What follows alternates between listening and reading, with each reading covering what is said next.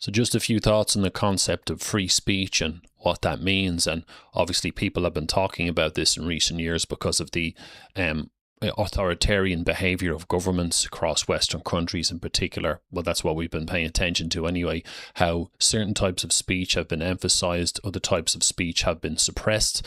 People have been talking about it more and more and saying that it's part of our rights to have free speech. And of course, I agree with that statement, and it is healthy that people have free speech. Otherwise, discourse is being controlled by people with vested interests and so on. But also the subject has come up recently, I think, and actually can be counterproductive as well, because the subject has come up recently, and I've talked about it a few times in relation to Ireland and other countries. Should we allow people to have free speech, or should we accommodate people whose ideology is actually destructive for our country, namely Marxists, or people who are against what you would call patriotism? As I've talked about in my work, these people are indoctrinated and they are happy to enter the discourse to dominate, to push their ideology. And they tend to use nationalist platforms or right-wing platforms, whether it be on X or on podcasts or online forums or whatever it is, to spread their ideology. And if you try to take that ability away from them, they'll accuse you of being fascist, you don't agree with free speech and so on. But remember, when these people become more dominant and in control, they deny everybody else free speech. So there's a double standard being created. They're happy to use other people to further their own agenda, but when they're in control, they don't allow any free speech or opposition at all. So my argument is, why have mercy for them? Why have respect for them? And why accommodate them when their ideology is actually destructive? And I've had this conversation with people recently talking about Irish X spaces. Should these people be allowed? They tend to enter the discourse and they have no respect. They're clearly there to push an agenda. When you disagree with them, they tend to get abusive and have these tantrums. They won't let other people talk. They're happy to, as long as they get their own way and you listen to them and allow them to spread their bile and spread their propaganda, everything's fine. The minute you question them and say you don't agree with what they're saying, out comes the tantrum and they start becoming more aggressive.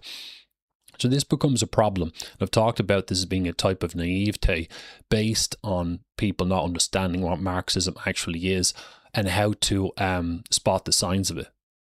For example, you'll get individuals coming in trying to convince us in Western, typical communist talking points, entering nationalist discussions or spaces and telling us how great it would be for the world to be ruled by China and Russia rather than more Western nations. They might talk about things like American imperialism. They might come out with talking points that the West built up its wealth by oppressing third world nations.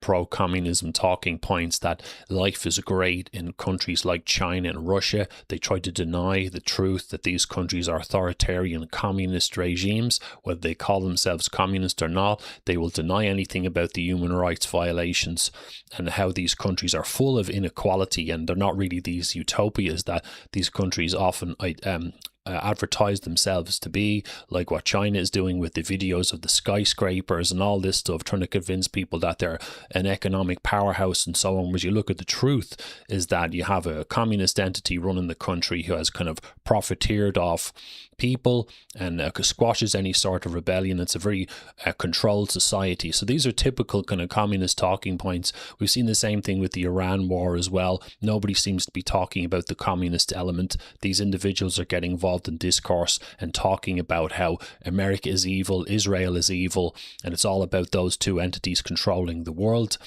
and gaining geopolitical control. But they won't mention, of course, that you've got Russia, China, North Korea, and these entities all part of a new kind of communist alliance.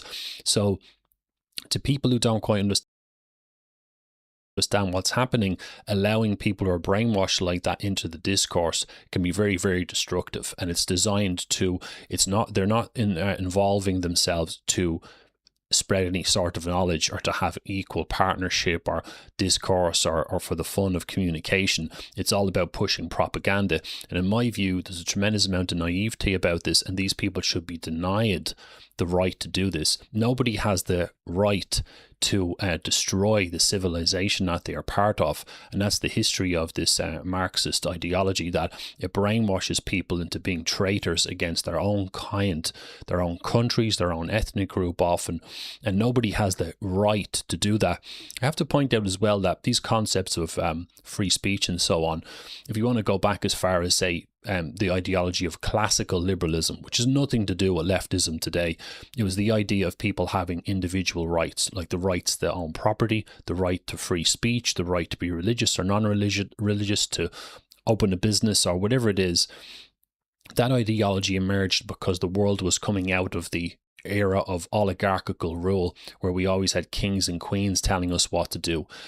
So then that's where classical liberalism came from. Now, I agree with those views and I agree with the idea of free speech, but remember that classical liberalism, that stance didn't take into account that what Marxism would become, which it is today, which is an international cult movement that wants global control, that's brainwashed hundreds of millions of people across the world, and that's bringing us towards World War III. So that ideology and the people involved were in no position to understand the situation we're in now, that we would have these movement of cult activists who are happy to hijack this concept of free speech and use it to manipulate us into getting their own way. And every time you allow someone brainwashed like that on the microphone, every minute they're on the microphone, they're taking us away from the solutions. It stops people with a more nationalistic right-wing stance of coming together and forming together as a group. It's what they do. They run down the clock, they cause confusion, they make things all about themselves, they dominate the discourse. So I think that kind of thinking is incredibly naive. What's actually more constructive is that we have a stance of hostility towards people like that and ideology. Don't allow them have the microphone, because they're not there for benevolent reasons. Otherwise, what's the point? What's the point of having discourse at all if you're going to allow this foreign enemy ideology to come in and mess everything up? I actually want to put a concept on the table as well about curbing the rights, right? So that is, the way to stop this movement, to stop them ruining everything, is to deny them rights as best we can, because they're not ordinary people. They're brainwashed into being activists. Say in Ireland, for example, recently there was, people don't know about it, there was Aisling Murphy, was an Irish woman who was killed several years ago, and the establishment and the political left tried to spin it into a gender-based violence issue. She was killed by a male immigrant who wasn't Irish. And everyone knew about this murder. They tried to spin it into a gender-based violence issue, skillfully trying to spin it away from being a mass immigration issue to being a feminism issue, which kind of feeds back into Marxism again. And interestingly, a female stand-up comedian by the name of Shivka, or whatever the fuck her name is, I can't remember her name, came out and made a video mocking this guy and so on and so forth. So this man lost his partner, and he rightly identified that it was connected in with mass immigration and, by extension, leftist policies. And you had this female comedian, others coming out criticizing this guy because obviously he's going against Marxism. I bring this up because these people are not normal. When they become brainwashed into acting that way, everyone's talking about this incident at the moment. You have to start looking at these people as being kind of subhuman. They have no conscience because of the brainwashing. So the idea of giving them rights and giving them free speech and so on is a little bit naive. You don't understand quite what you're dealing with, and I'd recommend you understand what Marxism really is and look at my presentation, which is my pinned tweet. If you're really serious about this, get a copy of my book to understand exactly what you're dealing with. This thing's from the pit of hell, and these people, because they're brainwashed, are essentially conscience-free individuals, and they don't deserve rights as far as I'm concerned. Any other thinking is far too soft and naive. They're part of an internationalist revolutionary movement that's pretty much Satanism repackaged, and it's going to just destroy the world unless we stop this thing. And the idea of treating them like normal human beings is never going to produce results. And with that being said, the concept of curbing the rights is a concept that I got from a Soviet defector by the name of Yuri Bezmenov, who was working for Novosti Press, which was the propaganda arm of the KGB in the Cold War era. He was stationed in India in the 1960s and later defected to the United States around 1970, I think it was. But he did an interview with G. Edward Griffin in 1983 or 84, I think it was, and also a presentation in Los Angeles. So what I'm going to do is I'm going to play an excerpt from this presentation that he did. I can put the link somewhere down below if someone reminds me, but this is a bit in the presentation where he talked about how to stop leftists from taking over. Before you let things get too far and things turn into a civil war or a big fight or even worse, invasion from the outside by another communist force, whatever it is, what you do is you curb their rights. Take away, don't let them get organized into groups. Don't let them spew their propaganda and nonsense before things get out of control. So I'm just going to play this clip here. At that point, at the point of destabilization, also the process could be reversed. Again, easily than this. No CIA involvement at this point. You know what it takes here? Restriction of some liberties for small groups which are self-declared enemies of the society. As simple as that. Oh no, the media and liberals will tell you this is against the American Constitution. How can we, by force, deny the civil rights to criminals, for example? It's not good. Okay? So we allow them to, okay, if you allow the criminals to have civil rights, go on and bring the country to the crisis. This is a bloodless way to do. Curb the rights. I mean, not to put them in prison. No, I'm not talking about putting all the gays from San Francisco in the concentration camp. Do not allow them to take political force. Do not elect them to the seats of power, whether it is municipality level, state level, or federal level. It has to be beaten in the heads of American voters that a person like that in the seats of power is an enemy. Do not be afraid of this word. It is an enemy. If he is not an enemy here, he will be here. Later on, he will be shot, of course. But at this point, he is an enemy. Okay? Just to take up that point there, this is what I've been trying to get across to people, that anybody brainwashed or we suspect of being brainwashed with Marxism of any kind is essentially brainwashed to be a traitor against their own country. And this applies no matter where you are in the world. If you're in Ireland or in the UK, Australia or the US, or not just the predominantly English-speaking countries, Western Europe, anywhere that has this problem, Canada as well, of course, is dealing with any of these brainwashed lefties when it comes to free speech, and they're trying to get dominance and so on of the discourse and their activism. You have to remember that these people are enemies. They're brainwashed into being traitors, and they're happy to capitalize on people's naivete, and they will always talk about free speech and so on to wiggle in there and dominate the discourse. But they know full well that this is what it's all about. If you control the discourse, control the information wars, you tend to control the narrative and you get your own way. So these ideas of free speech, it's a good thing. Of course it is, but we need to update them and take account of the situation we are in and understand that we're up against something that people in the early 1800s didn't quite know what this was going to develop into, and now we're in a situation where we're literally moving towards World War III, and we have people like, say, Alexander Dugin, who's a communist propagandist, talking about things like multipolarity, which the Marxists have been talking about for decades now. It's a bit of communist propaganda to brainwash Westerners into thinking that Russian and Chinese rule would be desirable for the world, and that there's kind of no difference between American imperialism or the Russians and Chinese being in control. Well, if anyone thinks that, I think you have to look at the human rights violations in some of those countries and how they treat their own people before you would think, imagine how the Chinese would treat Western Europeans or the British or the Irish, in fact, and the same thing for Americans. All these Russia, China, North Korea and their allies are all extremely hostile to Western nations. The idea that we should view them the same as the United States is absolutely ludicrous, but propaganda works. And I've heard people repeat this Duginist slop many times about multipolarity. He's not the only one talking about it. The World Economic Forum, the United Nations, all these other Marxist globalist entities have been talking about this for quite a while.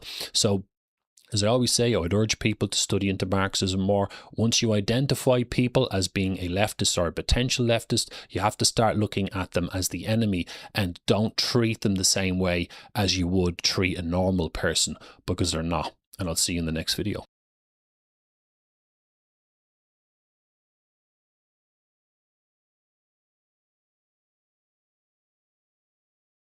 It's my pleasure now to introduce another book author.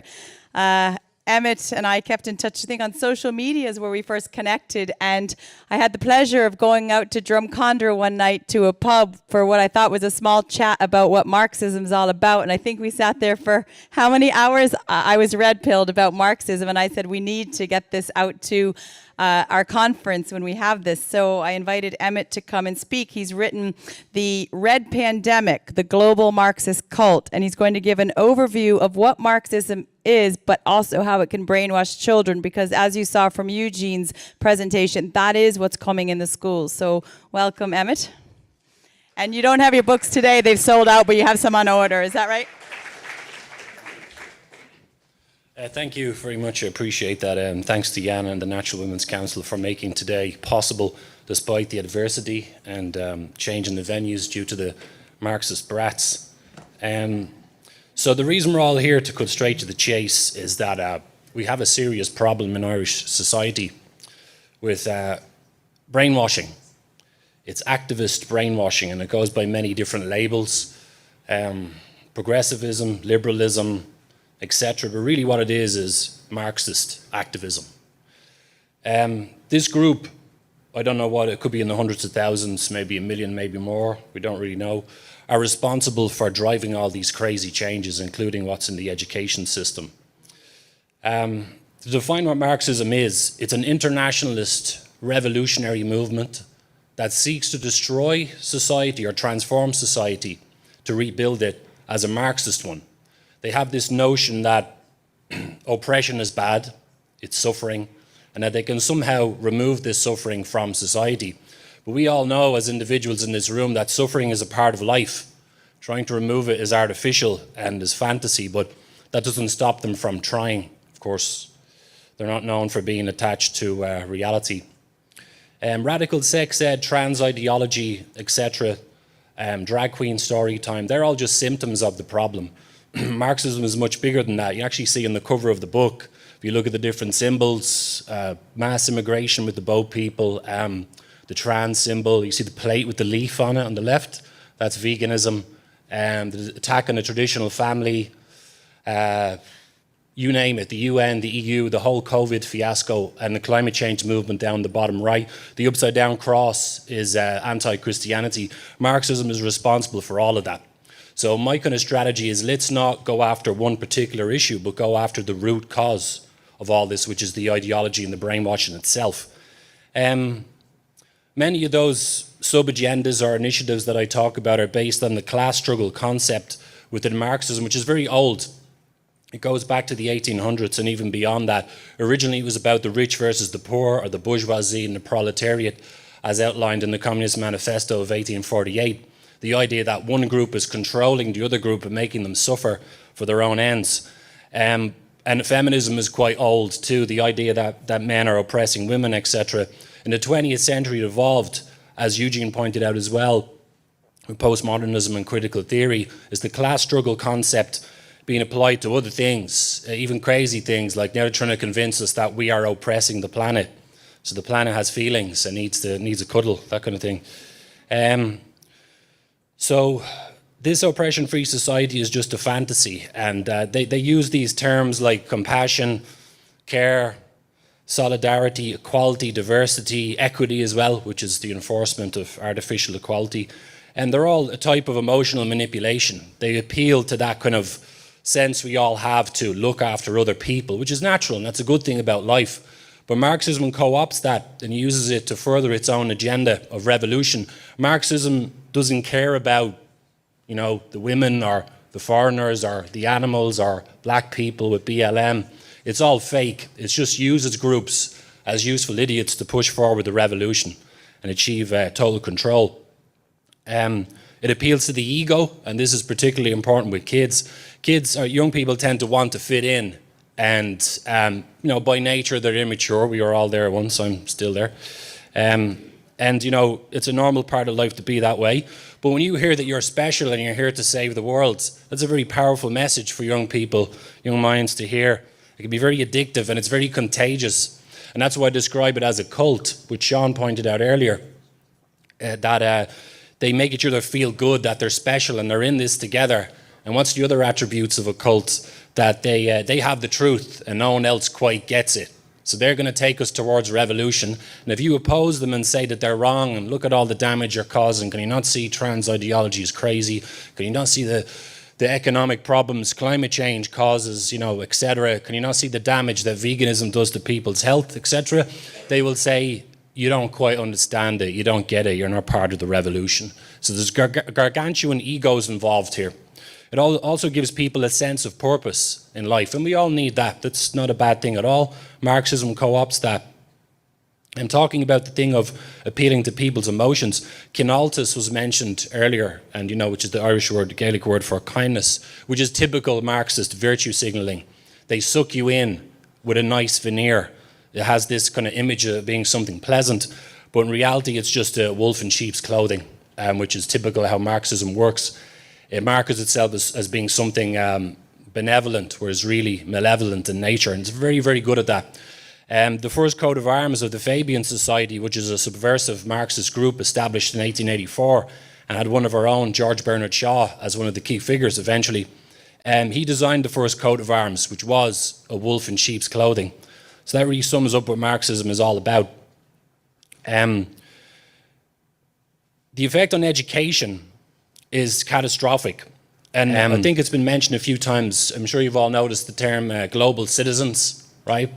If everyone was common knowledge what Marxism was, or they would immediately understand that that's Marxist talk. The idea that it's all one world, there shouldn't be borders, countries shouldn't exist, there's no differences between races and culture. As you've seen, there's no differences between gender and male and female, according to the Marxists, because, one is going to be the oppressor. So again, back to what we said, it's all about the idea of somebody's being oppressed and they need to be saved by these wonderful cult members, of course. Comrades, the education system now is being organised to just generate more activists. The whole education system has been controlled, has been mentioned a few times tonight, to turn young people into activists to further the revolution. They can be a climate change activist, they can be a feminist, they can be a trans activist, they can want to help the poor or whatever it is. They're constantly being offered these different options, but whichever part of it you join, you still help the revolution overall. And this goes back to the idea of the socialist man, which goes right back into history, the history of communism or Marxism, is the idea that, we can have this great utopia if only all of you would change and join the revolution. So there's something wrong with you if you're not a Marxist, pretty much. And utopia is just around the corner. It also renders the education system useless, because I put it in the book, there's a section in the book where I slag off the various courses in the universities. You can do like a 3 or 4 year climate course, or a social justice course, or a women's studies course. Society is not run on people with those educations. We need engineers, we need people who are good at physics and so on, who have practical skills. If you spend 4 or 5 years in the university learning that garbage, not only are you helping Marxism, which destroys society, but you're totally useless and you don't provide anything of value. So that's what's going to happen to the kids when they get to the university level. They're going to be taught this nonsense. Also, victim culture is very, very bad for people. The idea that someone else is to blame for your issues or your suffering, this is very toxic for the human mind. We all have to take responsibility for ourselves and mature. And it's so easy to be told that someone else is the problem and you don't have to grow up. Diversity, equity and inclusion, DEI, among the many toxic effects it has, is this kind of victim culture and this idea that we all need to be pampered. It's like everybody gets a medal just for being in the race, sort of thing. When I was about 10, I had a tantrum once. I was in the soccer tournament and I didn't win it. I had a tantrum and my dad made sure I got a medal. That's not very good. That's why I was spoiled for years. Still am. So also destruction of merit. I think Eugene mentioned it earlier with DEI. If you're trying to make everybody equal, Marxism denies hierarchies because obviously someone's in a higher position, and if someone's in a lower position, they're going to suffer. So in order to fix this, in their wisdom, they want to remove the hierarchy. And that's where the idea of equality comes from. They're trying to make everybody equal so no one has to come second. And this is terrible because this room, the technology in this room, the lights, the building, the internet connection, electricity, lights, the cameras, everything in this room is because of excellence. Because somebody came along and said, I have an idea about making the human voice louder in a room, and they come up with the idea of a microphone. And they didn't get it right the first time. Thomas Edison, I think, had a few thousand cracks at the light bulb before he got it right and it stopped exploding. That's called excellence. DEI and so on is very, very toxic for the minds of young people because it makes them think that everything's great just the way it is and you don't need to improve, which is absolute nonsense. Marxism also divides. That's part of its modus operandi, causes division, even within families. And you all know what I'm talking about, don't you? The state wants to become the parent, which has been mentioned. The first line of defense against Marxist indoctrination is the parent. That's where they're trying to remove parents systematically from the equation to get you out of the way so they can brainwash more kids and make them part of the revolution. That's where the constitutional changes come in and so on. So just to finish off, then, the main point here really is how do we fix this? None of this is going to stop unless everybody invests some time and energy in understanding Marxism. That's the key, because how can you fight the enemy and deal with this problem if people are kind of always quite kind of off the mark and not getting it? So we should understand the ideology, develop opposition to it. Even a bit of hatred isn't a bad thing. You have the right to hate this thing. Discriminate against it, anyone who's brainwashed, and actively deny them access to young people's minds. That's the way we stop this thing. Every child or person who is galvanized against this ideology is a life saved, because it's a waste of time, a waste of a life to become Marxist activists. So it's my dream that we get a handle on this situation ASAP. Thank you very much, folks. Thank you.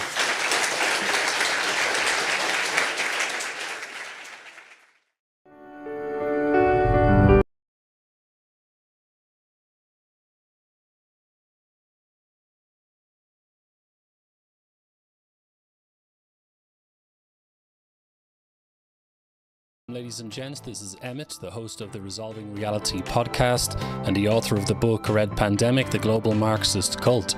Back with another series of live streams, interviews, some other bits and pieces as well. So if you wouldn't mind, please do like, subscribe, share this content and drop your comments down below as well. Your support is greatly appreciated. So in today's show, I'm honoured to be speaking to a very popular and excellent speaker, author, analyst. He's regarded as a bit of an expert in Marxism, or what some people call woke or liberalism, etc. So without further ado, I'll bring on my guest, Mr. James Lindsay. James, good evening. Welcome to the show. Hey, thank you. No worries. Great to speak to you. And I actually did speak to you about a couple of years ago. It was on an Irish X space. I was brought in as like a kind of a guest interviewer because there's so few people in Ireland who know anything about Marxism, so I could kind of speak the language. A lot of people really enjoy the conversation, and I know a lot has happened in the world since then. I know you're doing some great work, and I really enjoy your videos. For the viewers, the website is newdiscourses.com, and the YouTube channel is also New Discourses. Just to kind of start us off here and introduce you to the audience. I know you have an academic background, you're a mathematician and so on, but how did you kind of get into this subject? Like, what was the motivation for you to start studying into Marxism? It's actually kind of a winding road. It doesn't make a ton of sense unless you've lived it. But after I finished my PhD in 2010, which was in mathematics, like you noted, I got out of academia and I had no particular interest in going back to academia. And I started to get involved to have a kind of an academic or an intellectual outlet in the new atheist movement, as it was. So I studied the philosophy of religion. I studied what these new atheists had to say. I kind of read both sides of that perspective. And I studied philosophy of science, which I actually thought was more interesting than the philosophy of religion. I eventually started studying psychology of religion, and I thought that was also very interesting. And I kind of got this basis for writing some articles. I had one in Philosopher's Magazine. I've got one in Time Magazine, Scientific American, and so on. I was writing with Peter Boghossian, who became a good friend of mine, philosopher from Portland State University. And he was beleaguered at his extraordinarily woke university by what we would recognize as woke today, by the diversity office, as it was generally called, and the extremely left-wing culture there in Portland, Oregon. And I was experiencing this online. And of course, we were writing together. So we would be on the phone together once in a while, a few times a month probably, and just talk through some of this stuff. And it became increasingly alarming to the point where we were tracking, recent publications out of what I call now the theoretical humanities. So gender studies, critical race theory, and so on. And, just there's this sort of madness there in the mid 2010s. People were paying attention and seeing this kind of madness coming out in the academic journals, seeing it in the conference spaces, academic conferences, and then this new atheist space was being eaten up by it. So Peter and I got interested in saying something about it, and nobody wanted to hear what we had to say. We were told we didn't have degrees in it. We were told that we were white men and therefore couldn't offer a valued opinion on it. And so we thought, what are we going to do? And Peter had the idea that it would be great to deliver an academic hoax to them. So, I mean, it's its own long story that I've had to tell probably like 5,000 times now. But the long and short is, from late 2016 through late 2018, we engaged in what was originally called the conceptual penis as a social construct, which was a prank we did with an academic paper, which rolled into what's become known as the grievance studies affair. And so this was my first real look to do the grievance studies affair. We had to really we didn't survey the literature. We didn't look at the abstracts and make fun of the papers or read one here and there. We actually had to look into this. What do these people really think? What do they really believe? I'd read a little bit of it to try to criticize it, but nothing in incredible depth. And I started to study it very deeply to write those papers, and it's completely wacky. I thought this was all very funny, and we were going to expose something, and we'd all have a good laugh, and maybe it'd make a difference. But about halfway through, we were submitting peer-reviewed journal papers, right? So we were writing academic pieces, full-blown academic articles for peer-reviewed publication, and we're sending them to peer-review journals.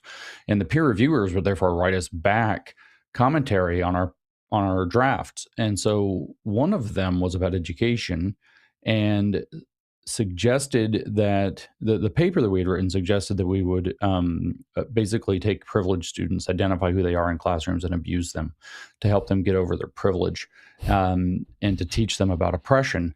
And the peer reviewer wrote back that this was a great idea. Now, to make it funny, we said that we would use compassion while we did it. And so we're going to abuse the students, but we'll be compassionate. And the peer reviewers actually said, this is the right model. You have the right theoretical background, which was overcoming white fragility and this kind of thing.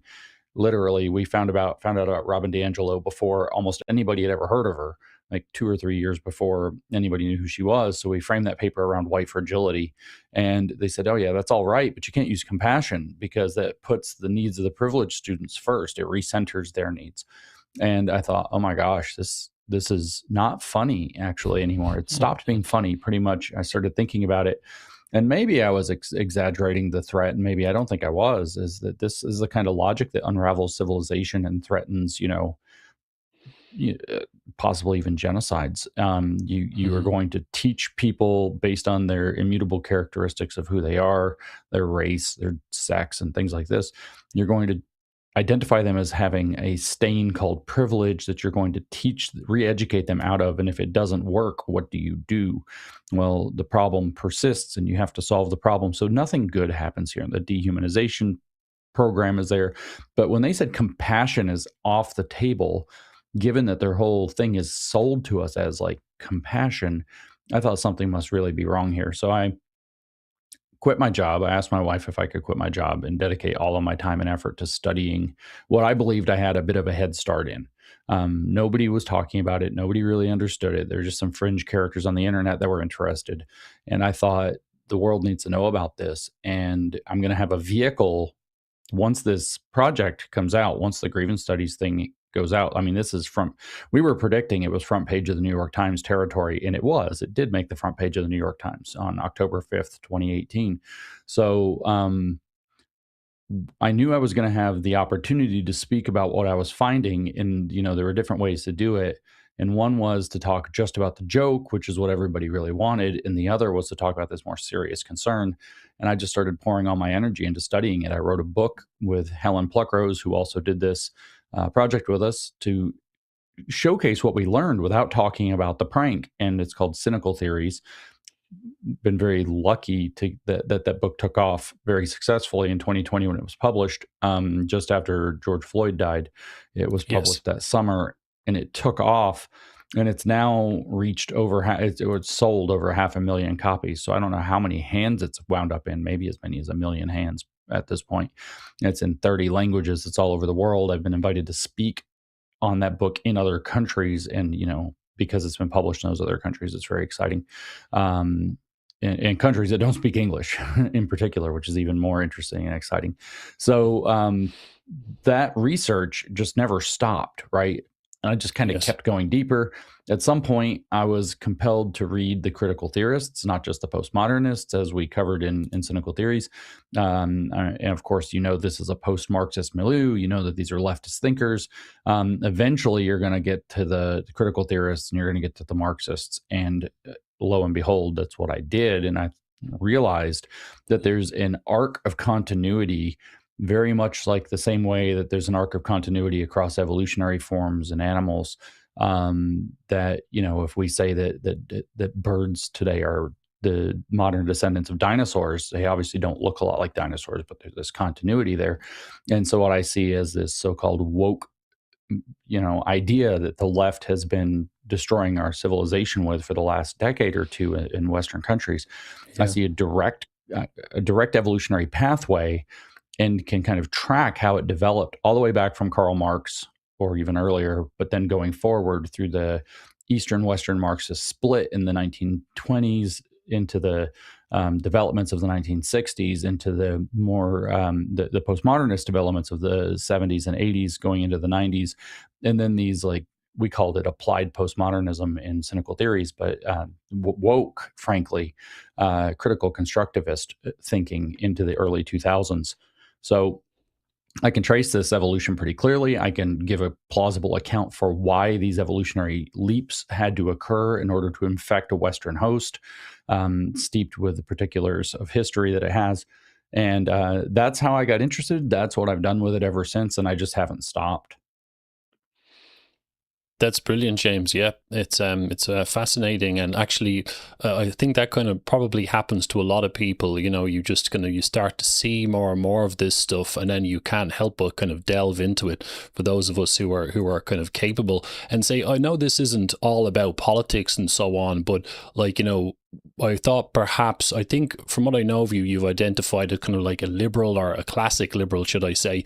Is that what was part of your kind of reasoning as well? Because I've heard that a lot with Americans sometimes, that anything that's going to encroach on rights and constitutional rights is obviously going to cause the alarm bells to go off. And certainly Marxism, whichever form it takes, is definitely totalitarian. Was that part of your reasoning as well, that you're kind of like, say, a classical liberal, and this was kind of a threat to your beliefs as such? Yeah, I mean, it's absolutely the case that this is a belief system that requires consent and affirmation, and maybe to some of the propositions I would be interested in giving consent or affirmation, and to others I wouldn't, and I don't feel like I'm going to be compelled. So the motivation for me to want to take this on was strikingly American in that sense, this classical liberal tradition. I also, just as a point of reference, I was raised in a scientific home.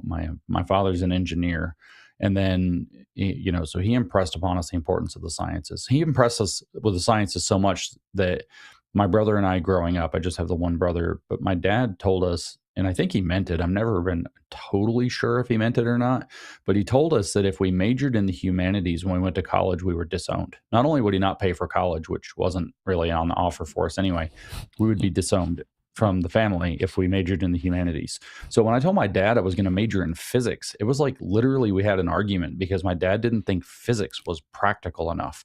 And so this is the kind of, so I was raised in that environment. I knew Newton's laws in kindergarten. I understood the processes because my dad worked in aluminum smelting. I understood the processes of aluminum smelting and electrolysis, and the necessity of molten electrolytes and things like this as a grade schooler.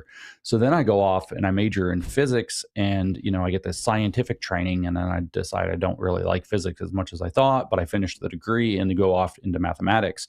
And so rigorously logical, not a whole lot of baloney happening or BS happening or fudging it happening in mathematics. I mean, you're playing in strict axiomatic spaces. What they call axiomatic systems is what mathematics actually looks at. And there's not a lot of room for this nonsense. And so it was an affront to my very thinking that people would think this way. And then, you go a couple steps further down the line, and I wasn't really particularly alarmed by this stupid, like my dad was going to disown me if I went into the humanities. Therefore, who cares what the humanities are doing? They're stupid. And so that's kind of the mentality that I had as a scientist. Many scientists are chauvinistic about their science background. And so I go into it looking at it this way, don't think much of it. And then the paper that got us to write the real paper that got us to write the grievance studies affair false papers, hoaxes, or whatever you want to call them, was a paper that was going after the science of glaciology. I don't have any particular love for glaciology. I don't dislike glaciology. I don't care about glaciology. It's an interesting and important science, I'm sure, to study ice and its progression and recession. I don't care about the details. But what I saw was an incursion into the harder sciences by this lunatic philosophy. If you want to go do lunatic philosophy in sociology or whatever, I suppose that's probably bad, but whatever, I don't care that much. I had that kind of attitude in the 2010s. And then I was like, wait a minute, you have no jurisdiction here, basically, get out. And the thing is like, no, that's your privilege. This is all very masculinist. You just don't want women around. It's like, no, you suck at science. Like, we don't want people who suck at science around. It's a very different thing. So I was that was like the kind of immediate, irritant that pulled me into looking at it. And so much of my work since has been like, I see something, I think it's wrong. I'm like, that's stupid. People are like, you've never read it. And I'm at this point now where it's like, listen, brother, you don't want me to read it. I haven't read it yet. I know it's bad. If I read it, I'm going to find out why it's bad. And I'm going to tell everybody in unbelievable detail. So you're better off just not provoking me here. And this is borne out many times in many domains.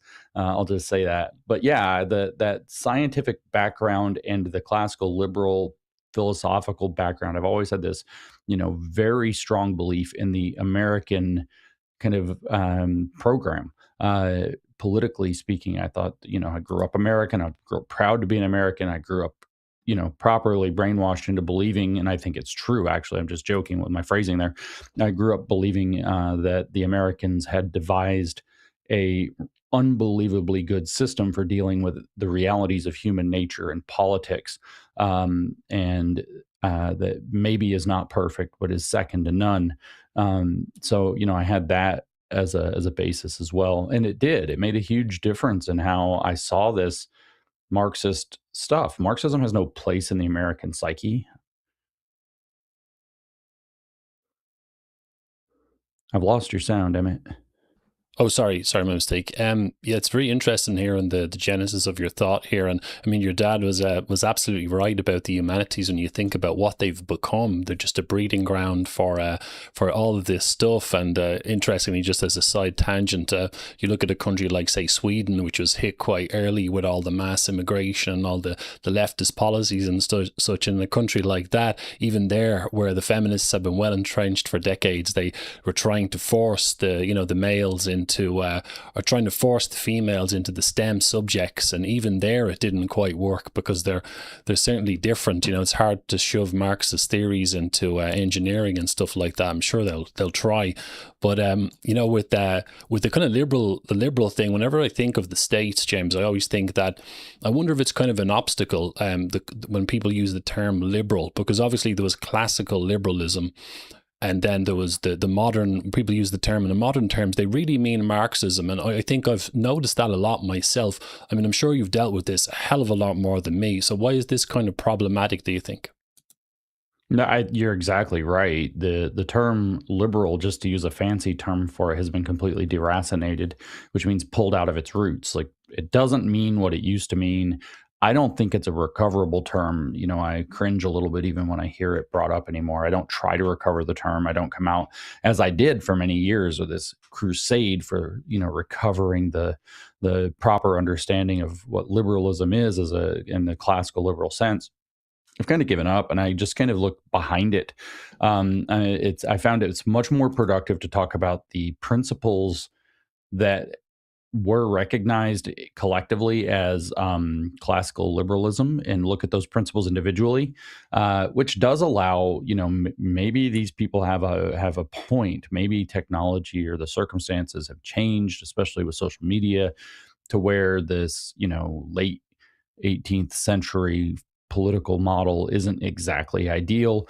And maybe they're right. In fact, they are right that there are certain aspects of the European Enlightenments and even some aspects of people like John Locke that are sort of, not firmly grounded philosophical thinking. But on the other hand, there's obviously something worked. And it's, I think, smarter while, people like Jefferson writing in the U.S. Declaration of Independence drew from Locke. Locke said that the foundation of a free society would have to be securing the inalienable rights to life, liberty, and property. And Jefferson famously transcribed that as life, liberty, and the pursuit of happiness in the Declaration of Independence as inalienable rights given to us by our Creator.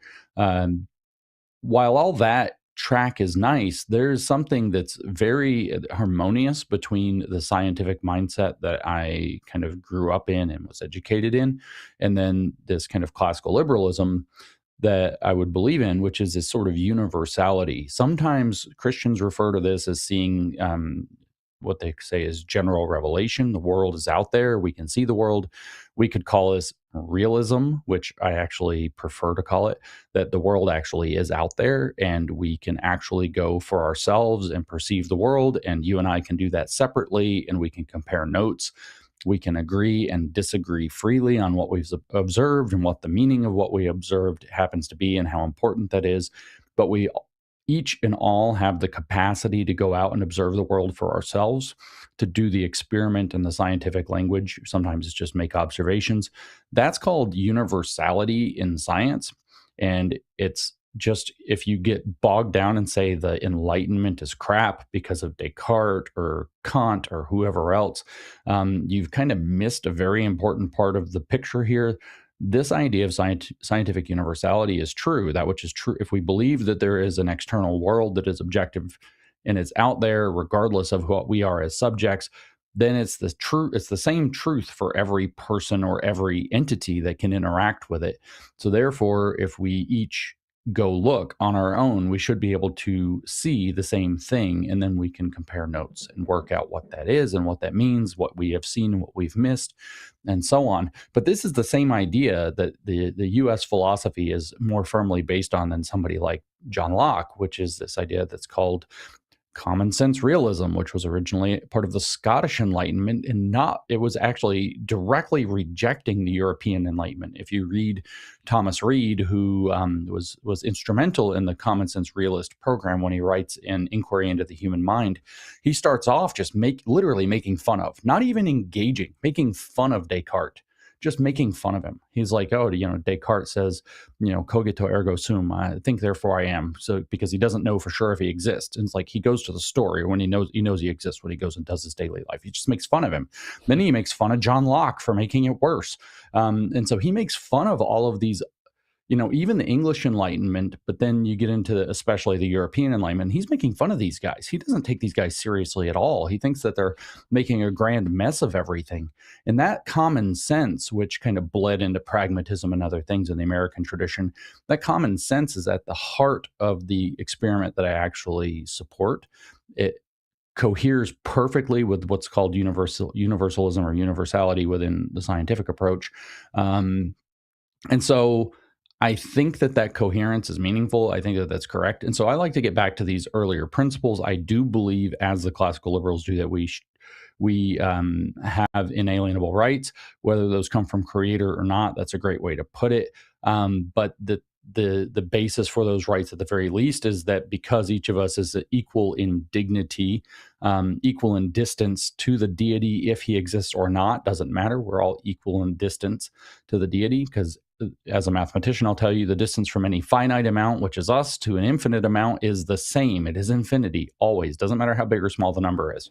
The distance from the number 2 to infinity is infinity. The distance from the number 1 trillion to infinity is infinity.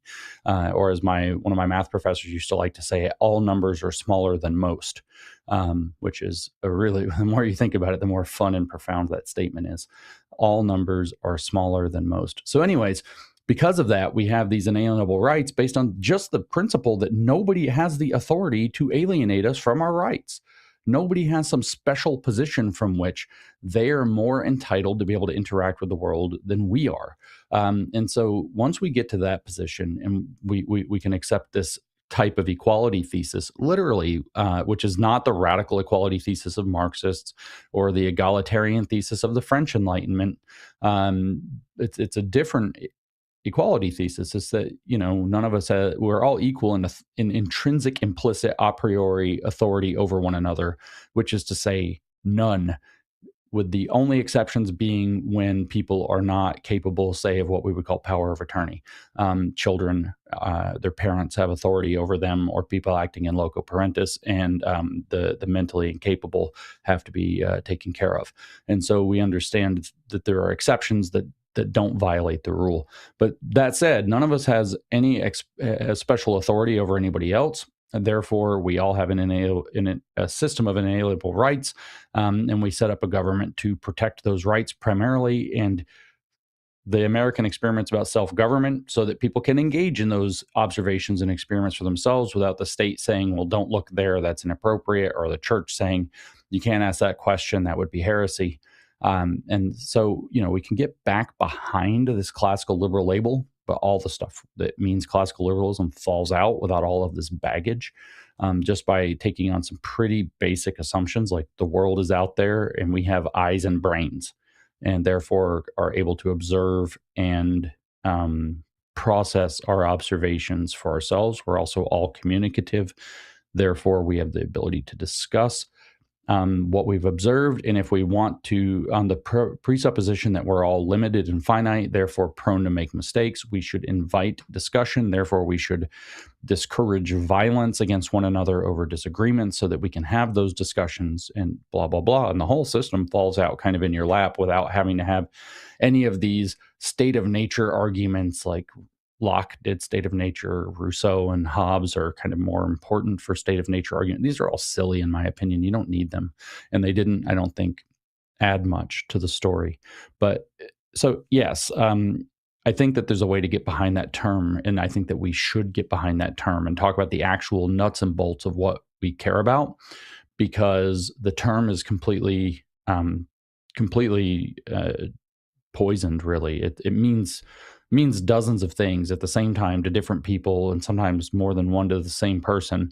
It's a very confusing term. It's been used as a derogatory slur for so long now by members of the conservative side of things that it's impossible to kind of undo the pejorative nature of it in any reasonable sense.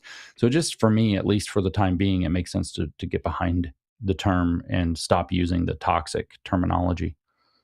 Yeah, it's tricky, isn't it? Because as you've been doing this for quite a while, trying to educate people and raise their awareness about Marxism, but any sort of confusing terms that are thrown into the mix tends to throw people off the scent, which we certainly don't want. And I really like the American system, from what I know of it and my limited knowledge about the American Constitution and the amendments and the rights and so on. And you have a great history of patriotism in your country, going back to the establishment of the country and fighting the British and all that stuff, of course. So I actually think on the bigger picture level, not to knock us off track, but I think on a bigger picture level, I think America is a very important battleground against Marxism for sure.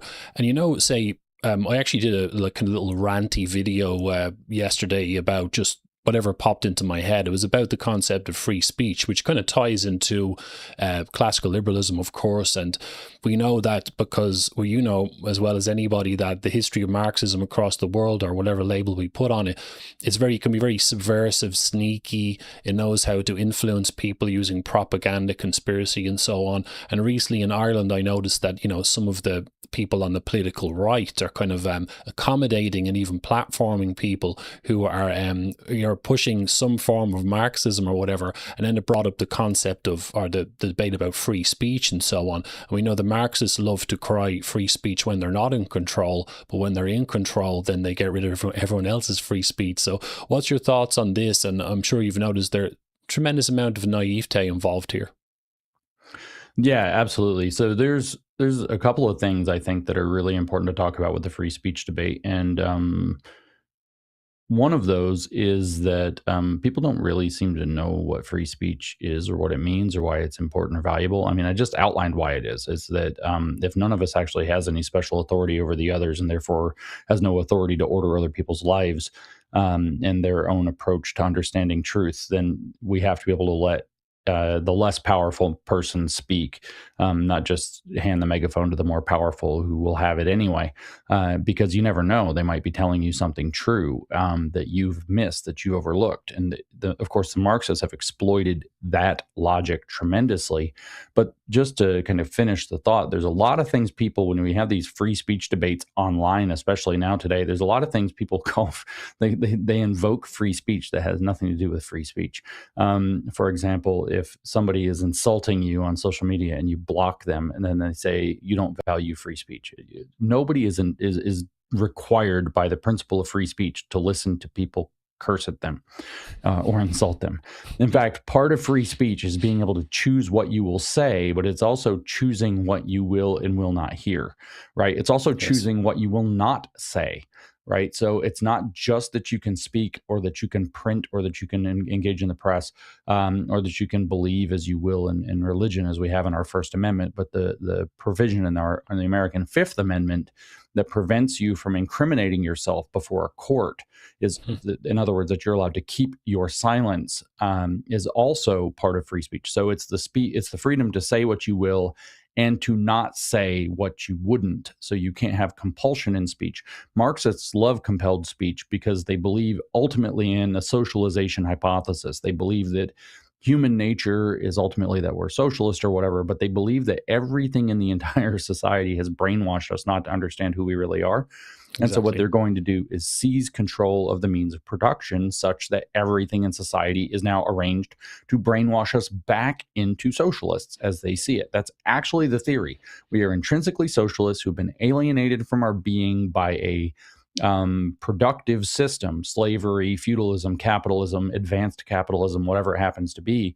So we've been indoctrinated and socialized into believing in a system that's not real. So we're misled about who we are, and that we can return to who we are if we can be brainwashed back into being socialists. So they believe in compelling speech, compelling what you will hear, compelling what you won't hear, compelling what you can say, and compelling what you won't say, so that they can socialize you into being one of them, to socialize you into being a communist at the end of the day. And so free speech is a complete rejection of that. But free speech also is this broader idea. It does not mean that you can't block people you don't want to hear. It does not mean that you can say whatever you want. Also, this is another common mistake. It also does not mean that you should be guaranteed a platform. Just because you have free speech does not mean that you should be guaranteed to go on some large podcast. And if some large podcast does not want to invite you, they have not violated your free speech. They are engaging in something called free association. They are free to put you on the show or not, and you are free to go if invited or not. So this is a major mistake that people make about free speech, which like I started to say, you also can't just say anything you want. Why? Because the ultimate principle is actually that nobody has the authority to violate other people's rights. Therefore, you cannot engage in defamation. Apparently, a lot of people on the internet have forgotten this because of the difficulty in prosecuting defamation. But you can't defame people. You can't threaten people. You can't provide imminent threat. You cannot you can yell fire in a crowded theater, at least in the United States you can, but there are a lot of things you can't actually say. You can lie, but you can't defame, for example. You cannot misrepresent a product that you are selling such that it might cause harm to the consumer. There are certain aspects of speech that are not actually protected. Threats kind of being key among them, and defamation being key among them. So it doesn't mean you get to say whatever you want with no consequences, whether those are legal consequences, as I just described. But people saying that they don't like what you said and saying what you said sucks also does not violate your free speech. It just enables theirs. So there's a lot of confusion about what free speech is. So free speech is used. It is a shibboleth of our culture, but it's used in this weird symbolic way that kind of seems to mean that people get to say whatever they want and nothing should ever happen to them. And there's a lot of misunderstanding, but at the same time, like you said, there's a lot of naivety, because the Marxists are, like you said, they cry free speech right up until the moment that they have power, and then their socialization program comes into play. And they weaponize social consequence up until the point when they can weaponize legal consequence. And that was where we ran into cancel culture, which is kind of a decentralized purge culture where they took advantage of certain legal and public relations issues for employers and so on to punish people for speech that they had engaged in the past or were engaging in the present. But that kind of brings up that second thing that's really important to say here with regard to free speech and Marxism, which is that we're ultimately dealing with the paradox of tolerance in free societies, right? So what we have at the bottom of the bottom of this discussion is, aside from people just not knowing what free speech means, but at the bottom of this discussion, what we have is, okay, we want a society where people can bring different hypotheses to bear, argue them out, so on. That's free speech. We can observe reality for ourselves, as I put it earlier. Then we can discuss, compare notes, whatever it is, fight it out verbally, not physically, to try to find out what's true. We want the so-called marketplace of ideas, but we also want the laboratory of ideas. We want it to be where people are bringing evidence, people are bringing reason and logic to bear. We also have what that has, though, and it's not exactly naivety unless we forget about it. That has the assumption that the speech is good faith, and not all speech is good faith. And it's difficult to detect bad faith speech. Okay, so should we have, can we pass a law that says you can't engage in bad faith speech? Well, I mean, sort of, in very limited fashion. Like I said, you can't deliberately mislead a consumer about a product that you're selling. You can't do defamation, but it's very limited in what kinds of falsehoods you're not allowed to say. So you can definitely engage in a lot of bad faith activity, and the Marxists are exploiting that. They are more than happy to. So the question before us is, how do we deal with that? And the answer is by no means clear. The rubber meets the road in every free society. Even though it was like one paragraph footnote in Karl Popper's book in 1945, it was called The Open Society and Its Enemies, trying to figure out what in the world this communist, fascist, especially the fascist problem and Nazi problem represented and how we got there. He has this one paragraph footnote called the paradox of tolerance, which is that if we tolerate the intolerant, we will become intolerant. But if we don't tolerate the intolerant, then we are intolerant. So tolerance seems to exist in paradox. The entire rubber meeting the road of a free society is the paradox of tolerance. It's this footnote, but it's one of the most important ideas that we have to start to grapple with. And the question becomes, when do you get to throw down your foot and say, I won't tolerate that speech? And obviously, like I said, there are limits that the law tends to bring in, which are defamation, threats, and so on.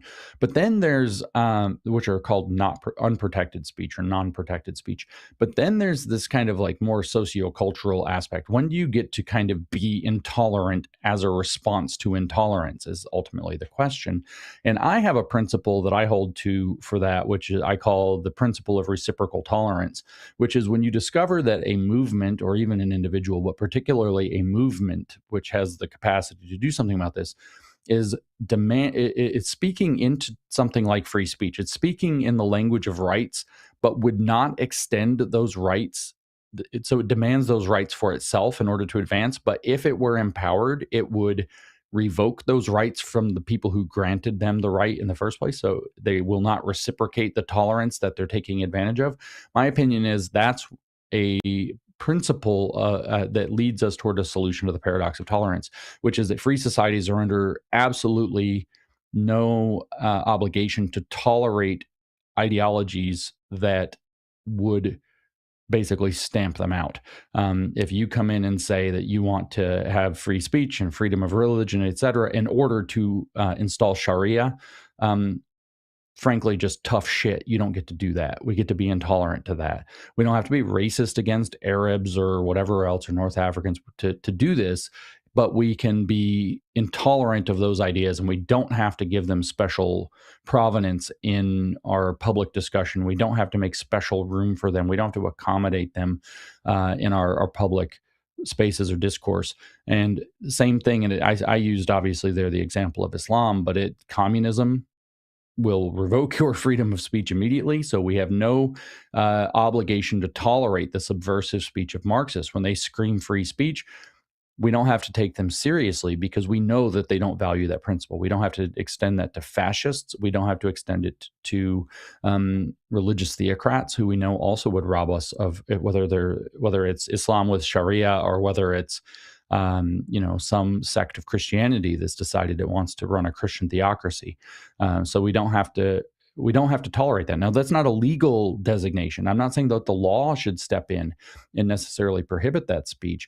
But what I'm saying is that the law certainly shouldn't defer to that speech, and individuals are under no obligation to be tolerant of that which would not extend tolerance and reciprocation. That's my principle. Again, it's still rubber meets the road. How do you put that into practice? Hard question. Hard question. Absolutely, yeah. It's very, very difficult, and particularly when people have been conditioned into, when they start to worship a concept like free speech, and then they leave their consciousness at the door and they stop thinking. I think that's never a good idea. You have to be willing to reevaluate stuff. And tell me as well, James, is it true that a great American patriot friend of mine, George, who's definitely going to watch this episode, he told me, we were talking about this subject, and I was telling him what I was dealing with on the Irish scene about the Marxists trying to manipulate this concept of free speech. And he said, I think it was Thomas Jefferson said something about the American Constitution being something that it's definitely a good guiding principle, but we should also be willing to be flexible with things and put the kind of well-being of the nation before the Constitution. Was he kind of right about that? And does that kind of relate to what we're talking about? I don't know the quote, so I don't know the context behind which Jefferson said that. The problem is that what is a constitution? First of all, it is the kind of legal bedrock of a country. It is actually the legal organization that is designed to literally constitute a country. That's why it's called a constitution. And so when you are willing to play fast or loose with that constitution, once it's written and ratified, you have a problem, which is now that you once you play fast and loose with it, you have no kind of solid principle upon which you can decide when you get to violate the Constitution and when you don't get to violate the Constitution. And so I would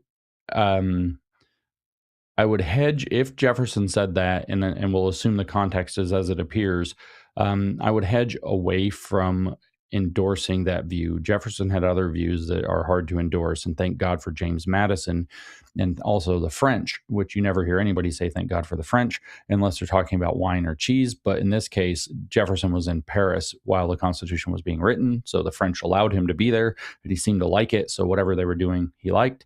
And he was writing letters back to Madison about what he thought should be in the Constitution. And James Madison, in his prudence, filtered a lot of Thomas Jefferson. He had some pretty wacky ideas about debt, as even when he became president. He sold our Navy, and then all of a sudden we had this huge problem. And we had to fight the Barbary pirates, and then we had to build a new Navy from scratch, which is expensive and so much for his plan about debt. They say that, everybody has a plan until they get punched in the face or whatever. Well, everybody has a plan to pay off the national debt until the Barbary pirates show up and you have to build a navy from scratch because you already sold it to pay off some other thing. And then you're in massive national debt. So anyway, I don't hold, this is another principle, by the way, within what we call classical liberal tradition, is that we don't look at our forefathers in thought, our original thought leaders, be they Jefferson, be they Madison, be they Washington in the American context, Locke, Reed, James Wilson, who is kind of a bridge from Reed into the American Constitution. He was part of the framing of the Constitution and the Declaration. He's a signer of the Declaration. Well, it doesn't matter who these people are. And we could go through, Marquis de Lafayette, Montesquieu, and so on. It doesn't really matter who these people are. Sometimes they were right, sometimes they were wrong, and we don't have to pretend that there's some kind of that they built some systematic, comprehensive, infallible philosophy that we have to follow like it's a theology. So I disagree with that idea that we should violate the Constitution. Now, this is a very interesting topic right now. And the reason that it's a very interesting topic is because it gets to the heart of what the more radical right is very interested in, which is this idea of legal normativism versus legal decisionism, which is it's a whole thing. But the idea of legal normativism is that you have something like the Constitution, then you have legal norms and laws that everybody has to follow based on that Constitution. So you have this political order that operates kind of like a machine.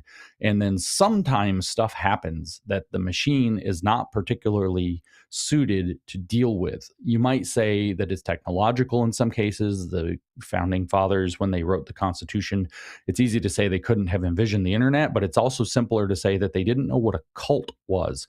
So while they provided religious freedom, they said nothing about whether or not a lunatic cult can run the government or something like that. Could you make a law preventing the establishment of Jim Jones, right? So they had no vehicle to understand a concept like a cult or a militant ideology as we understand them today, though they were dealing obviously with Islam and the Barbary pirates and so on, and understood that there was a problem there because they were told directly that the reason that they were taking Americans as slaves was because the Quran permits it. And that's what they believed. So that's why we went and smashed them and said, well, we'll just deal with that. So anyway, the point is, legal normativism has this idea that once you have the Constitution, you have the legal system, it's like a machine. And sometimes there are these shocks to the machine that it doesn't know how to handle. So you need somebody in power who can make a decision. And Carl Schmitt, who went on to become a Nazi after this, the opening lines of Political Theology writes, "Sovereign is he who decides the exception." One of the more famous sentences in this line of political thought. So the sovereign should be able, the chief executive perhaps, should be able to decide the exception. And that's meant two ways. When are we in a state of exception and what do we do about it? And so there's this idea that sometimes, that's what Jefferson's sort of expressing here, sometimes if you look at the good of the nation and you look at the Constitution, you have to say, well, I'll step outside of the Constitution in order to preserve the good of the nation. But like I said, this puts you into what we could actually call the Schmittian paradox, which is once somebody, as he calls this person, a dictator or the sovereign, is allowed to step outside of the constitutional order in order to restore it. This is what Schmitt calls a commissarial dictator. What is ever to stop him from deciding he wants to just stay in charge, which is called a sovereign dictator? So he could declare a state of exception. Let's say it's totally legitimate. Something happens. We have a state of exception. He says, I'm going to save the day. I'm going to do this, that, and the other thing outside of the legal order. It's not constitutional, but I'm going to do it. And it does save the nation. And then they say, very good, sovereign. Everybody cheers. There's parades. Everybody's happy. Now it's time to go back to being bound by the Constitution, because the name for this character is the unbound executive in Schmitt's writing. It's time to be bound again. And then what is to stop this person, the sovereign, at that point from saying that's an emergency and I will not, and I will kill you for suggesting it, to solve that exception? There's no answer to this. This is like the Schmittian paradox. If you believe that there should be executive decisionist policy or opportunity, then you have absolutely no block from a bad actor in that position. running amok with it. And so I think that people, including Madison, for example, writing the Constitution, if you read in, for example, Federalist 51, he's very clear with Alexander Hamilton on this particular point. So if you look at this, you can see that our founders were of the mind that that's just, we get it, but that's not going to work. So maybe even Jefferson, like I said, I don't know the context, but maybe Jefferson was suggesting this and Madison overrode him on this, which happened in other places for sure. But they were cognizant that the Schmittian paradox, almost a century and a half before it arose from Carl Schmitt, because there's no solution to that problem. They said, look, no, the president will always actually be bound by the Constitution. The Constitution will be the highest law of the land. And I think that this is correct, because if you can step outside of the Constitution and the Constitution is what defines the nation, then you are actually redefining the nation in the process of doing that. And you could say, well, what about what Abraham Lincoln did? Well, that was actually Carl Schmitt's example of a commissarial dictator, and there's lots of points to debate about that, and lots of Southerners where I live are still very sore about that. Other people are as well, and I've read some on that. And right or wrong, it's kind of what happened, but we are where we are. But I generally veer toward that the Constitution has to be upheld. It has to be what it has to be enacted as what it says. If the Constitution sucks, maybe you have to come up with a new Constitution, but whatever the Constitution you come up with is, that's what you've got to work with. So if Jefferson says it and it seems to mean what it sounds like it means, I don't agree with Thomas Jefferson there, and I would defer to this more Madisonian thinking on that particular point. Interesting stuff. Great stuff, James. Thanks. And I actually just thought when it comes to, say, you come out with a great phrase recently talking about, okay, so when I'm explaining this subject overall to, say, the rookies or people who are refusing to see how influential Marxism is across the world, including the Western world, I kind of join the different causes. I look at, say, the Palestinian, actually the lefties show us what their agenda is by the stuff they get involved in. So it could be, trans rights or the Palestinian rights or radical feminism, climate change movement. And a lot of it, what kind of woke me up is that was based on the class struggle concept of oppressor and oppressed, or somebody or some things being oppressed. And you came out with a great phrase recently to sum it up that a few people have kind of said it back to me, that you said that the issue is never the issue is always the revolution. Could you kind of expand on that for us, and what did you mean by that?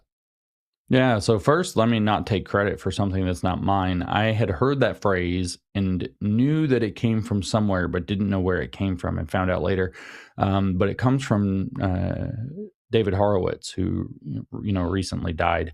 David Horowitz grew up radical. He wrote a very interesting book called Radical Son, and then he dipped out of being a left-wing radical. So he, if I remember correctly, and I know I'm on camera, but don't quote me specifically on this, double check me on this. I think he was actually involved with Students for a Democratic Society, with SDS. But he said that he picked up the motto from them, from the leftists. It wasn't just a mentality he was describing, but a motto that they understood intentionally on their own. And what it means is that the particular cause or issue that's in front of them is instrumental. It's not the thing they actually care about. If they're fighting for trans, they don't actually care about trans. They care about changing the political system, and they're using trans as a hammer to do it, or a screwdriver, or whatever other tool. So every single issue they take up is an instrumental point. With feminism, it's not. The feminists certainly cared about women, and the trans activists, many of them do care about trans and trans issues. But the organizers on some level, and especially it's interesting because also the useful idiots, the foot soldiers, as some people end up calling them, the ideological zealots who get woke, don't care. I mean, they're emotionally invested, but they don't actually care that much about any given issue, which is why they can change issues so quickly. Like this week, they're all worked up about trans, and next week they're all worked up about Palestine, and the next week they're all worked up about, Mexican independence or something. And so, it just can switch. And I actually see this logic written. This isn't like that it evolved by the 1960s culture, 70s culture that David Horowitz was ensconced in. And he observed it. That this is at the beginning, at least with Marxism. It's on the last page of the Communist Manifesto. I don't have it in front of me to quote it exactly, but the sentence is very much, it's right at the end. It's not the very, very end. Oh, yeah, you have it. So maybe I have to put my glasses on here. It's at the very, very end here. It says, communists, where is it? Do you have in short, the communists everywhere support every revolutionary movement against the existing social and political order of things. And so they believe there's a system that produces a status quo, and anything that can break the system, they say right there on the page, they support it. They are part of it. So the issue for them is not the issue. But then look at what it says below that, the next sentence. In all these movements, they bring to the front as the leading question in each the property question, no matter what its degree of development at the time. What does that mean? That means if they dive into the trans issue, they dive into the trans issue because of its destructive potential and to turn it to the communist purpose. In other words, is exactly what I just said. It is an instrumental use of a particular issue at a particular time in a particular place because of its mobility and utility for damaging the existing system. So it is a model of overthrow. It is a model of tearing something down and seizing control of it. There's another saying, I've said it a lot in the past, I haven't said it in a long time, is that communists are great at conquest and bad at management. So they're really good at doing this and using whatever the issue is that's in front of them that's productive to take power that they then can't use correctly. I used to phrase it as communists don't know how. They don't know how anything works, but they know how to take it over. They know how to get control of an institution. They just can't do anything with it except use it to do the only thing that they do, which is raise consciousness, which is to say make more communists, and try to damage society further. And it doesn't matter what the existing society is. That's their target. So that's what that phrase means. And I'm not the progenitor of that phrase, as I made clear. I am a popularizer of that phrase. I didn't start attributing it as I should have until I learned where it actually came from, which was sometime after I heard the phrase, which sometimes happens with, things that are floating around out there and you run with them.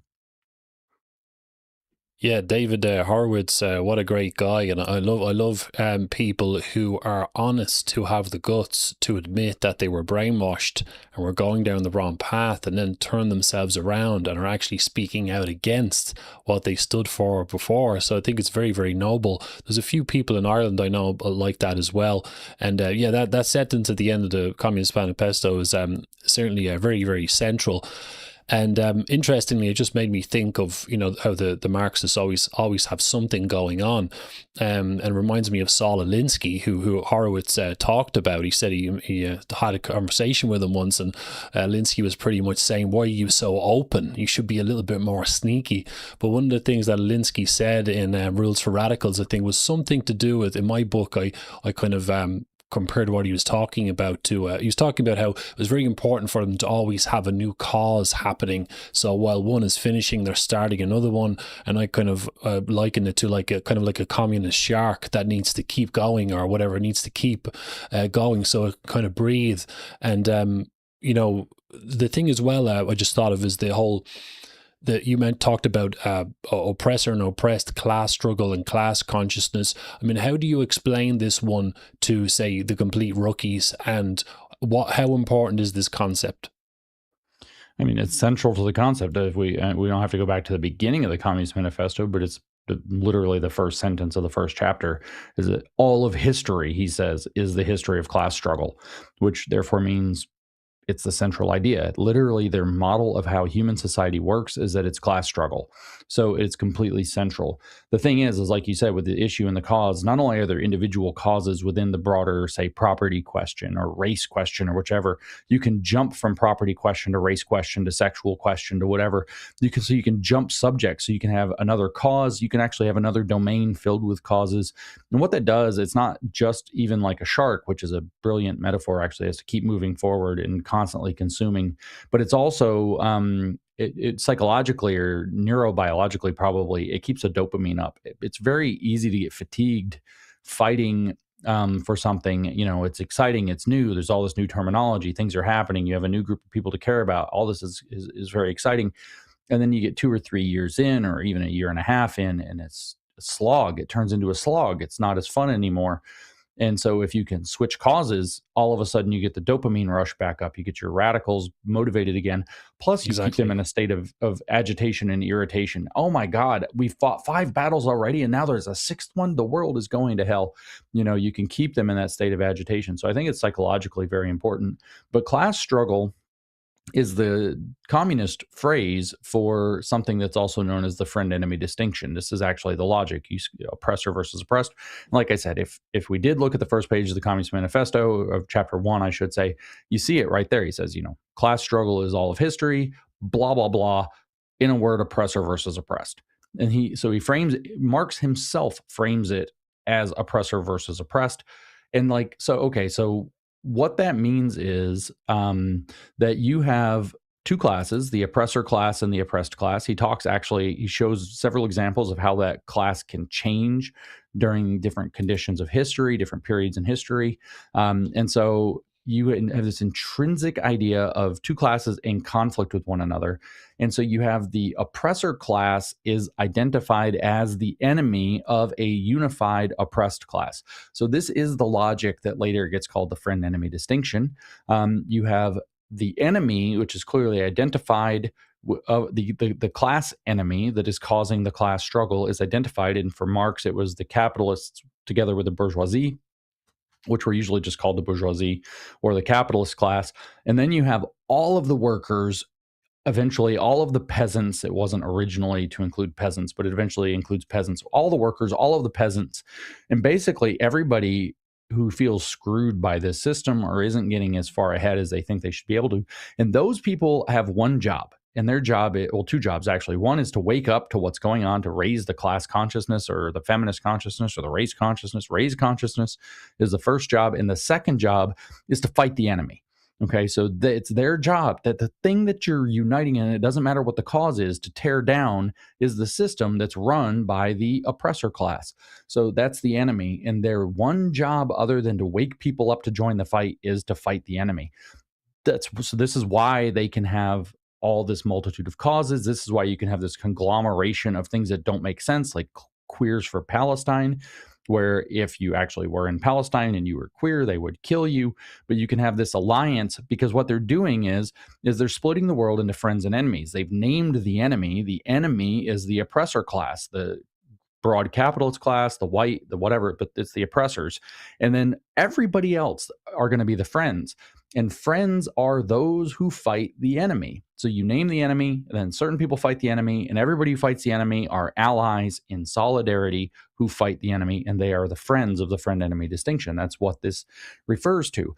So you have this structure that I want to just kind of highlight, that you have an ideological movement, which probably has leadership. The Communist Party would have been its leadership in the communist case, that declares an enemy, and then everybody who comes together to fight that enemy is the friend. And an important side dynamic here is that anybody who refuses to fight the enemy is the enemy. They're complicit in keeping the enemy going. So if you don't join the fight, if you don't declare yourself friend to the communists, you become enemy to the communists, and you're under attack as well.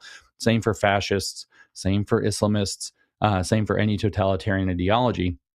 And so this is the dynamic of class struggle, is this friend-enemy distinction. Now, of course, that's interesting because when I keep using this phrase, the friend-enemy distinction, the friend-enemy distinction was given its name by the one and only same Carl Schmitt that I just talked about a few moments ago, writing in 1932 in Germany, the year before he became a Nazi, and used the friend-enemy distinction and his political theology theory that I talked about before in order to justify Hitler's dictatorship and its operation. So the fascist party or the Nazi party in that case could declare the enemy, as they did, for example, on the Night of Long Knives. So the left-leaning faction that were kind of concentrated in the Sturmabteilung and the SA were going to be now the enemy of the more right-leaning faction of the Nazis that was Hitler's faction. So he just has them all killed one night in the Night of Long Knives. And consolidates his power. This is the same mentality as the purge mentality of the Soviet Union or of Mao Zedong's communism, etc. But this is just the friend-enemy distinction. The sovereign or the party in action has the capacity as the entity in power over that group of people to declare the enemy, and then everybody is going to fight the enemy, and anybody who doesn't want to fight the enemy the right way is also part of the enemy and is to be destroyed by everybody who is fighting the enemy. And so this logic permeates the class struggle. The class struggle is this logic. It doesn't matter that the Nazis call it the friend-enemy distinction. It's the exact same logic. And this logic is, in fact, the birthplace of the identity politics. It's the birthplace of the, like you said, these solidarity causes that seem not to make any sense. Like after the attack on October 7th in Israel in 2023. So we know the date of that. I went to London the end of October, that same month, 3 weeks later, and they had these huge marches. A lot of people, I'm sure, remember they happened everywhere around Europe, especially, but beyond Europe. They had these huge marches, 150,000 strong, they said, in London the day I was, the Saturday I was there. They did them every Saturday, marching through the city in support of Palestine. And then when you look around, you have all these placards, all these signs, all these flags and things that are being given out at these booths. And all the booths are the Socialist Workers' Party of the UK. And it's like, okay, so why are the socialists now teamed up with these people? Like, what's going on? Why is it the socialists that are operating in direct solidarity with the, Muslim pro-Palestine people? Like, what the hell is going on here? But what's going on here is the logic of everything we just said. This explains the Red-Green Alliance, for example, first aligned in the Communist Manifesto, and then second, that they are friends of convenience against a common enemy that's been declared, which is our free Western societies. And they'll figure out their own enmity later. And anybody who goes against that is also the enemy. Therefore, the logic is very dangerous, very totalitarian. It's organized around purges, cancel culture, struggle sessions, and so on. And the whole logic of woke falls out. So how central is class struggle? Yes, it is central. It is the central piece. It is the object around which pretty much the entire thing works, unless you kind of get deeper down into the philosophical why. But in terms of the practical how, it is literally the central object of what we're dealing with when we deal with any totalitarian ideology. Marxism for certain, there explicitly. Fascism for certain, it's written explicitly. In fact, its logic was developed by people who were using this thought in very clear language, and Islamism as well, which takes the Muslim Brotherhood's philosophy of Islamism as outlined by Sayyid Qutb in Milestones, makes it very clear. But he, of course, was a Leninist before he was an Islamist, so he's just importing Lenin's friend-enemy distinction or class struggle model for radical Islam. So it's no surprise that it's the same exact engine. Whether that applies to all of Islam or not is probably, I don't think most Muslims actually subscribe to the very radical way of thinking. They call it al-wara, al-bara, which means loyalty and disavowal, but it's the exact same logic. So there will be loyalty to all other Muslims and disavowal of all kafir, of all infidels. So that logic is the central object, practically speaking. There are philosophical points, and that's where fascism, Nazism, socialism, and Islamism actually diverge. Yeah, that class struggle concept was it kind of switched me onto things around 2018 by accident, because I realized that a lot of the stuff I was already talking about when I started this podcast as a complete beginner was they all just tended to be causes tied in with Marxist revolution. And once a person even has a basic understanding, or they've read the Communist Manifesto, once they get that concept in there of a class struggle, you start to see it everywhere with all these causes. And as you pointed out, you get these weird alliances like Queers for Palestine, these contradictory alliances, or the connection between Islam and Marxism itself seems like a bit strange bedfellows as well. And you look at the class struggle concept, it indeed does seem to be central. And as well as that, you actually I've described this as being like a religion or kind of a cult. And some people would kind of find that a bit odd because, say, Marxism traditionally, or communism, seems to have been put itself forward as like an atheistic movement.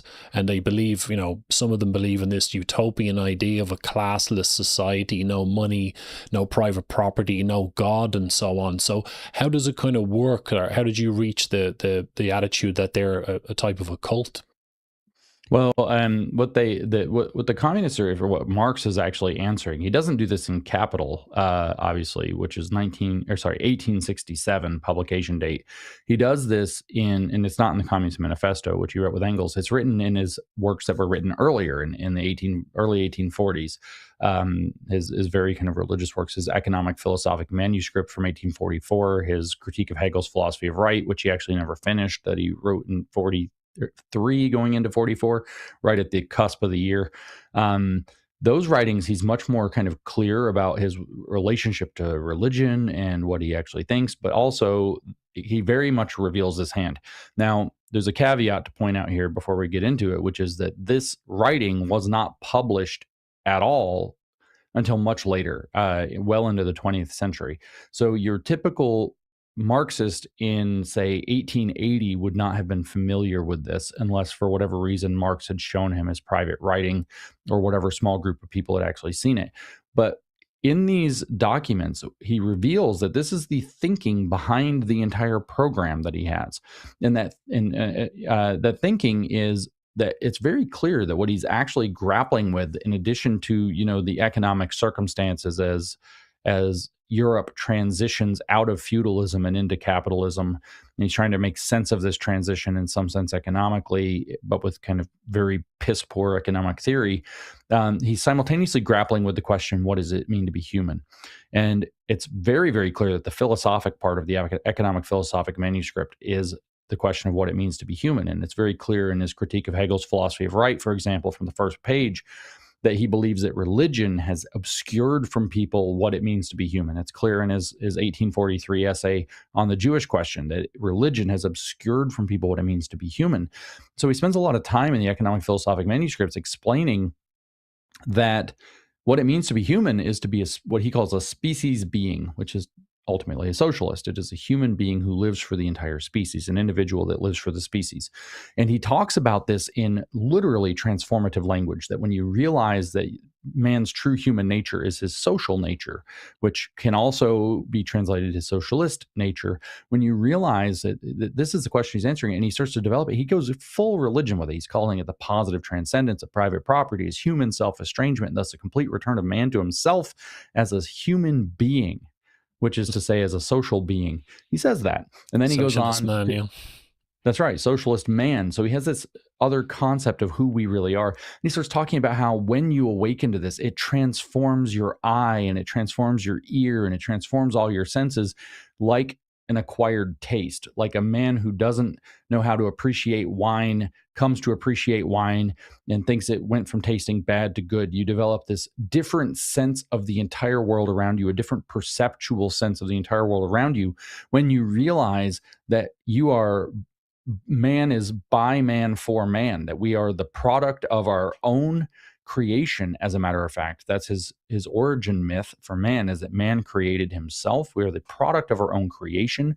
We create ourselves through doing things in the world and seeing ourselves in what we created, and realizing therefore that we are creative, that our imaginative capacity which is subjective, can become objective by interacting with the real world. And he calls it humanizing the real world, to make a stick into a spear, or a tree into a picnic table, or whatever example you want to use, or a home.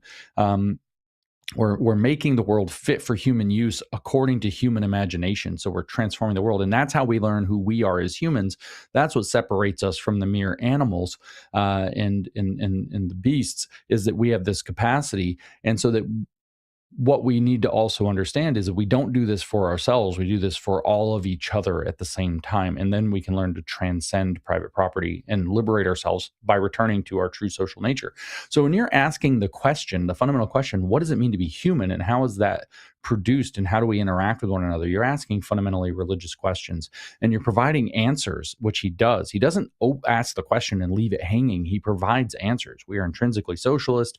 We've been alienated by the enemy class from our true nature. And so what we need to do is to supersede ourselves by retracting that sense of alienation into ourselves, and awakening of the class consciousness, which is to say, as a collectiveness, a collectivity or a collective consciousness organized by class, in order to engage in class conflict or class struggle, which is to say the friend-enemy distinction. When he gives these answers, he is outlining a ersatz religion or a quasi-religious structure. He's answering the kinds of questions that religion answers. You say, James, how do you know that? Well, here in the U.S., we have to deal with religion in a very practical way because we have this thing in our Constitution, our First Amendment, the Bill of Rights, called the Establishment Clause, that Congress shall make no law regarding the establishment of religion or prohibiting the free exercise thereof. So that's the Establishment Clause and the Free Exercise Clause of the First Amendment right there. Okay, so that means things go to court. Cults go to court. Churches go to court. Other things go to court. People decide, that they're secular humanists and they don't want to go to war and they want to be conscientious objectors and all kinds of things, and they go to court. So the court, which is a secular institution, has to weigh in on when something counts as a religion and when it doesn't, in order to meet the baseline, the parameters to which the Establishment Clause applies. So they can make no law regarding the establishment of a religion. Okay, so they have an answer to this, that it is a comprehensive system of belief and practice that answers fundamental questions about what it means to be human and what it means to be alive or to live, and such that it gives rise to duties of conscience. Those are the three characteristics. It has to be a comprehensive system of belief and practice. The Marxists check that box. It has to answer fundamental questions about what it means to be human. Well, we're socialists, and we have to return to that. So it has duties of conscience. So we have all of the pieces necessary for, even from a position of, well, there's no God and all this. So when you look at his atheism stuff, what Marx is actually doing, and it's quite clear if you actually read these early writings of Marx where he talks a lot about religion, is he's plowing the field. Your religion is something that allows you to, he calls it the opium of the masses in his critique of Hegel's philosophy of right. And the reason he does that is because it's preventing you, he says, from seeing your real conditions. Life sucks and you're like, well, God's teaching me a lesson and we'll pray through it and all of this. So it's like an opiate. It numbs you. You're still in pain, but you're numb to it. The way an opiate works is that you are in pain, but you don't care you're in pain. It doesn't actually kill the signal. It's not actually an analgesic. It is in fact it makes you, in a sense, like numb to the fact you don't care that you hurt. And so this is his vision for what religion is doing to people for the suffering and the real conditions. And he says that if you get religion out of the way, then man will be forced to reckon with his real conditions as they are. Then the idea is that when he's facing those real conditions, he's going to first throw off religion, and then he is going to start to critique his society, which he'll start to realize that he's socialist man on down the track. And that's the program. So the atheism is getting other religions out of the way. You can't be a Christian or a Jew. You have to get that out of the way. Then you can take up learning to be communist. And if you say, James, it's not very convincing, I turn you back to the economic philosophic manuscripts where he's dead explicit about this fact, where he goes after atheism. He spends pages going after atheism, saying that atheism is incomplete. It's just a beginning. It's not what you're actually going for. So what you have then is you have this ersatz religious belief structure. Why is it a cult? Well, it's a cult because it operates off of the friend-enemy distinction. There are the people who believe it, and anybody who doesn't believe it is part of the enemy. They're complicit. They have false consciousness, can't understand the world. So therefore, there's the mechanisms of isolating people from the real world, seeing everybody outside as a potential threat or an enemy, seeing the outside world as something that brainwashes you away from that belief system, tries to make sure that you don't stay inside or fall inside of it. That's the hallmarks of a cult. And at his time in life, the Communist Party, as he says in the second chapter of the Communist Manifesto, as Lenin instantiated in the Vanguard model in What is to be Done in 1902, this model is that the Communist Party is going to be the cult leaders. They're going to tell you what you're supposed to believe. They're going to be what the Nazis called the party in action. So they're going to be the arbiters of what is the correct way to think and be and everything else. And you are to shun or report or destroy anything outside of that. This is classic cult isolation techniques. It's Robert Lifton in his book, thought reform and the psychology of totalism, where he's analyzing Mao Zedong's circumstances in the 1950s in China, calls this milieu control. So in a cult environment, the milieu that every member finds themselves in is under total control all the time. He says that these things have a sacred science to which everybody must defer. That's the immortal science, as they call it, of Marxism. And you could just go down the track, as he's got 8 different characteristics of what defines a totalizing or cult environment. And this just ticks off all the boxes. It is not a old-fashioned intrinsic cult of personality where you have one charismatic leader necessarily. Obviously, the Communist Party, whether it's Lenin, whether it was Stalin, whether it was Mao in China, whether it's Pol Pot, whether it's any of the Kim family in North Korea, we could go down the list. They end up with these cults of personality around these kind of charismatic dictators. But that's not the model in communism. It doesn't start with the guy and then go out. It starts with the ideology and then consecrates a guy. And so what you have is this ideological cult mentality, but you don't necessarily have, the one weird dude in flowing robes who everybody has to give their wives over to and their children or something. So it's not like, when we think of cults, I think this is actually a separate point. We don't have to go down this rabbit hole, but when we think of cults, we think of some weird guy in robes on a compound somewhere with like 200 people or less, telling them all kinds of strange stuff. Or we think of things that are like really weird offshoots of a existing church that believe very strange things and then, try to recruit people. Maybe we think of Scientology or something like this, and that's a good segue. Cults are, unlike online, cults are a completely different phenomenon. An ideological cults are a completely different phenomenon. Right now, we live in an age of cults like I don't know that we've seen in maybe 200 years. The cults are, I don't know, that's the progressive era 100 years ago was pretty wild too. There were a lot of cults then. But we're in an age of cults. And the reason we're in an age of cults at the moment is because social media enables a new kind of cult leader. We call this person an influencer. Not all influencers are cult leaders, but all online cult leaders are influencers. And so they're very, very effective at creating these kind of niche, self-referential communities that view all outside forces as threatening.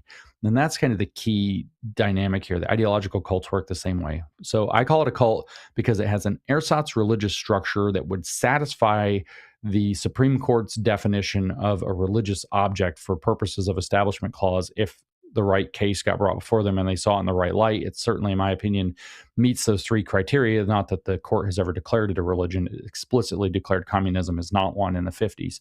I think that is a mistake, but that's its own debatable point. But it's an ersatz religious belief structure that tries to isolate its members from outside thinking through what amounts to a friend-enemy dynamic, and that makes it a cult. And so that's why I call it a cult. I'm not trying to be pejorative with labels that are very bad most of the time. I'm actually trying to be descriptive.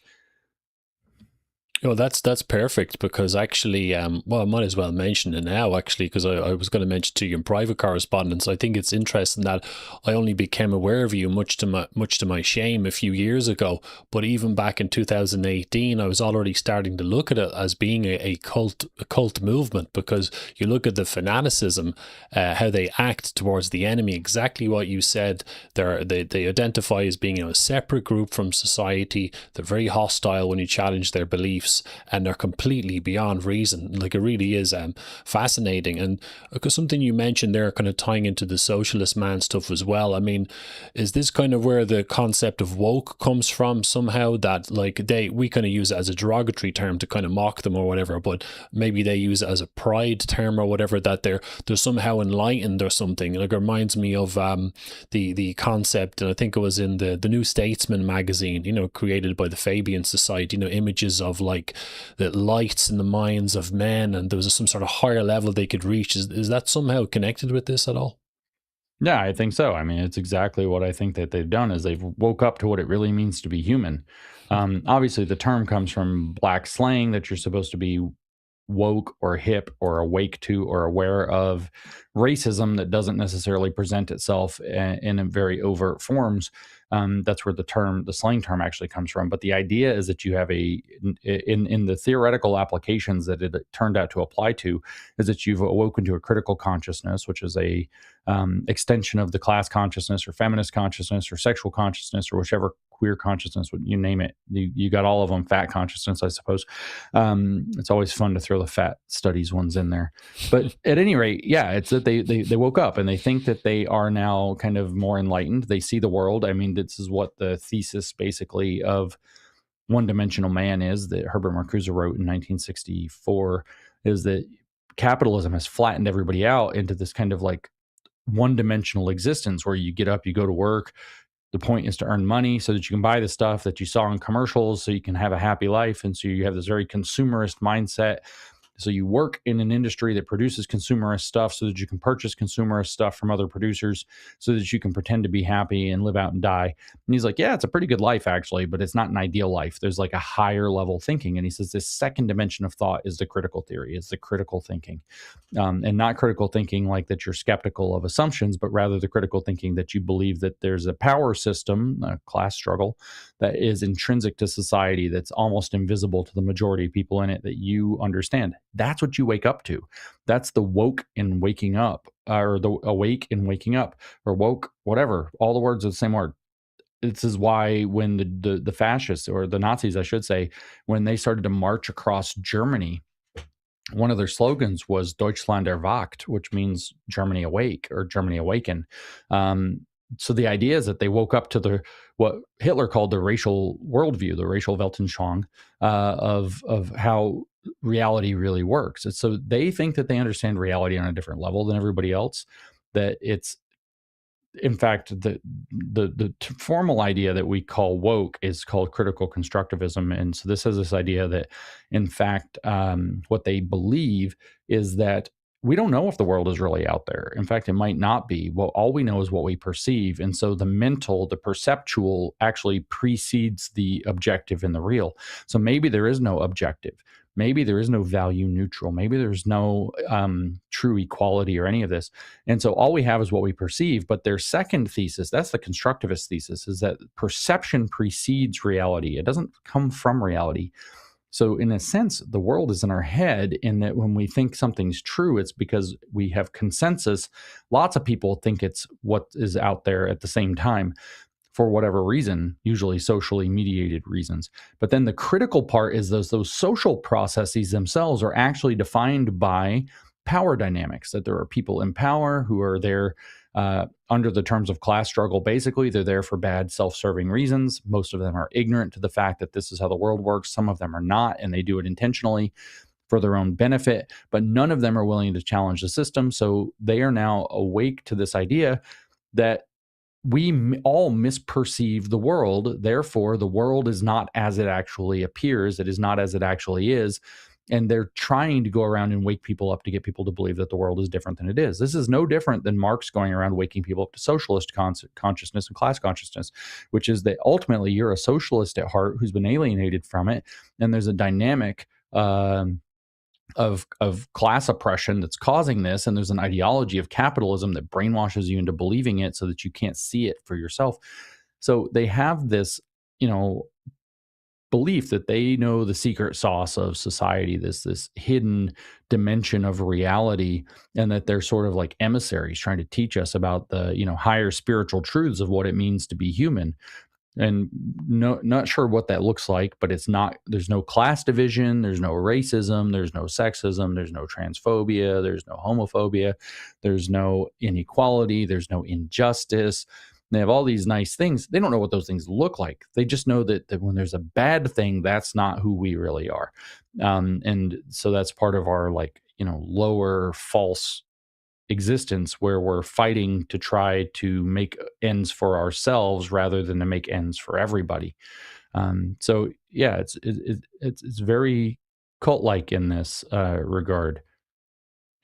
Yeah, absolutely. The whole, like that explains certainly a lot of that incredible hubris we see in them when you're interacting with them. And I've dealt with it so many times. You're looking at these people who've just come out of their, humanities course or whatever in university, or they're working with an NGO, or they've got a socialist friend, and they look at you with the big eyes like they have all the answers, and they know better than the rest of us. And it obviously makes them extremely dangerous. And you can see that a mixture of probably gullibility or maybe a lack of intelligence, combined with the being indoctrinated with this idea of you are here to save us all, and then they just off they go then, and they're unstoppable almost. And the concept as well, a great concept you come out with a while ago, was the concept of like the woke right, which I know everyone is talking about now, and they're always asking you about it. How could you define this for someone? I know you weren't really you mentioned, I think before, you weren't really happy with it in some ways, but you're definitely onto something. So what does this concept mean? Well, I mean, it kind of means the same thing, is that you think that the society's organized and rigged against you. The thing is that in that you can awaken to the real reasons that people like you are alienated.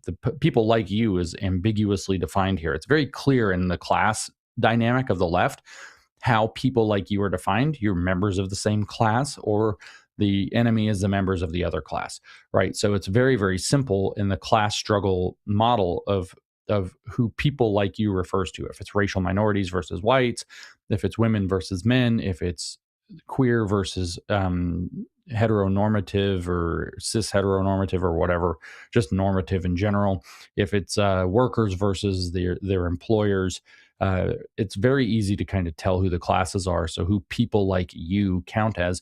On the woke right, they define people like you differently. They do so nationalistically, as kind of a nation, as this grand extension of a family. So the collectivity involved is a particular people, and there's a lot of ways to define a people. Maybe they share the same language, maybe they live in the same place, maybe they have to have both of those characteristics, maybe they have the same cultural background, maybe the same language. Maybe I already said that one. Maybe they have the same historical circumstances that led to their being. Maybe they have the same common destiny, same religion, same race, same ethnicity. There's a lot of ways to define a nation. And if you look historically, whether it's Stalin, whether it's the Nazis, whatever, you see people grasping at the Mussolini for his Italian nationalism, grasping at what it means for that nation to be the nation. The simplest way to kind of put it is that the Stalin kind of had it as it's like similar people with a similar historical condition who speak the same language, who live in roughly the same place. And then the Italians had it as people who were basically on that peninsula, kind of unified politically through a long history, somewhat, dipping into the Catholicism, but it was a very political definition. What defines a nation is a very kind of political grouping of similar smaller states that speak similar languages and are located in roughly the same place. When you get to the Nazis, Hitler was very explicit. A nation is racial. It's a folk. And it has racial characteristics, and it cannot be understood outside of that context. When you get to Spain with Franco, though he's not a fascist in the full sense, some people call him semi-fascist. Some people say he's merely a right-wing authoritarian. Other people say he's a fascist. I think semi-fascist is a good way to go with that. But his answer was largely cultural and religious. What made Spaniards is that they had a similar long historical culture. So there's a historical particularism, and that they were Catholic, which was a big surprise to a lot of Spaniards who were not Catholic. Many were Protestant, many were Muslim.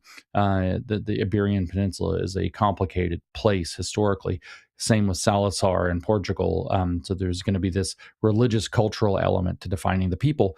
And so what you have, though, is a different collectivity, which is a nation, which is like an extended family bound by whatever characteristics made that people who they are. And like I said, there's a lot that's up for grabs there. There's a lot of contentious space. So it's much, much less clear who counts, except in the Nazis' case, who counts in the class and who does not count in the class. But the dynamic is still the class struggle. It's still a friend-enemy distinction. The underlying motivation is still systematic or systemic alienation by some societal force that they have awakened to, that other people don't understand. This is why you hear the woke right always say you don't know what time it is. Well, what time is it is that the corrupting elements that threaten the authentic nation have gotten to such a severe state that the nation's going to collapse. That's what time it is. But that's the secret thing they understand. They have, their idea of a system of power that has contoured everything to keep people like them away from the levers of power in order to perpetuate their own corrupt regime so that the alienated stay alienated. In this case, the authentic right has been alienated. The authentic religion, whether it's authentic Catholicism pre-Vatican II, whether it's authentic hardcore positive muscular whatever Christianity in the Protestant regard, it's been thrown off the table primarily since World War II said we can't have another Hitler. Therefore, we have this whole global system of thought and power that has hegemony that prevents radical right-wing thought from rising up again because of the threat that it presents. And therefore, people like them are excluded. And then the rightful inheritors of the nation aren't getting their just due. So when you look at it that way, it's the same story relocated with some different parts, right? The class struggle is definitely a struggle between two classes on the left. But here, what you have is a battle of the authentic nation against forces of corruption and pollution. So it's more like, instead of, I actually recorded a podcast about this the other day on my own platform, the New Discourses platform. But I said that the class struggle is like if you took a piece of paper and drew a horizontal line across the paper all the way and divided it into two halves. Above the line, you have oppressor. Below the line, you have oppressed. And then that's kind of the way the woke left class model works. And then the woke right nation model, it'd be like you took another piece of paper and you drew a bubble. You drew a circle. Inside the circle is the authentic nation, and it's under threat from all of these polluting and contaminating and corrupting forces that are outside of it. And the idea actually is that we've been too tolerant. We've allowed too much of that pollution and corruption to spread, and therefore the essential core of what made the nation successful in the first place has been lost or is under tremendous threat. Therefore, the people who are the rightful inheritors of that national system will not come into their inheritance, and they're alienated from who and what they should really be. This gets weird when you look at the actual fascists and the Nazis, who believed that by uniting as they were going to do, that they were going to be able to march forward to progress humanity to its next stage through collective action.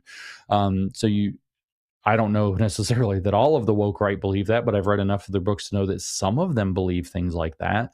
That you usually see it is that they're the protectors of some kind of poorly defined object called the common good that nobody else has the prudence and virtue to protect except for them.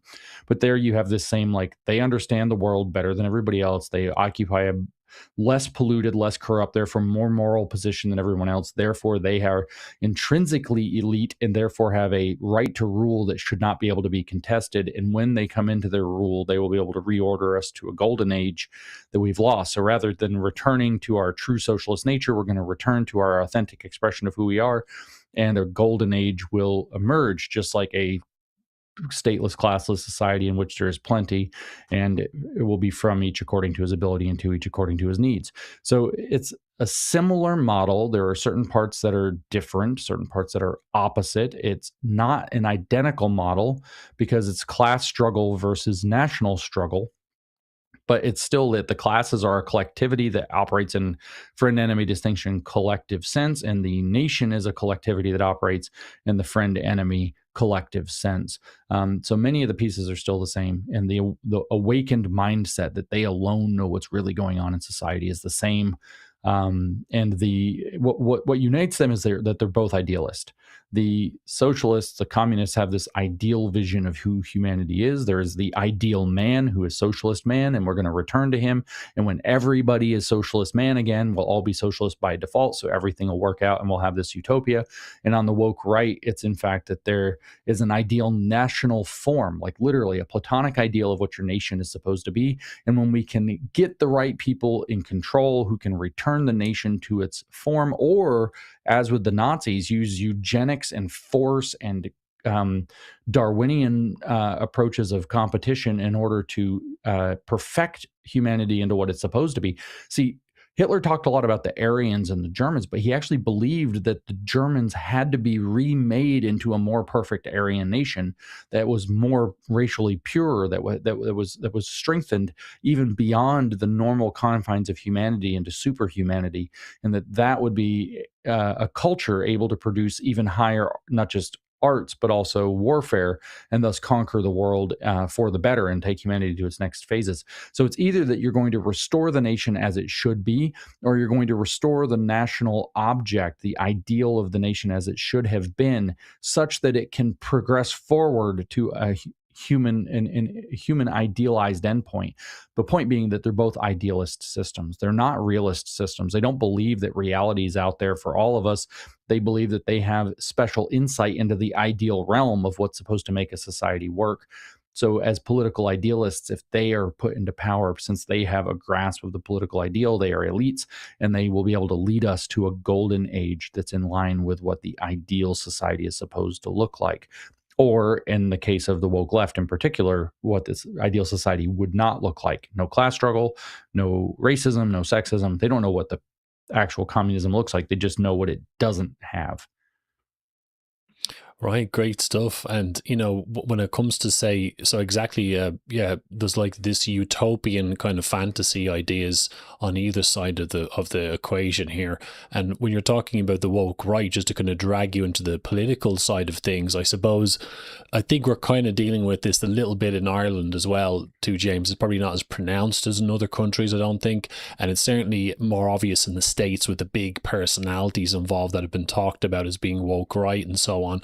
I presume that Americans who fit into this category or any big figures could be kind of regarded as like probably buying into the idea perhaps that America has been the oppressor on a global stage, or they're kind of, is it fair to say that they might be a little bit anti-American in their kind of outlook somehow?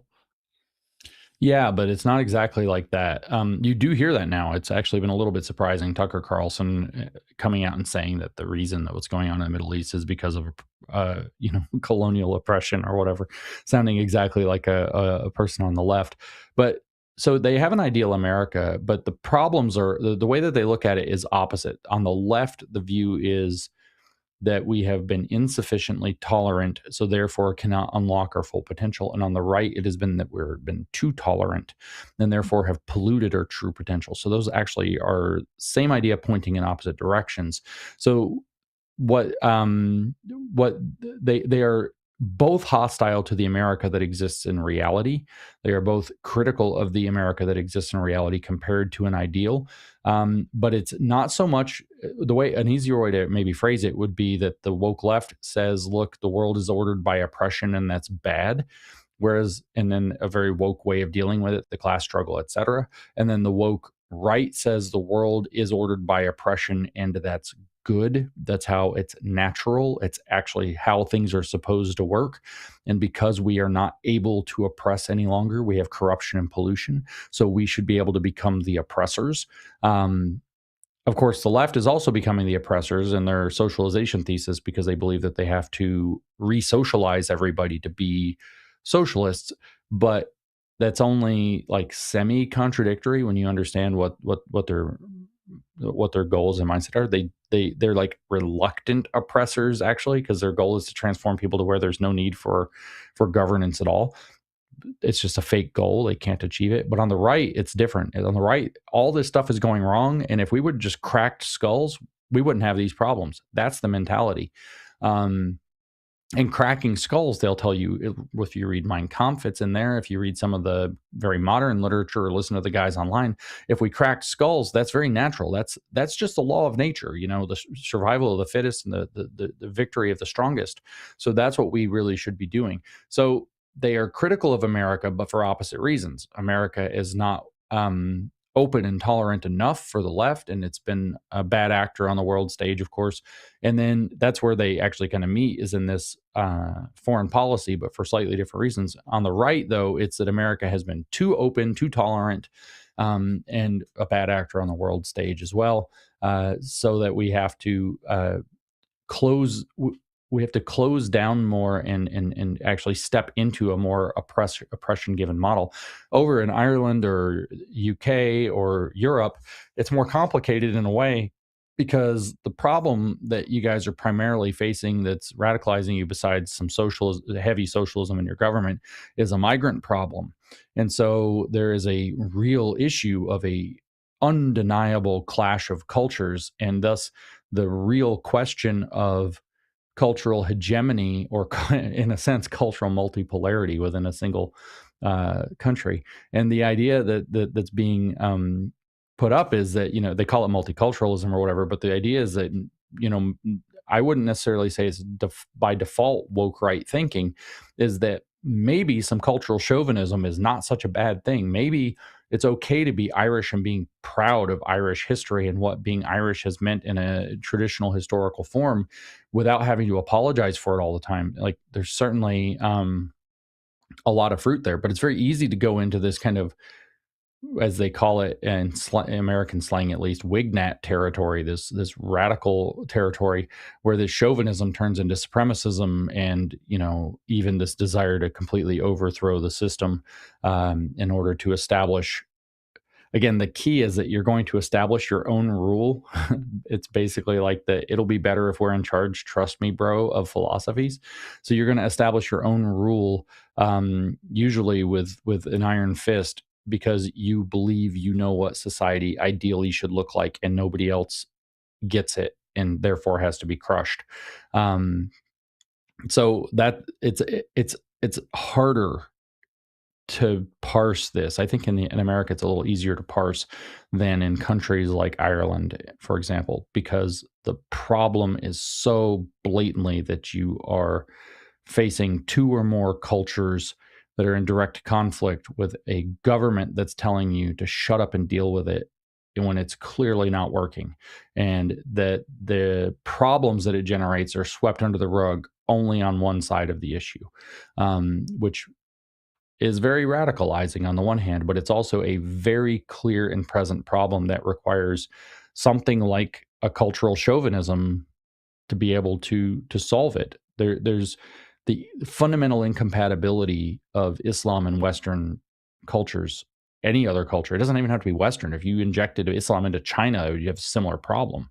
It is fundamentally incompatible with that other culture. And that could be ancient China, which wasn't communist, or present day China, which is communist. It's completely incompatible because it's a militant ideology that seeks to have its own complete hegemony.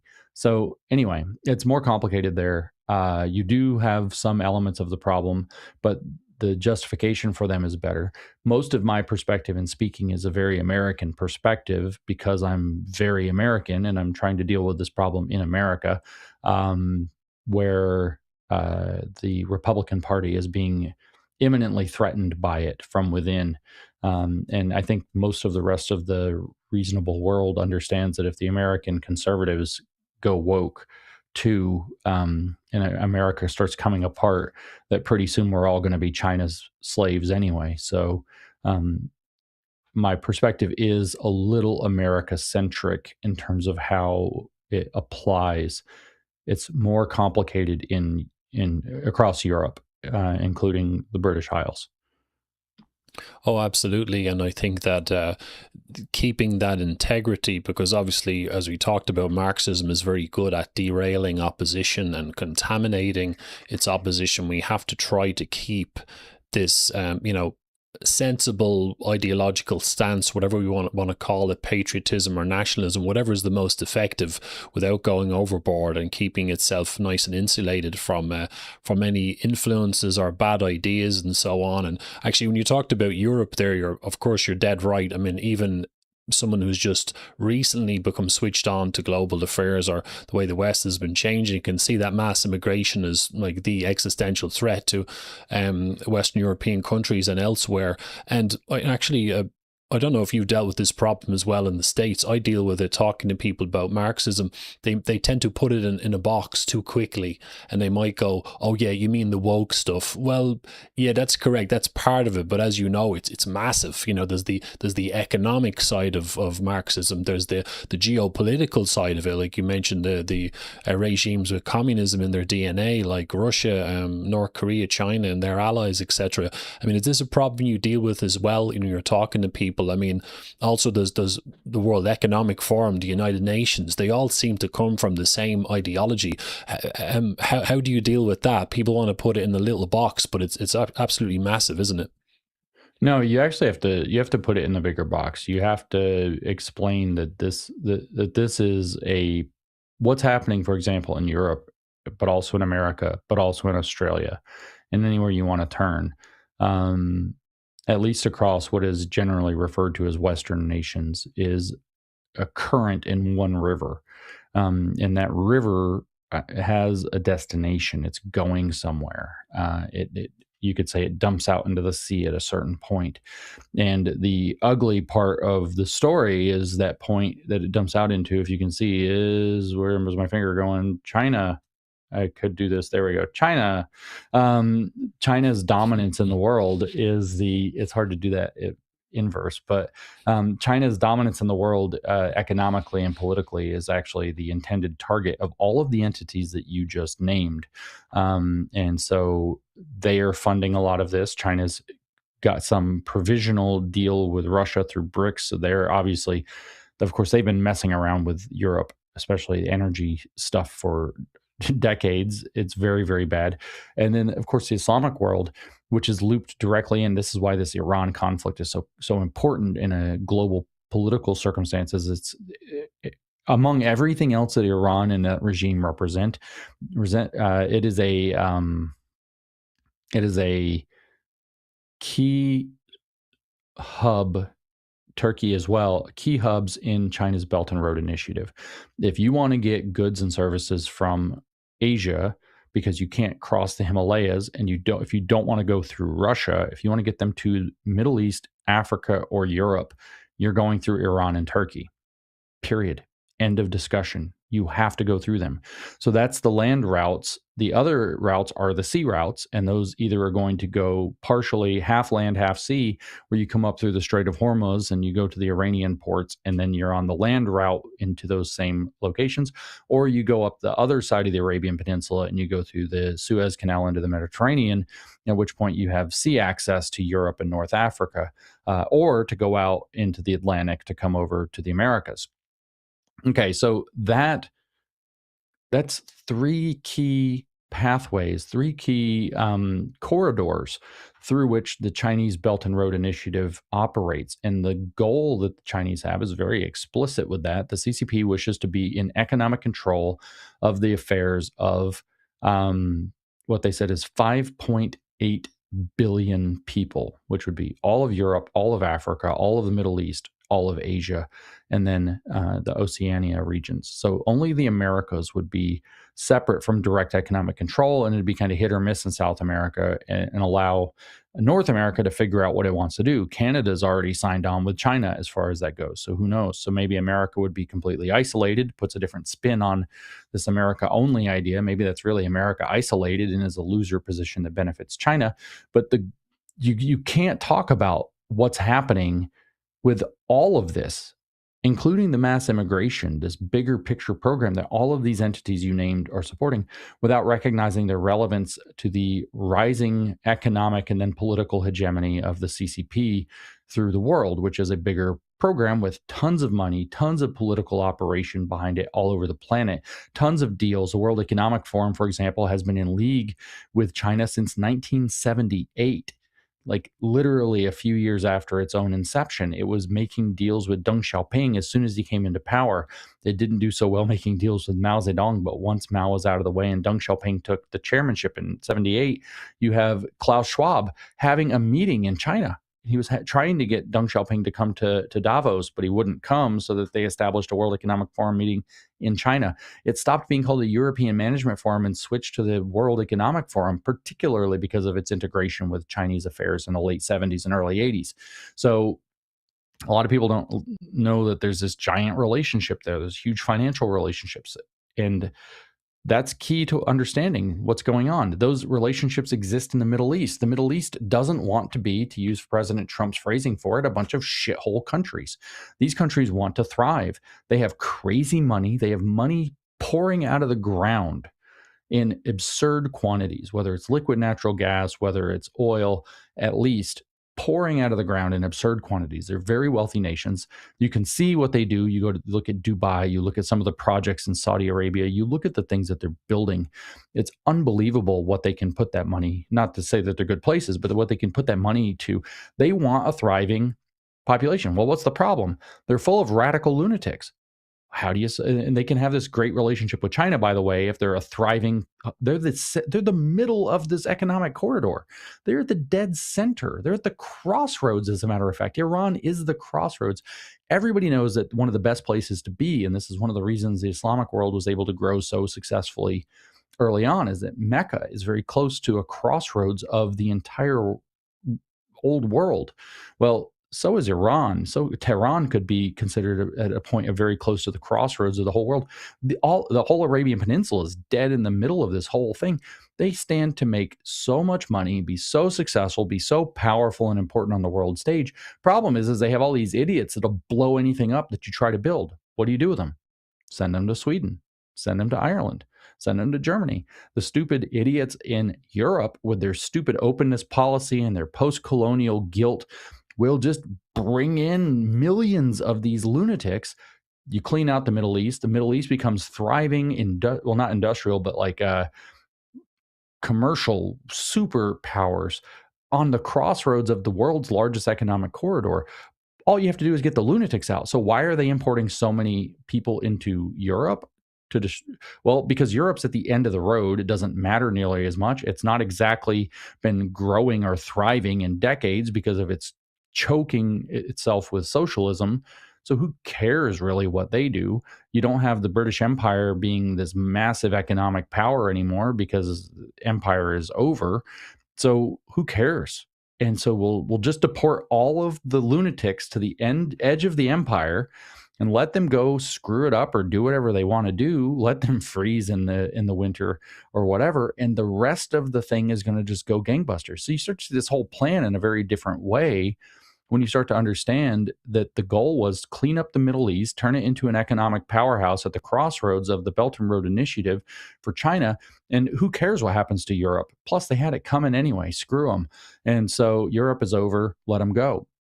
So when you look at it in terms of what actual kind of global projects are happening with the target date of, say, 2050-ish, or maybe even 2100, you start to actually understand that what's happening to Europe is Europe is basically like the garbage pit of this entire project, where you get rid of the junk so that you can progress forward with what you want to do. You can't turn Africa into that because you have to mine Africa. You have to steal everything Africa has. Africa becomes like the pantry and not the pantry. That's going to be like Ukraine, but it's the minerals.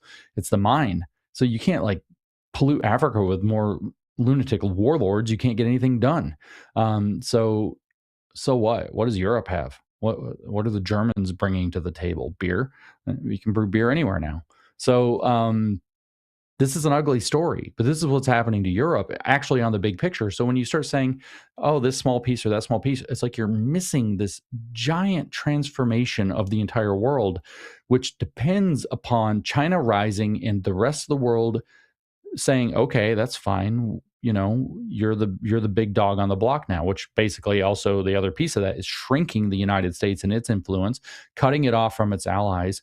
The West, it writ large, has no freaking idea there's two sets of people in the West. There are all of us who don't really know what's actually going on and what the goal is and why we're killing ourselves by, in particular, fighting with each other and importing all of these we call them migrants. They're not migrants. They are we're becoming the penal colony of the Middle East. Meanwhile, other people, the elites with a diacritical mark or whatever over the e, the elites, those people, the World Economic Forum elites, the elite people who have to put an accent on their e, those people know exactly what the hell they're doing, and they're the ones selling our countries to that project, getting stinking rich, and are assured nice places to live in the future program. And then people ask questions like, why would Tucker Carlson buy a house in Doha? I'm like, start putting some pieces together. If he works for the program, he has a nice bug out place where either the political situation, his criminal situation, or the economic situation in America goes south, he has a place to go. Where? At the rich super crossroads of the world. Why is he given permission to do that? Because he's working for it. And stuff starts starting. It just kind of starts making sense all of a sudden. It's not as mysterious thing. And James, is that a conspiracy theory? No, the Chinese want to take over the world. Not complicated. The Muslims want their share. They're not going to just give up on it. So here's the deal. I mean, it's all kind of like written out, and it's very clear what's happening from this bigger picture. So no, you can't put this in small boxes. You can't think of, it's just this woke thing. All these people went crazy. They didn't go crazy. They bought into a different program that turns out not to care about you or your life. Yeah, exactly. And that's why it's so frustrating doing this job, trying to spread awareness about Marxism and how big it is and potentially complex it is, arguably, and there's all these different facets to it. People aren't willing to start even with the basics. I mean, I don't think they quite understand what's coming down the tracks. I'm 100% in agreement that when you join the dots of all these internationalist organizations, and then also we've got the CCP involved and their allies too. I mean, clearly the vultures are kind of circling the carcass. It looks like, I don't think it's a coincidence that after decades of cultural Marxism or whatever weakening Western nations, that now we have this communist alliance on the horizon is starting to get more belligerent. It's amazing that people can't really see this, and so much to talk about. I don't want to keep you too long, James. We're coming up to the 2-hour mark as well. I don't want to keep you too late. I want to get on with your day and so on. But it's been great speaking to you. Very, very educational. You have a tremendous amount of knowledge, of course. I hope the viewers are going to be inspired by what you're saying, and check out the website as well, newdiscourses.com, and the YouTube channel. Anything you'd like to add before we finish up here, say with regards to anything, or what would you recommend? Where should people start with this stuff? I mean, I hate to do this, like to promote myself. I'd rather promote other things. But I do think people should probably start looking at my website if they're trying to get their head around some of these pieces. I have short form things. I have long form things. The ones with the bullet on them are short. That's a pun. I use a bullet because they're like short little bursts of information. So they try to stay around 20 minutes or less.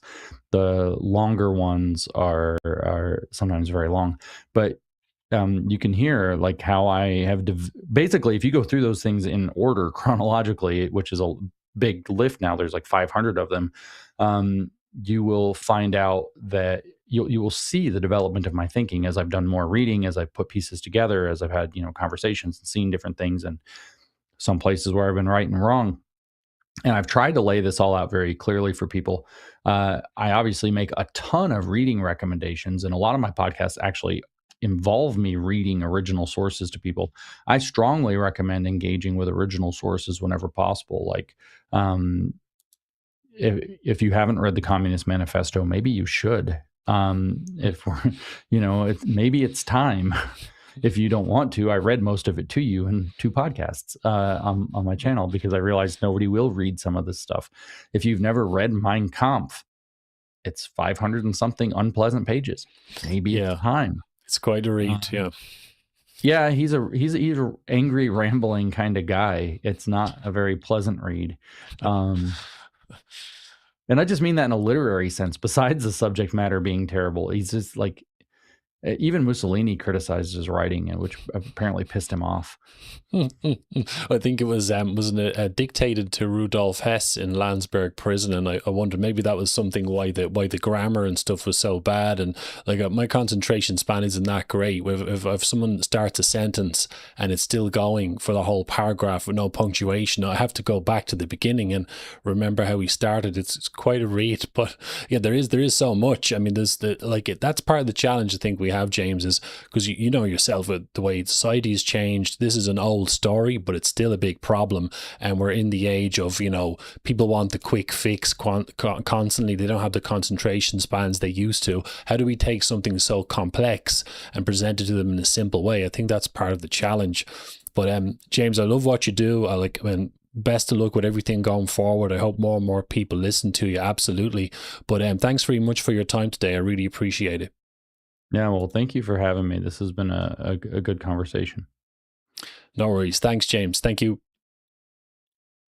Okay, folks, there you have it. The great James Lindsay, that brilliant interaction, and so much knowledge. He's very, very good at what he does. You should follow the man's advice. Check out his YouTube channel. No one's too busy to check out the bullets for starters, and get stuck into it. You know, this is an investment. Whatever you call yourself, patriot, anti-globalist, nationalist, whatever you are, if you're concerned about what's going on in the world, as I've been saying for ages, you really have to get stuck into learning about Marxism. You're gonna see things through a whole different perspective, and it's really a fascinating time to be alive. If people can't see this, even with, you know, the war and the conflict on the bigger picture scale, or the woke stuff, or the economic stuff, climate change, trans, BLM, radical feminism, everything, you name it, it all ties back into this subject. So thank you very much, folks. I will see you in the next one. Make sure you check out that website, newdiscourses.com. So thank you, and I will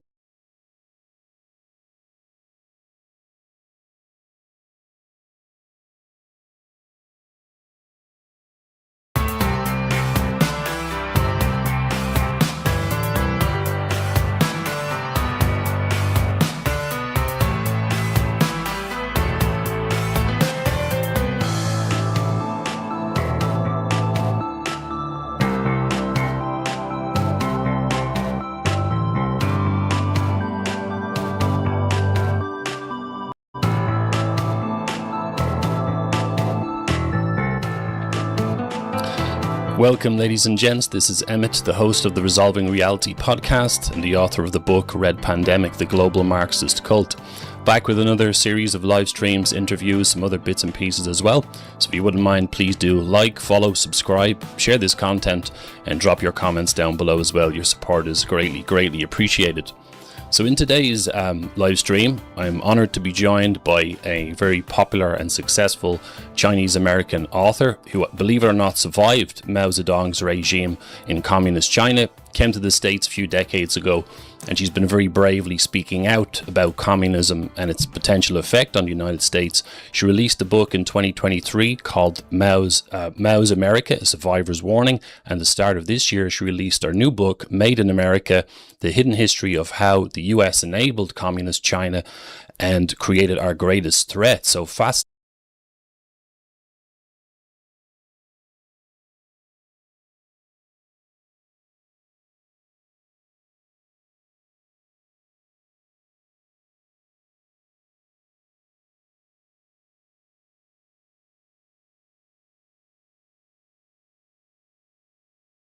Is greatly, greatly appreciated. So in today's live stream in America, the hidden history of how the US enabled communist China and created our greatest threat. So fascinating title, fascinating book, very impressed with it so far. So without further ado, I'll bring on my guest, Guy Van Fleet. Guy, good morning, and how are you doing? Okay, thank you so much for having me. No problem. Great to speak to you. It's a real honor. I think I became aware of you about, a year and a half ago, maybe 2 years ago. I was on an American Space, I'm pretty sure it was, and we kind of followed each other. Yes. I've been aware of you since then, following your work. Congratulations on your success. The recent book is absolutely fantastic. Very impressed with it. I love talking to specialists. I like learning more about what I do. It kind of empowers me quite a bit more. And before we get into any other details, let me know, how's it going so far and what's the reception been like for the new book? It's been going really well. I have been busy going to different platform and promote this book. And this book is a little bit different than the last. It's a lot of history. Actually, it's more than a century of history. And so it will take some patience for people to learn about all the facts. But once you see it, you will never unsee it, because the same tactic that the CCP has been using from 100 years ago and still working today, and that works in the United States and in the West. And so it is important that people understand it, and then people can see through it and see now we're in such a dire situation. And communism is no longer over there during the Cold War, right? We can see that it's over there in Soviet Union and it's over there in China. Now it's everywhere. It's inside our society, and Ireland is no exception. Yeah, well spotted. Yeah, as we both know, exactly what you said. Once people get into this game, you go, "Oh my God, this is everywhere," and people can't see it. It's really quite extraordinary. And I mean, it's amazing that you opened my eyes to how far back this goes. I was in the States. I mean, I was aware of, say, the socialist movements in the late 1800s, the labor union movements. We could see the beginnings of Marxist or socialist thinking.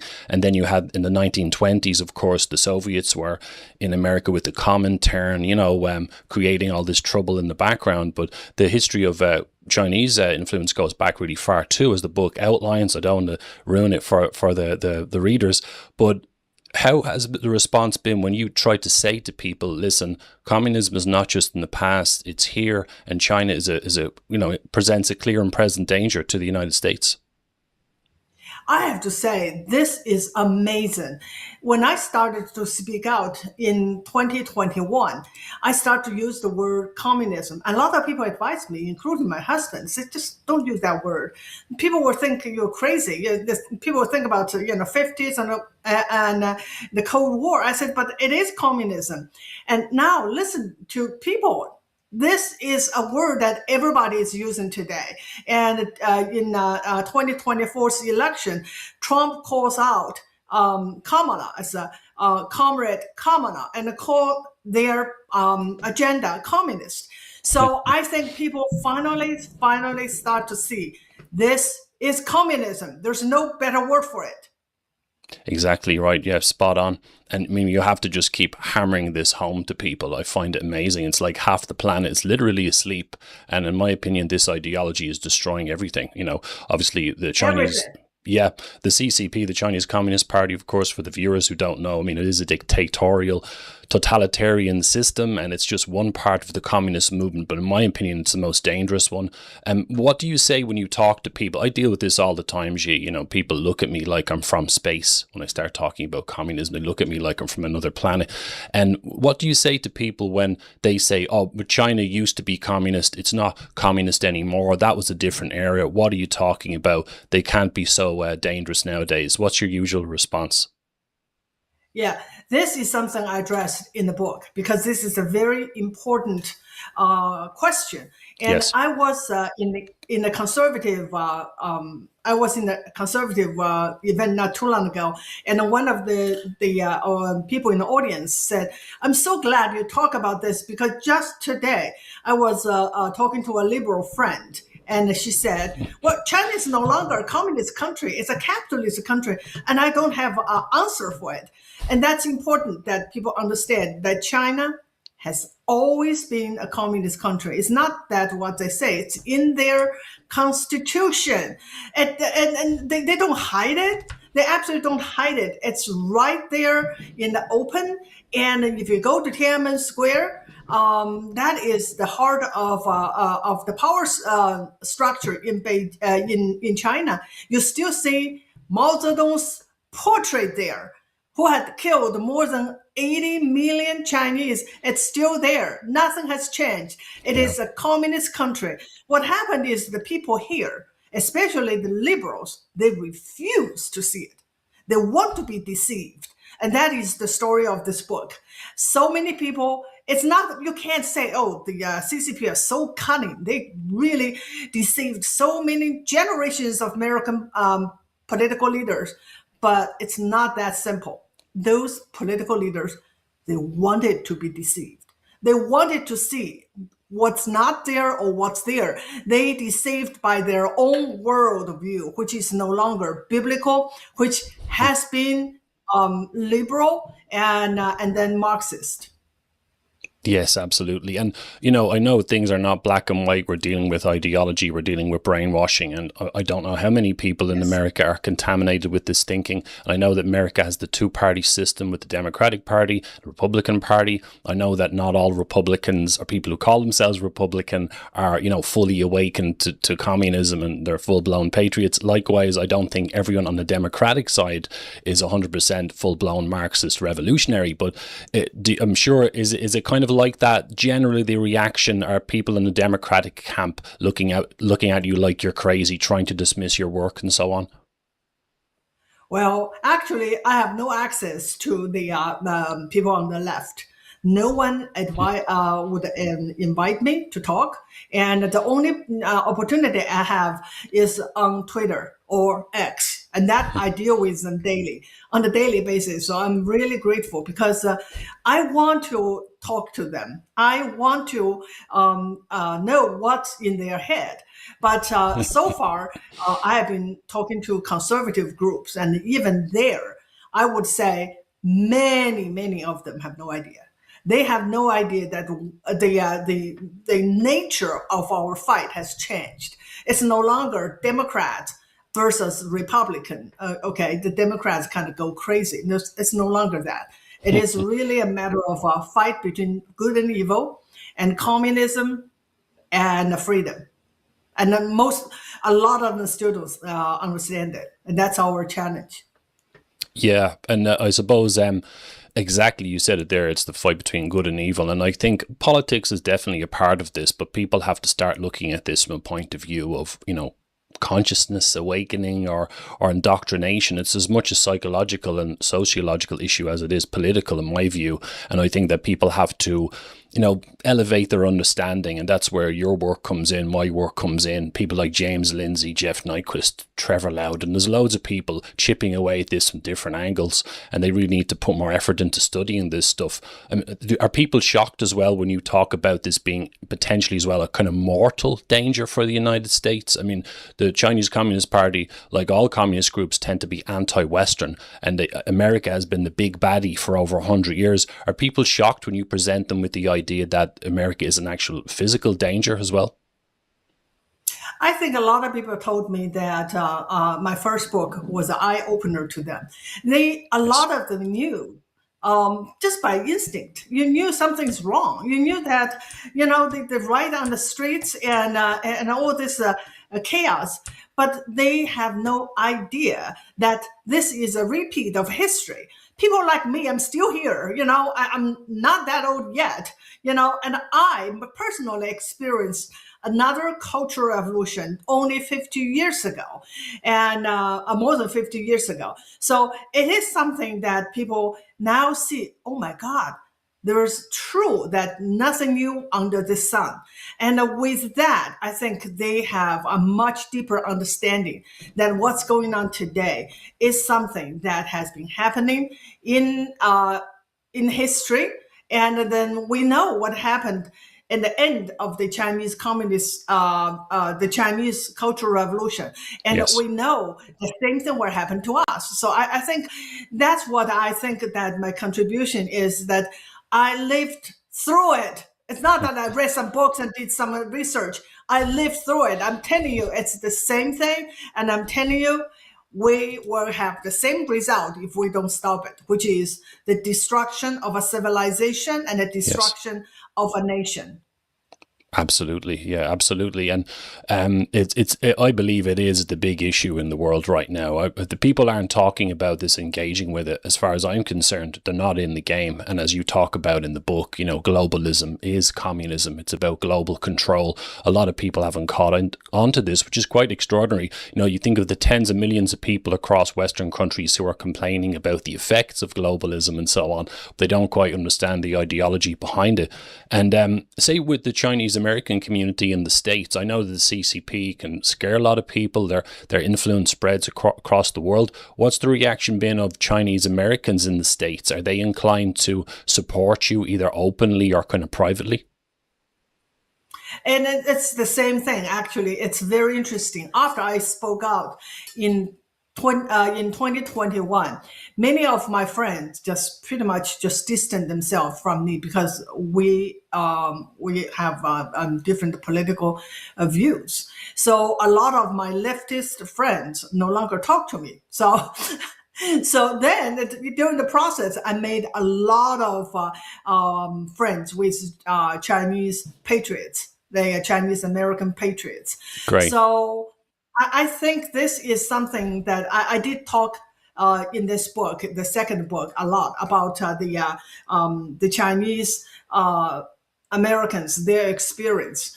And a lot of people, American, thought that, oh, once you live through communism, you will never again support communism. It's not true. Not true at all.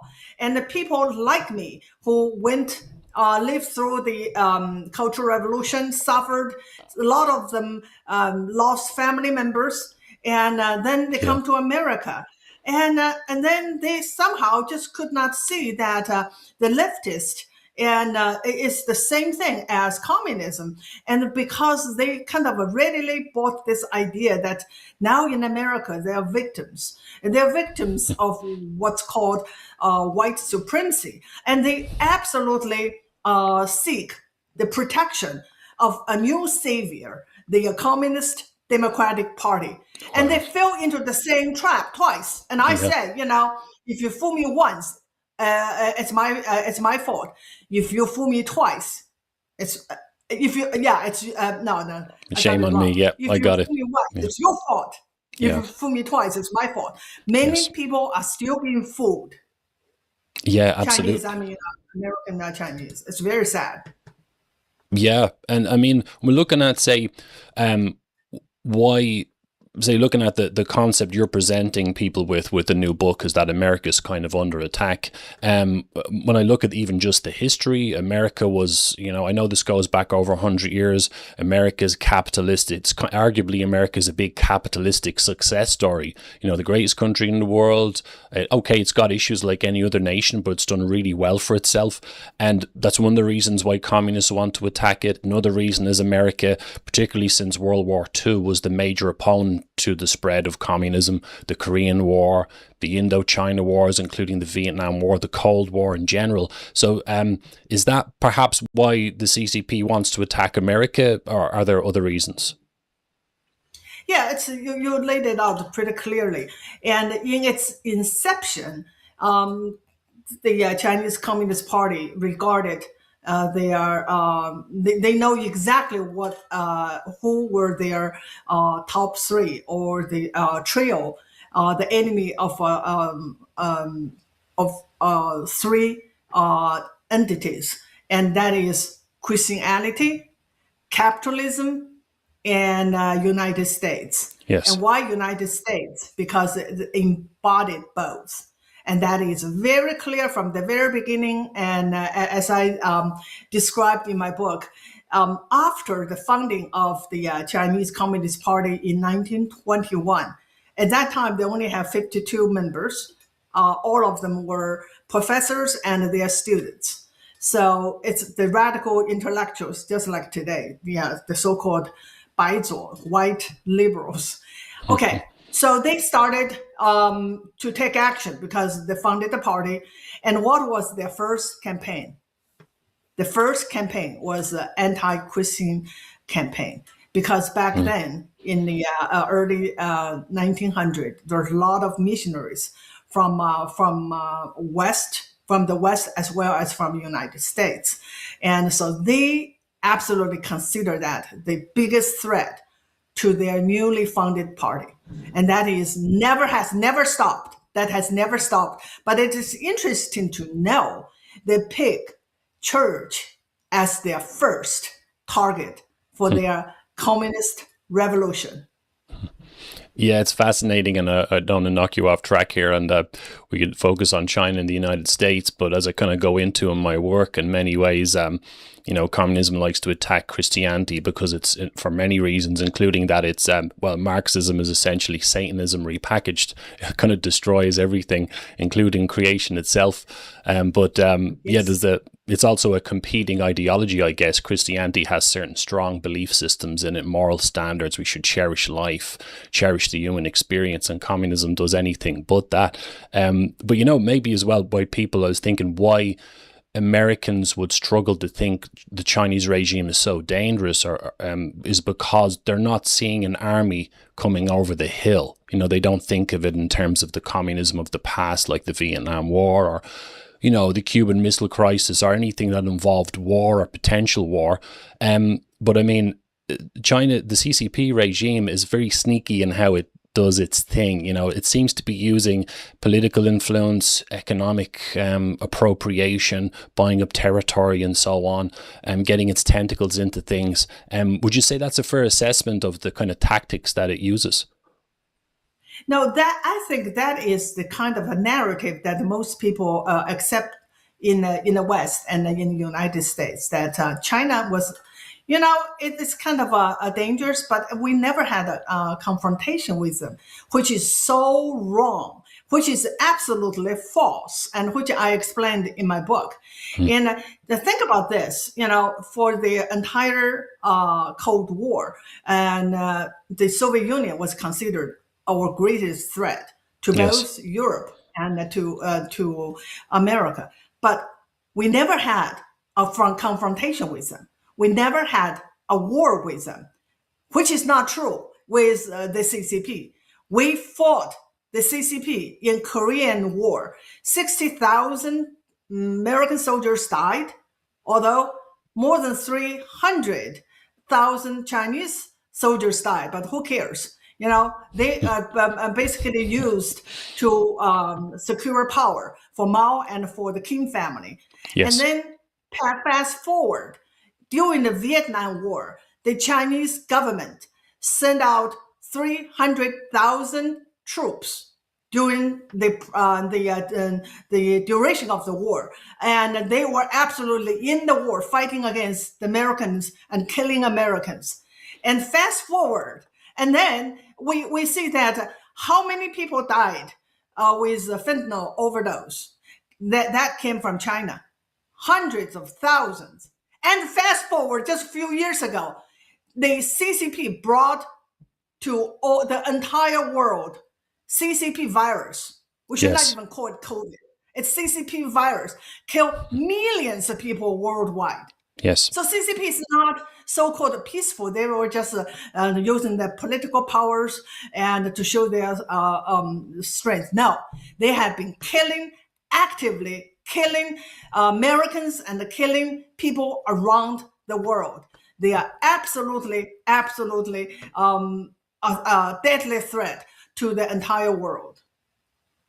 Yeah, and that, as you said, you joined the dots there. It's when people don't know the history of some of the stuff that's happened, like the conflicts in the past, they don't think that America has fought the CCP before, which they actually have, as you outlined. And then recent things, everybody knows about COVID and what happened, but people were going on about the Illuminati or the global elites, and it was all, conspiracy stuff. And I was like, well, COVID came from the Wuhan Institute of Virology. Nothing happens in China without the say-so of the CCP. So, I mean, it's just people not joining the dots. They don't understand the danger of what they're dealing with here. And I think we should call it the CCP virus.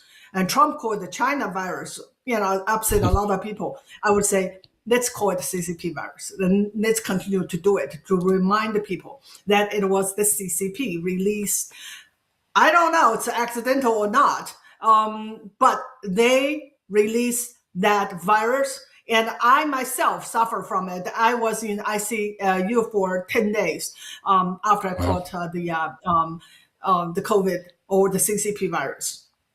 Wow. Yeah, I mean, I often try to bring that up to Irish patriots or British patriots or anyone else to show them what they're dealing with and how powerful this communist movement is and what it will do to Western nations if given the chance. Very vicious ideology. And one of the crazy ideas I've encountered with is I think a lot of this comes from Soviet era propaganda, and Ireland is certainly contaminated with this thinking. Don't get me started for over 100 years with communist brainwashing, but there are some people who think, America has nothing to do with us. China's nothing to do with us. We're a neutral country. We don't care about any of this stuff. And they don't seem to care about the idea of China potentially becoming the world's dominant force over the United States. They don't really have a preference. They see them both as equal, and America's equally dangerous. How would you respond to that?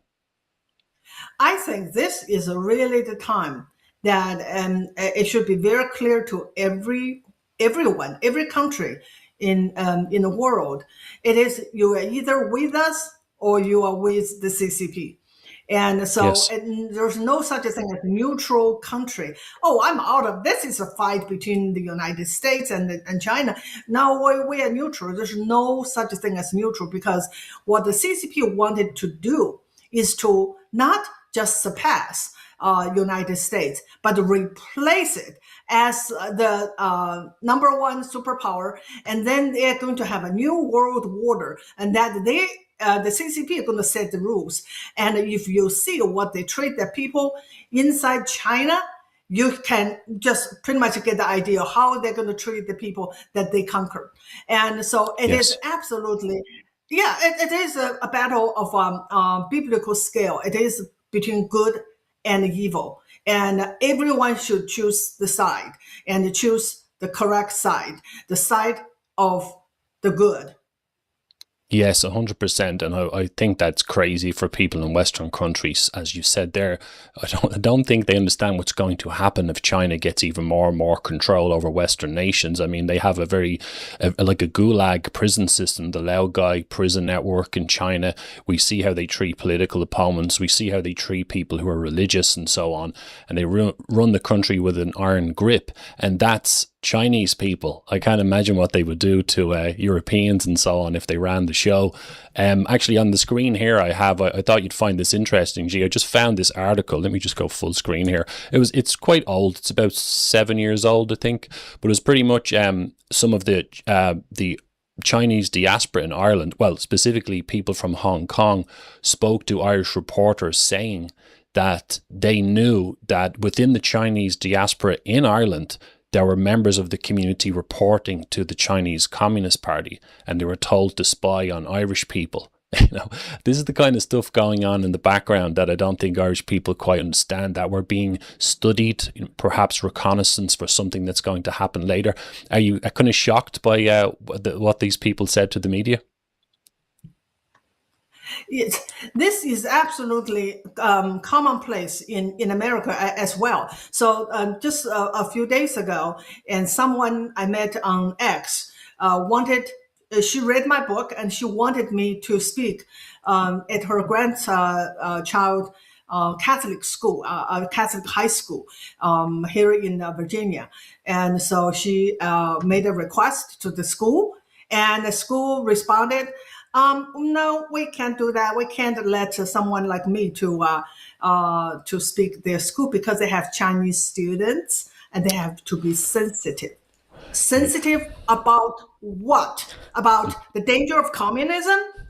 So this Exactly. is, the people don't see it. The American people don't see it, and there are a lot of people from China. They are, some unknowingly, they get paid. Some unknowingly defend the CCP, because CCP has been brainwashed people to believe that China is CCP and the CCP is China. If you disagree with the government, you are against China. You're hurting the feelings of the Chinese people. And this is this has been really brainwashed a lot of Americans. And Yes. I have been trying to do this, just make them aware that this is a tactic by the CCP.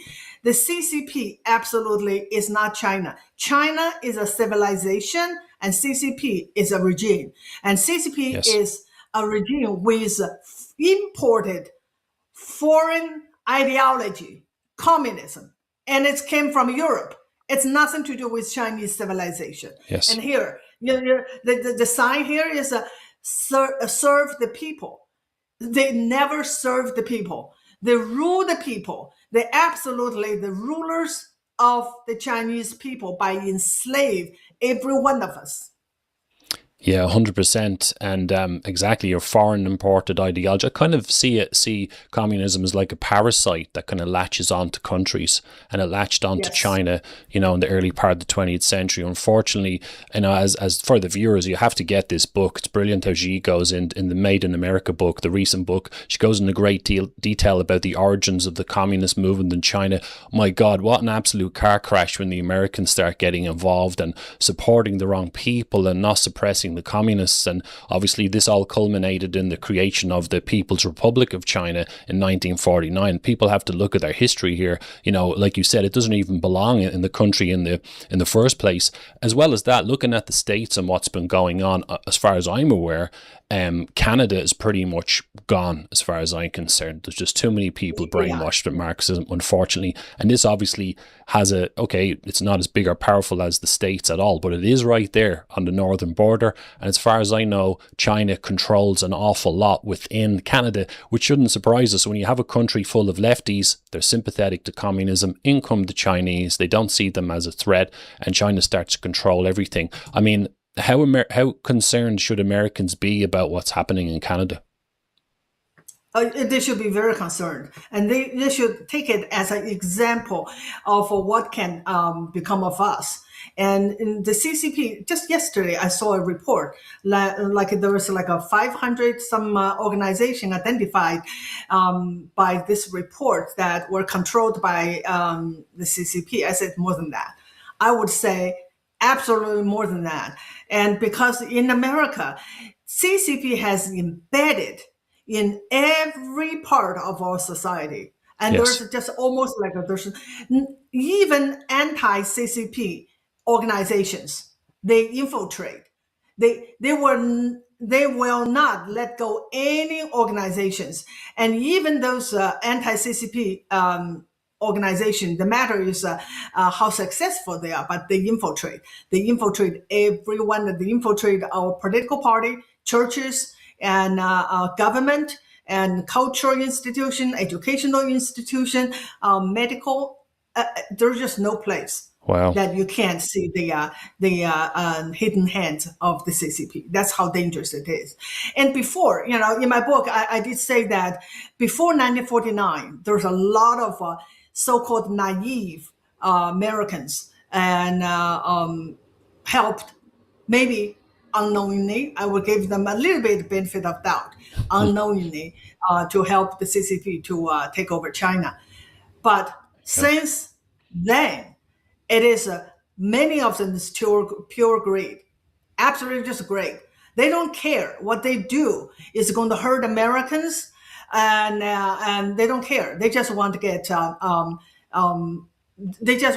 their share of the pie. What they say that is China is a place to get rich.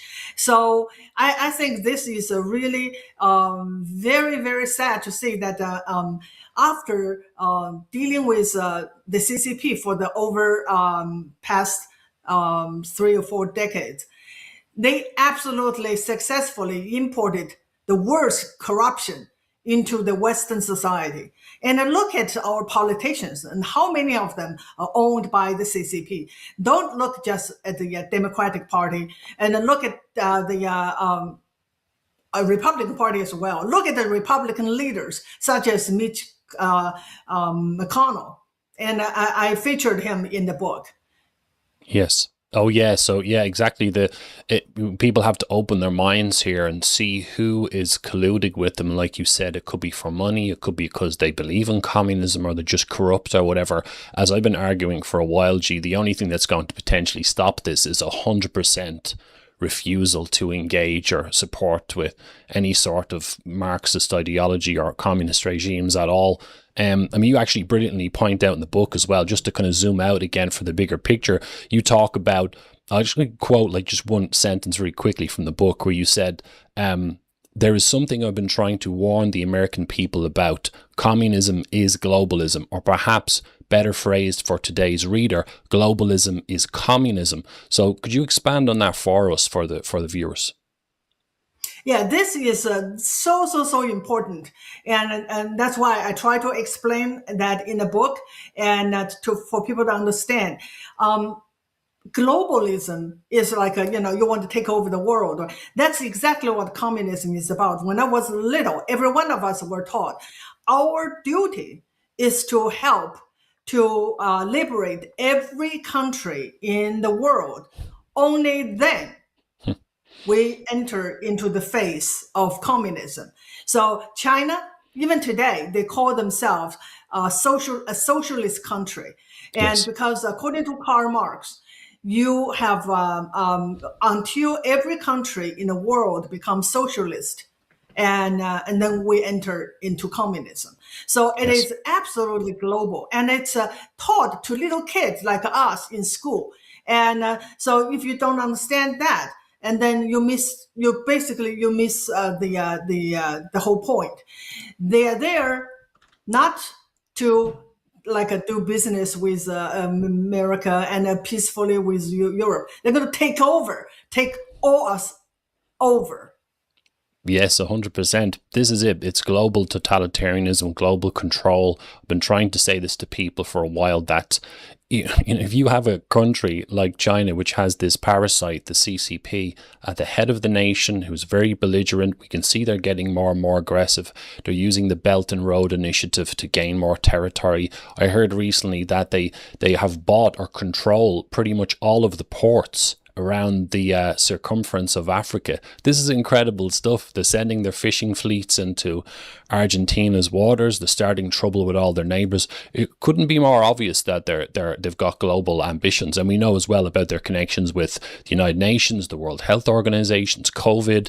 There's no limit to what they'll kind of try, I don't think. And as you said, sorry. Yeah, they absolutely take over all the international organizations. They came in, and because we allowed the CCP into a so-called, I call it a gentleman's club, that the rule, everyone has to follow the rule. Now you let in a gangster, and what do you expect?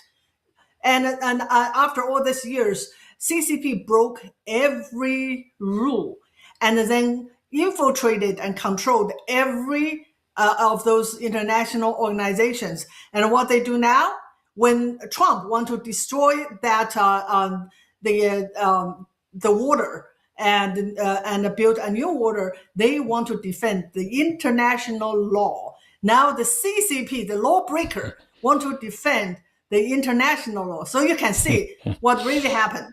They absolutely took over the old world, and then now they want to defend it. It's incredible. Yeah, that's typical of when you're dealing with a snake. Sometimes they'll completely have no disregard for the rules, break them, abuse them or whatever. And when it suits them, they'll go back to the rule book if it suits their agenda. It's just they're constantly moving the goalposts. In terms of, say, again, how dangerous they are to the states. I mean, I knew about when COVID happened straight away. I knew something was going on. It was connected with communism. You mentioned fentanyl as well. So we had the COVID situation, which it affected the whole West. Fentanyl in particular seems to be attacking the United States of America. And then recently as well, I heard about the biolabs. Chinese nationals were running these biolabs near Las Vegas. And I'll just read a very quick, just one sentence here. I can't remember where I got this quote. I think it was from an article, but it said, on January 31st, 2026, the FBI raided 2 illegal biolabs in Las Vegas linked to CCP-connected companies. Over 1,000 samples labeled HIV, COVID and Ebola were seized and sent for analysis. This is incredible stuff. I mean, we're talking about biological attacks on the Americans. Do you think Americans would accept this, this level of aggression and these kind of evil intentions?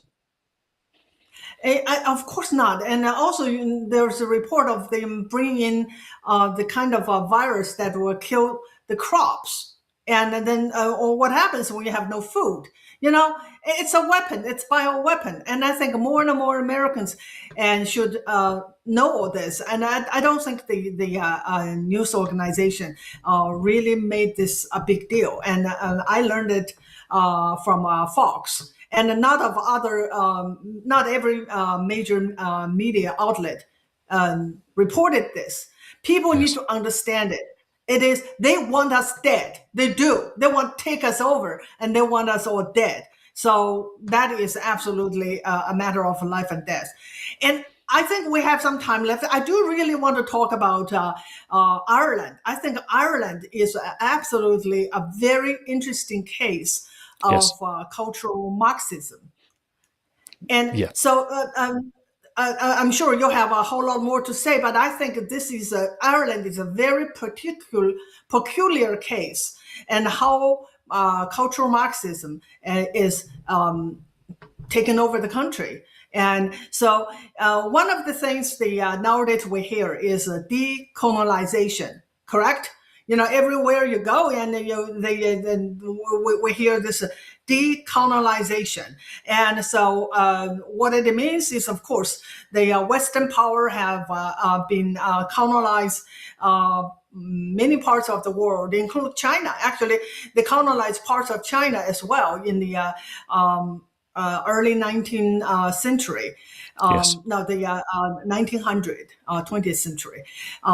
So it sounds like okay. So the Western countries are guilty of colonization. Of course, they don't mention that there are a lot of other civilizations colonized, and such as the Chinese.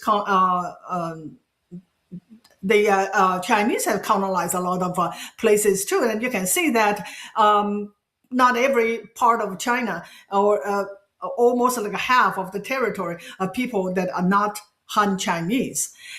But for Ireland, it is so interesting, because Ireland was being colonized. It was never a colonizer. It was being colonized, but it doesn't matter. They imported the race Marxism to Ireland, and then blame the Irish as white supremacists for just being white. And I think many Irish go with it. They're fine. And then they imported people from other parts of the world, and then they automatically become oppressed in Ireland. And this is something I just find that fascinating, that a lot of Irish, especially the leftists, they seems to be fine with this absolute absurd accusation that Irish people are racist, Irish people are guilty of the original sin of colonization. What do you think? Oh yeah, well, Ireland is a real special case, and it's interestingly in my opinion, it's connected to the fact that Ireland was under the control of the British Crown. Before that was the English Crown. Going back to about the 12th century, I think we had the Cambro-Normans came in, which was the first type of English person to come in, and for arguably 800 years, Ireland was ruled by the British till, well, we'll say we use 1921, 22 as a marker with the Anglo-Irish Treaty. But my theory is that we've been told all of our lives in the 20th century, particularly by the Marxists in Ireland, that we were like victims of British imperial oppression in the past, or also that we are oppressed by the Catholic Church. And I think that kind of mentality led people in Ireland to buy into Marxism, in a strange kind of way. Like, as you said, it's like inverted. We have more in common with African countries in some ways, even though we're ethnically Irish. But people have bought into this. I think it's the education system and all the brainwashing. It's kind of latched on to Irish nationalism. It's kind of complex, but I think that's kind of where it comes from. I'm sure it's fascinating to you that how could this have kind of latched on in Ireland? It's fascinating, isn't it? Absolutely fascinating, yes, and it's just, to me, it's so absurd, but again, I see a lot of the Irish leftists absolutely bought into it, and now Ireland is really, really. I think it's become the front line of the battle against cultural Marxism, and then recently, a high school teacher was arrested for refusing to call a transgender the preferred pronoun. Yes. And this is just absolutely insane.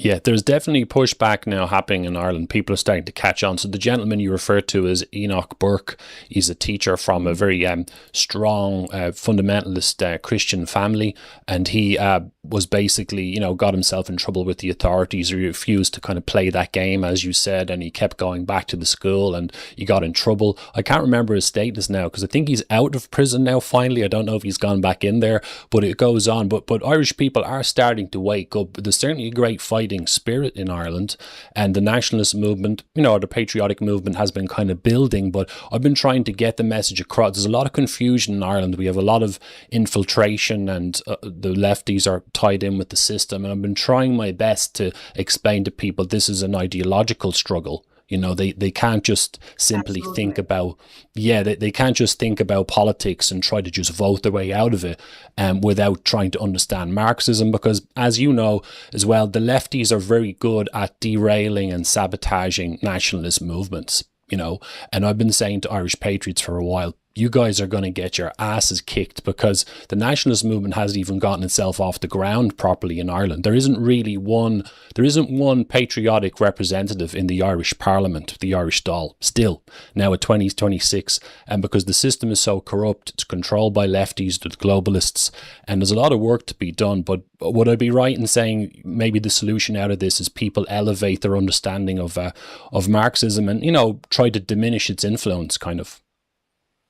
I think so. I think that only when they understand, and also through history, understand, a concept is one thing, but understand the history, to learn about the history, that how the communists and Marxists would use identity to divide people. And in China, in my first book, I explained in very much detail of how they divide the Chinese people. And since we are all Chinese, so they divided by class, by whether you or your family own anything. If you do, then you are classified as the black class, the enemy of the state. Yes. And everyone has a label. Everyone has a label, and you live by your label. If you have a black label and versus red label, and you are second class citizens, and you were discriminated against, and you were persecuted, not just you and your children and your children's children. That's always what they do. They divide people, giving people a label. And the other thing you talk about, the nationalism, also I think the wokeism is against national sovereignty. That's Yes. why in the United States they call they have many categories of calling people basically a label that called make them my enemy. And one of these Christian nationalism. Christian nationalism is somehow a label that they use to demonize the Yes. right wingers. But this is very interesting that nationalism is a weapon for the communists.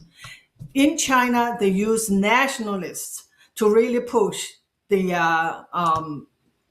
revolution. The goal is to kick out the imperialists from the West, the Americans, the British, and whatever. And now they are defending their national sovereignty. But at the same time, it is national sovereignty. If you talk about national sovereignty in the West, you are a bigot. You absolutely are the enemy of the people.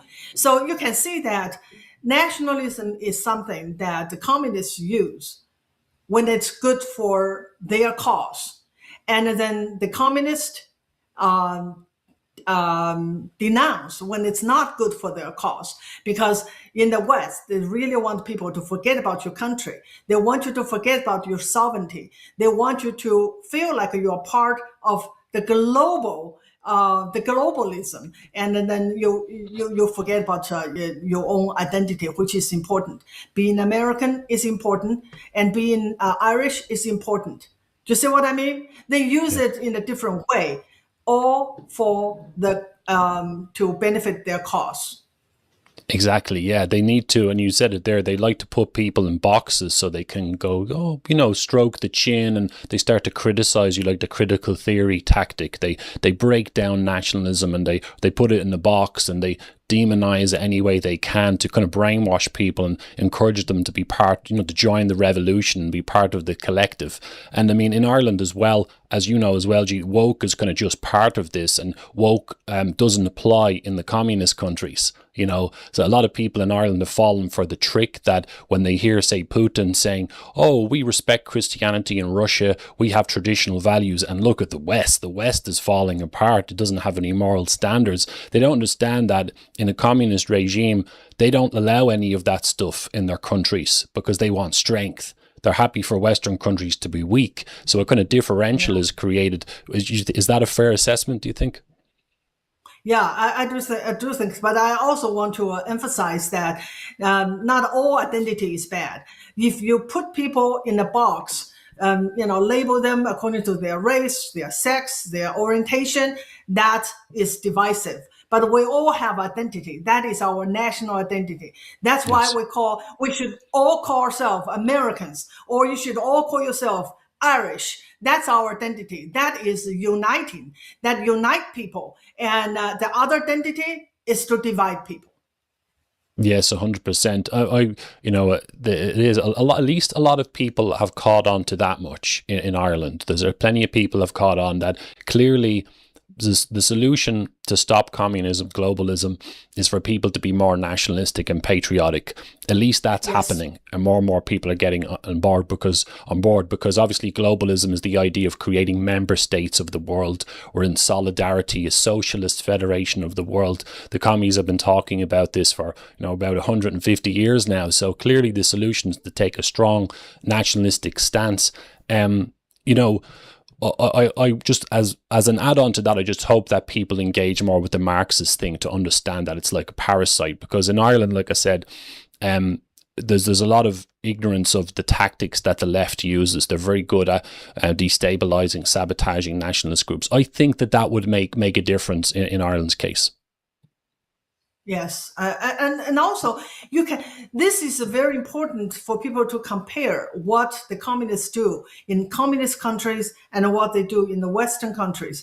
In the communist country, in China, they try to wipe out all these nationalities inside China. They try to teach the Tibetan kids Chinese so that they could no longer communicate with their parents or grandparents after they went back to school, because the school, mostly boarding school for the nomad people. And they try to erase the ethnicity. They try to erase their heritage. And they want everyone to be controlled by the CCP.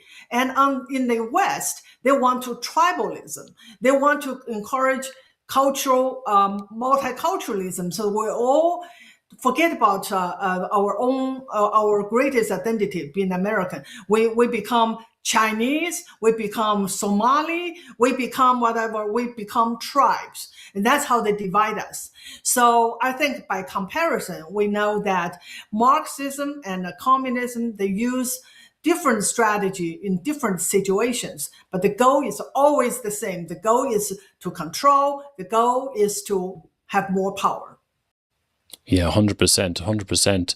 And I always just try to encourage people. I mean, I often describe Marxism as being like, I often talk about, say, on a computer system, you have antivirus software, and every time you load up the software, you initiate the software, it updates itself with all the new types of viruses because new ones are coming out all the time. I think Marxism is like that with its tactics. It's got all the old tactics. It's coming out with new tactics all the time. And I don't think the patriotic movements are going to really be able to defeat this thing unless they inform themselves of the history of this thing and the different tactics that it uses. And do you think it's amazing as well that what woke is, or cultural Marxism, some people call it woke, the progressivism and so on, has done a really good job of eroding lots of things in the West, particularly patriotism and national borders and so on. And after decades of that, now we see the communist alliance of Russia, China, North Korea, and their allies are becoming more aggressive. Russia's in Ukraine, China is chomping at the bit. The PRC is, the CCP is chomping at the bit to take Taiwan and start trouble with its neighbors. I mean, they're clearly becoming more and more aggressive. North Korean troops have been, participating in Ukraine, and they're all working together. It's amazing that people can't see this, that it seems like the communist movement is now kind of circling what they think they're circling the carcass of the West. Am I crazy, or am I onto something? Yeah, that's what their strategy and the Mao's strategy of countryside encircle the city. That's how he took over China. And now they're using the same thing. They're using the different countries and to encircle the West, basically, such as Iran, Venezuela, and a lot of the third world country, and they want to be the leader of those countries to encircle the West. But it's been and I'm just so glad that Trump understands our number one threat, no question about it, is the CCP. Everything he has done so far is to weaken the CCP without even confronting it directly. And I think with Iran and Venezuela gone, we'll see that CCP will be weakened dramatically and have no more cheap access to cheap oil. And also, it's just a little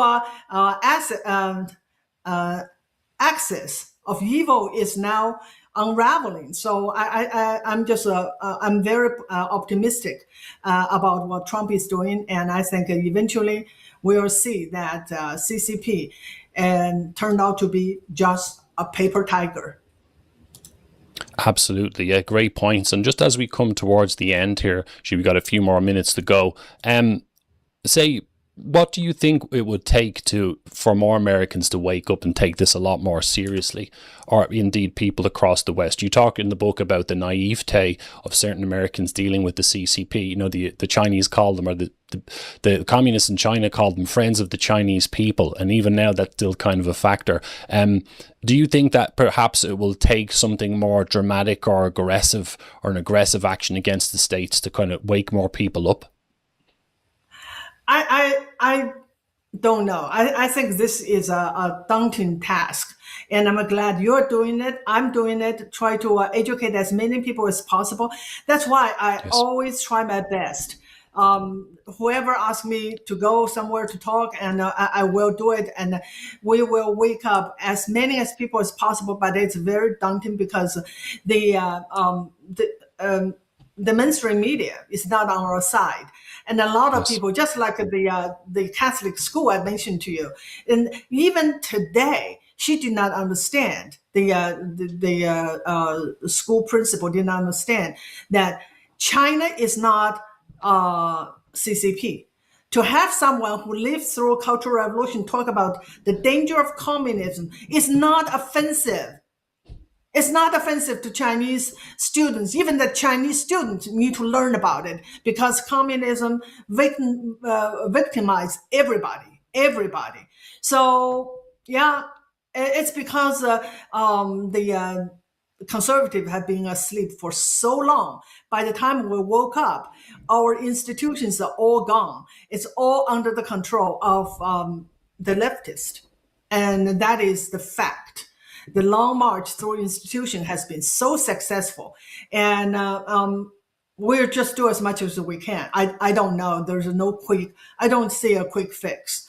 But something really, really encouraging. Yesterday, I got a request.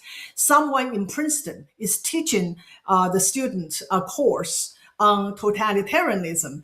And the professor wanted the student to interview people who lived under totalitarianism, such as me, to interview me to write a paper. I said, wow, Princeton talking about teaching students about totalitarianism. It's a good sign. It's a good sign. It's kind of slow, but at least I see some encouraging signs everywhere. Yeah, you're absolutely dead right. And when you said as well that there's no quick fix, I mean, the communists have managed to get their tentacles into everything, and that didn't happen overnight. So logically, we can't fix this in a few days, and we're dealing with indoctrinated people like Yuri Bezmenov, you know, one of the great Soviet defectors, said once that some of these people are just contaminated. It's going to take a while to generate new generations of students with patriotic values and so on. And just as we come towards the end here, Xi, anything else you would like to add, say, for example, you know, like a message of encouragement to Irish patriots or British patriots or Europeans, you know, what steps can they take to help to stop this pretty much and save their countries? Yes, I would say, especially this year is the 250th anniversary for the independence of America. And I encourage everyone, and I have been doing a lot of visit to historical site to celebrate this very special occasion. I think you have to love your country. You have to love your heritage in order to defend it, right? So you can't just say, you know, we're going to defeat communism and Marxism. But the first thing is you have to learn to love your country, especially for the young people, to love your nation, to love, especially in America, to love this great country that so many millions of people want to come here, to be part of it. And Ireland too. Ireland is such a great country with great civilization. Learn to love it, and then you would have the courage to defend it. Europe is worth saving. Ireland is worth saving. United States is worth saving. We have to save all of them. Excellent stuff.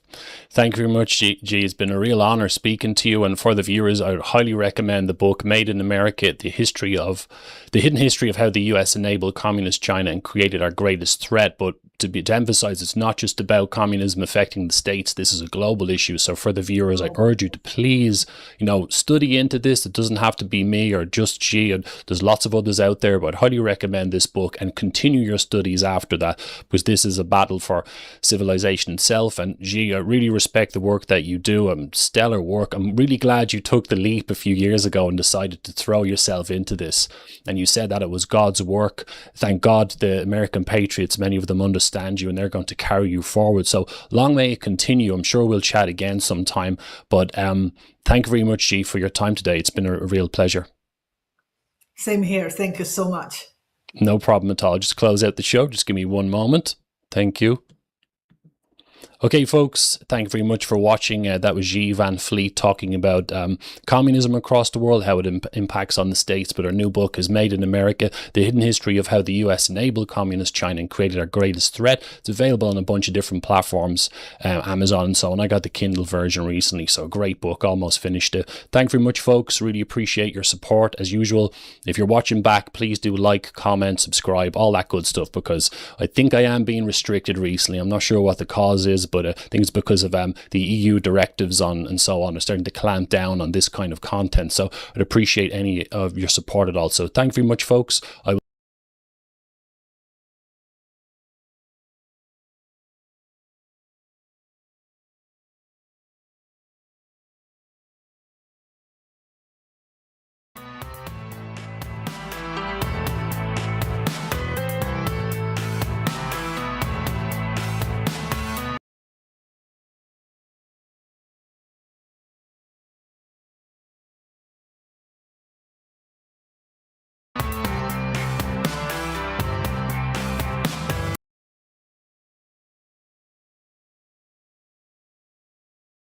going to happen again, they'd think hear this same kind of story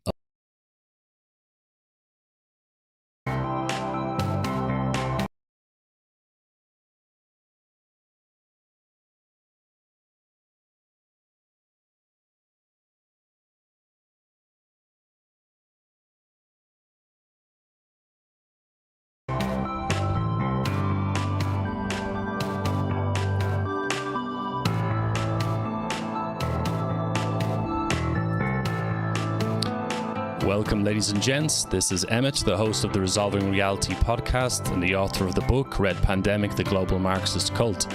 Back with another series of live streams, interviews, and some other bits and pieces as well.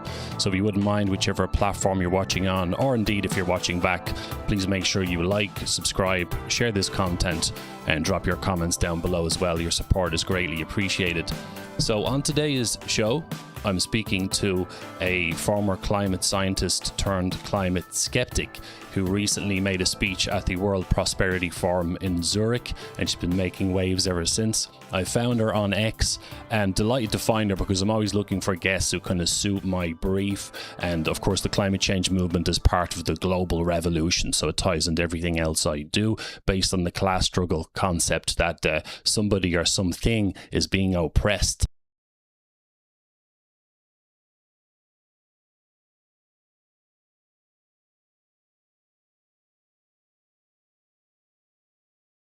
So in this case, the planet itself. So she's been doing great on X, making these short videos, which have been doing the rounds, and very, very impressive work. So with that being said, I welcome my guest on the show, who is Annika Sweetland. Annika, good morning. How are you doing? Hi, I'm very well, thank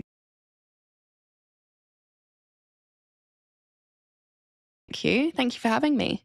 No probs at all. I'm glad I found you because, like I said in our private correspondence,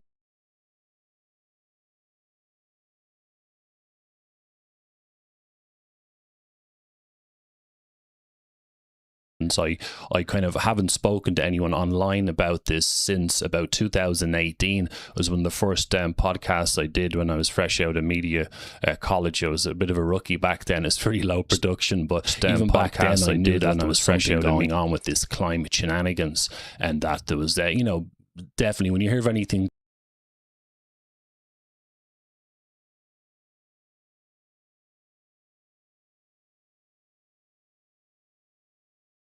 global and it's being pushed by governments and all these groups around the world, you definitely know that something big is going on here. But before we get into the nuts and bolts and talk about yourself and everything else, did you ever think you'd be doing this, that one day you'd be, putting these few minute long videos up on X, kind of exposing this whole thing? Absolutely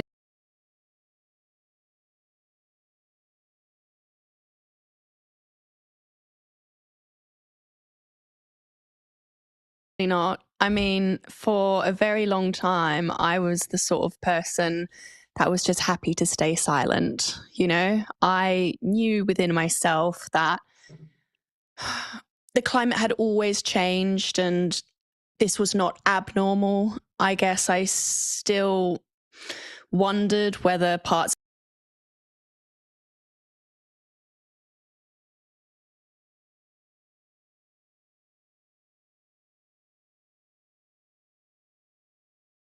it were real, but regardless, I felt, okay, I know what I know, and I was just happy to stay silent. But I always dreamed of being the sort of person who had the confidence and the drive to come out into the open and state what I believe.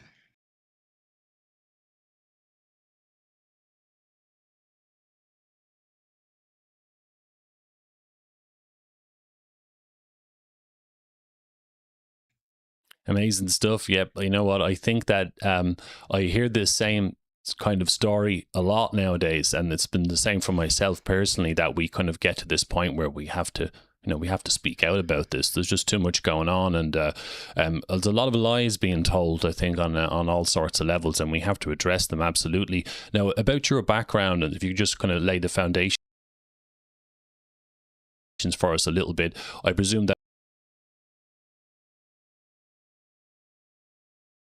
Going to happen again.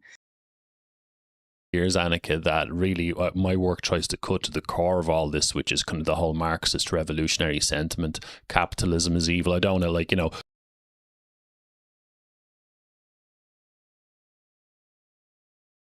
push you down this road. We've got a few other things to talk about, but still, it's fascinating. They kind of insert these concepts into the discourse, and like you said, if you're a student, you might not notice you're being hit with this kind of stuff. Is that your kind of perception of how this is rolled as well? Yeah, for sure. I mean, I thought it was wonderful that they had found a way to quantify climate change, and environmental economics just sounded so sexy and cutting edge. I mean, it was really like a trap. It really, you know, it was all new, and there was the ESG, the environmental social governance, and you know, I thought that was just the best thing in the world. Airlines saving polar bears, sign me up. I was that person who paid more when booking a flight just so that it would be an environmentally friendly transaction. Wow. Yeah, it really is. It's funny looking back on it now, but look, we've all been there. I suppose you look back at what you were taught and what you bought into, and you go, oh my God, I can't believe I fell for that one. I paid an extra, like, you know, I haven't done it, but paying an extra few euro or dollars or whatever for a flight, you know, to get the green option or something like that, thinking it's going to make any difference. As well, another thing as well, I heard as well, I'm sure you've experienced this in university or when you've talked to people, the concept of, you know, climate anxiety. I've heard this a lot, particularly with the younger generations now. They're growing up in this environment and in the education system. And you alluded to it earlier. People are going,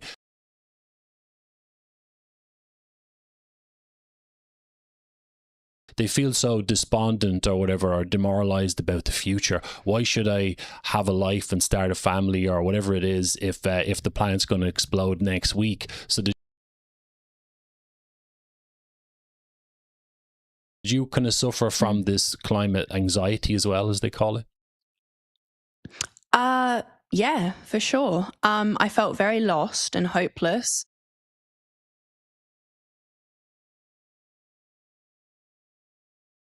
After I'd completed my degree, I wasn't sure how I was ever going to save the world or make the world a better place, because it seemed that that was an impossible task.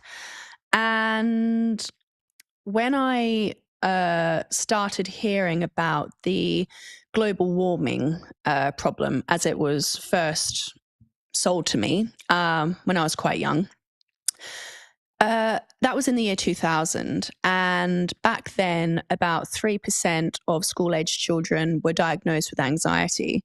And in 2020, that number had risen to about 20% of school-aged children being diagnosed with anxiety. And I am sure it is this story. And, you know, some people say that that's akin to child abuse because it's emotional abuse, emotional exploitation. And it's the fact that it's a lie, the intention is what makes it so bad. Yeah, this is it. And obviously kids, they don't have the life experience or whatever to process any bigger picture stuff. They're obviously going to be quite emotional, and obviously, like you said earlier, you tend to believe your authority figures, professors and teachers, so on, and you buy into this as being reality. It's really terrible what they're doing. And say when you were in university or when you were going through the system and so on, is it true what I hear that with a lot of this woke stuff, whether it's climate or anything else, that you're kind of pressure is put on for you to conform to the agenda when it comes to exams and stuff like that, or papers you might submit? Are they kind of intentionally pushing you towards like reaching these conclusions and going along with the whole thing? Absolutely. Like I said, when they taught us what climate change was, they taught us that it was because of the greenhouse effect, and that simply putting more carbon dioxide, nitrous oxide, methane into the atmosphere would create a warmer planet. And that's actually, you know, sure that happens, but the whole effect is quite negligible. And they didn't give any other options. So actually in my lecture notes, it in plain writing said Milankovitch cycles, El Nino Southern Oscillation, and volcanoes are not factors for current climate change. So they had completely, if I was to mention those in an exam, or an assessment, I wouldn't get any points. I would not pass the degree. So unless you conformed, unless you gave the answers that they wanted, you wouldn't walk away with that degree. And this is why there is so much pushback from the climate establishment when it comes to me, because it is so rare that a climate scientist, you know, I should have really gone straight into working for some NGO or something. And then I would have never, ever, ever learned that what I was taught was false. So it is just almost impossible for a climate scientist, or I would have got so much funding for the papers that I was producing that I never would have even wanted to know it wasn't real, because that would mean my livelihood was gone. So Great point. it's near impossible for a climate scientist, which I am, because I was trained to be one. And thank God I got a job with the Australian government practicing some of what I learned, because apparently that's not even enough, Emmett. Apparently I need to have been writing scientific peer-reviewed literature for the last 20 years. And we'll see how dodgy peer-reviewed literature is, I'm sure, in this podcast. So, yeah, they are just discrediting me, or trying to discredit me left, right, and center, which tells me that I am exactly on point. I'm saying exactly the right thing. This is it. Well, the old adage of if you're getting a flack, you're over the target. So this is typical. Again, we hear this a lot. The minute you start to go after this stuff, they put you in the crosshairs. So it's all quite predictable, really.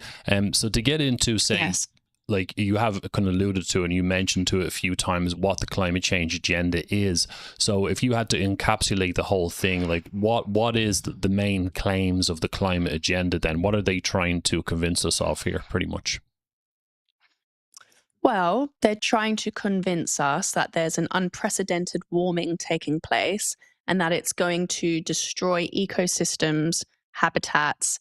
Extreme sea level rise is going to affect millions or billions, and famine is going to hit us all, and extreme heat is going to cause fires and storms, and just an end of the world doomsday scenario is what they're trying to convince us of. And by the way, they've been trying to convince us of this since the 60s. And they started out with an ice age as the story. And, it wasn't until 1988 that they rebranded it as global warming. And actually, the New York Times headline in 1988 said, "Global warming has begun. Expert tells Senate." So that's when it started, because they decided it had begun. And now, of course, the science is settled and there is scientific consensus. So why would we need to revisit anything? But, this is something that was planned for a long time. And then it changed to climate change, because the world was not warming as they had said, and they couldn't get away from the data. So they just changed it to climate change. Yeah, that was one of the funniest parts of it that I do remember from years ago, and I interviewed Dr. David Evans about this. They just changed the label, so that's typical of this revolutionary movement. You just kind of move the goalposts slightly so they fit the narrative. So I mean, okay, how I try to explain it to people in my very ignorant, limited knowledge is that it's really more about solar activity or other factors that have affect the climate on the earth, as rather than the CO2 emissions and stuff. Am I oversimplifying it? Like, I know that solar activity is part of it, but there's other factors as well, isn't there?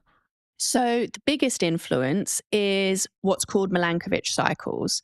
Now, these are this is basically Earth's position relative to the sun.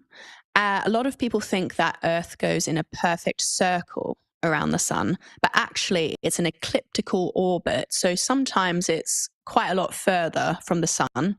And it also tilts and it wobbles. And all of these variables together create 100,000 year ice ages.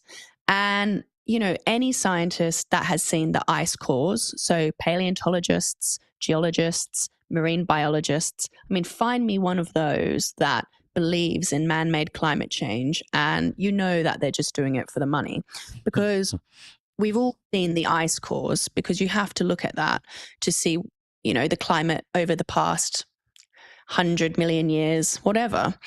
And when you look at that data, you see in perfect clockwork 100,000 year cycles.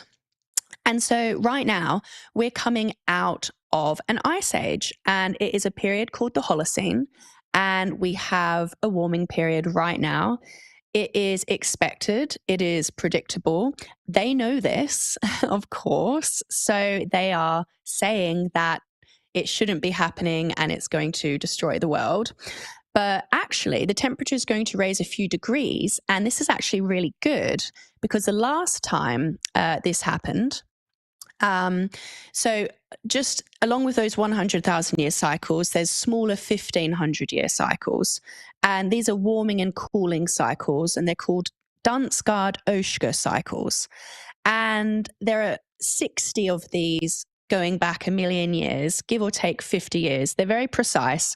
The Earth's climate changes like clockwork. It is a cycle that is repeated again and again. It's all part of how it regulates itself. And actually, a really interesting point is that species, animals, plants, etc., they every 6,000 years they replace themselves. So it's very normal for species to go extinct and for new species to emerge. It's all part of Earth's cycle, just like we die and then new humans are reborn.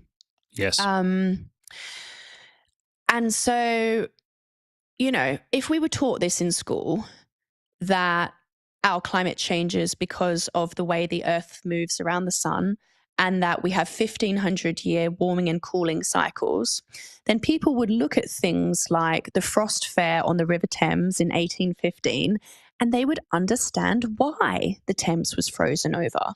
They wouldn't think, oh, gosh, what was going on there? You know, is that going to happen again? They'd think, oh, yeah, that was the Little Ice Age from 1400 to 1900. We're coming out of that, and we're going into what was called the medieval warming period, which happened at around 800 AD. And that's when you see all of the wine that was grown in Europe. And it's fabulous, actually. We're going to have less extreme weather, less storms, because the climate will stabilize a lot. Basically the opposite to everything they're saying. And we're going to get more crops because the growing conditions will be more favorable. So that's what people should be learning in school. And this is why it is just probably the biggest lie ever told, Emmett, because just as narcissists always do, they just say exactly the opposite to what's happening. And yeah, it's a very narcissistic plot, this. Yeah, absolutely. I think it's important to address that, you know, just to lay the foundations for people and tell them what's being pushed exactly, and just kind of deconstruct it, because I know that people just don't have the time to look into this stuff too much. And I appreciate as well that, say, it's like me teaching the Marxism thing. When you're teaching someone or explaining it to them and they're an absolute rookie, they won't have a clue what you're talking about till you go over the basics and so on, which you've kind of done there with the climate change movement as a whole. So another thing you've kind of raised as well in your work, and one of the kind of major talking points about this, is that the idea that the climate's changing and the sea levels are going to rise. It's going to gobble up all this land, and it's something to do with the melting of the ice caps and so on. Tell us about that. Why is this such a big talking point for them? So this sea level rise was one of their main arguments. And what the World Meteorological Organization, which was the kind of original NGO along with the UN who was involved in the creation of the IPCC, which we'll talk about, they basically promised that the warming that they had predicted would cause a sea level rise of a few meters over the next century. And then in 1989, the UN went on record and promised that entire nations would be wiped off the face of the earth due to climate change-induced sea level rise by 2020. And we're still here, so that is a false prediction. None of this sea level rise has eventuated, and this is exactly the same story they're preaching today. And extreme sea level rise and climate change refugees are nothing but a myth designed to scare people into whatever policy response is waiting in the wings. And now we actually know that they would have known via satellites that sea level was always rising steadily. They had access to this satellite data for about 20 years when they came out with this story. It rises 1.2 inches per decade for anyone interested, and it has always risen like that. But because this was never a real story, they were never interested in the real data. They could clearly see that there was no unusual sea level rise, but they intentionally chose to mislead the public, and therefore they put their fraudulent plan into action. But, now we have the great data for this. We can see that Tuvalu was always a huge talking point. The Prime Minister of Tuvalu always said that his nation would be going underwater and sinking.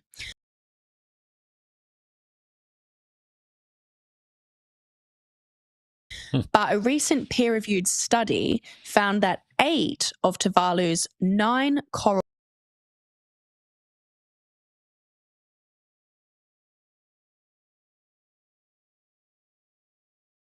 atolls have grown in size during recent decades, and 75% of the smaller reef islands have increased as well.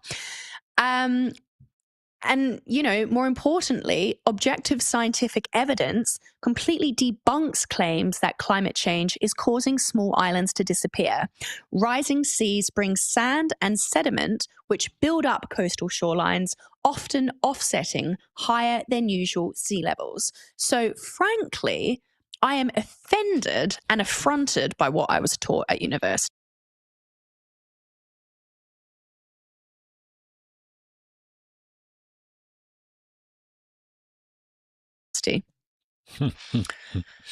Yeah, that's fascinating, and that ties into exactly what you were saying about trying to produce that emotional reaction in people. I mean, if there's no land, we're going to end up in the ocean pretty much. And reminds me of the famously Al Gore.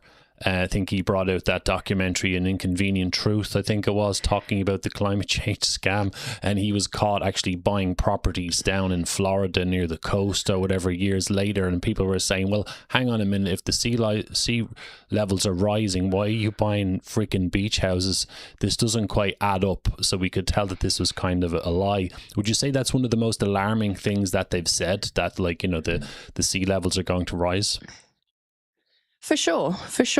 Because, a lot of people want to live near the coast, and if they can't even buy a property with confidence, it's all about whether people feel safe.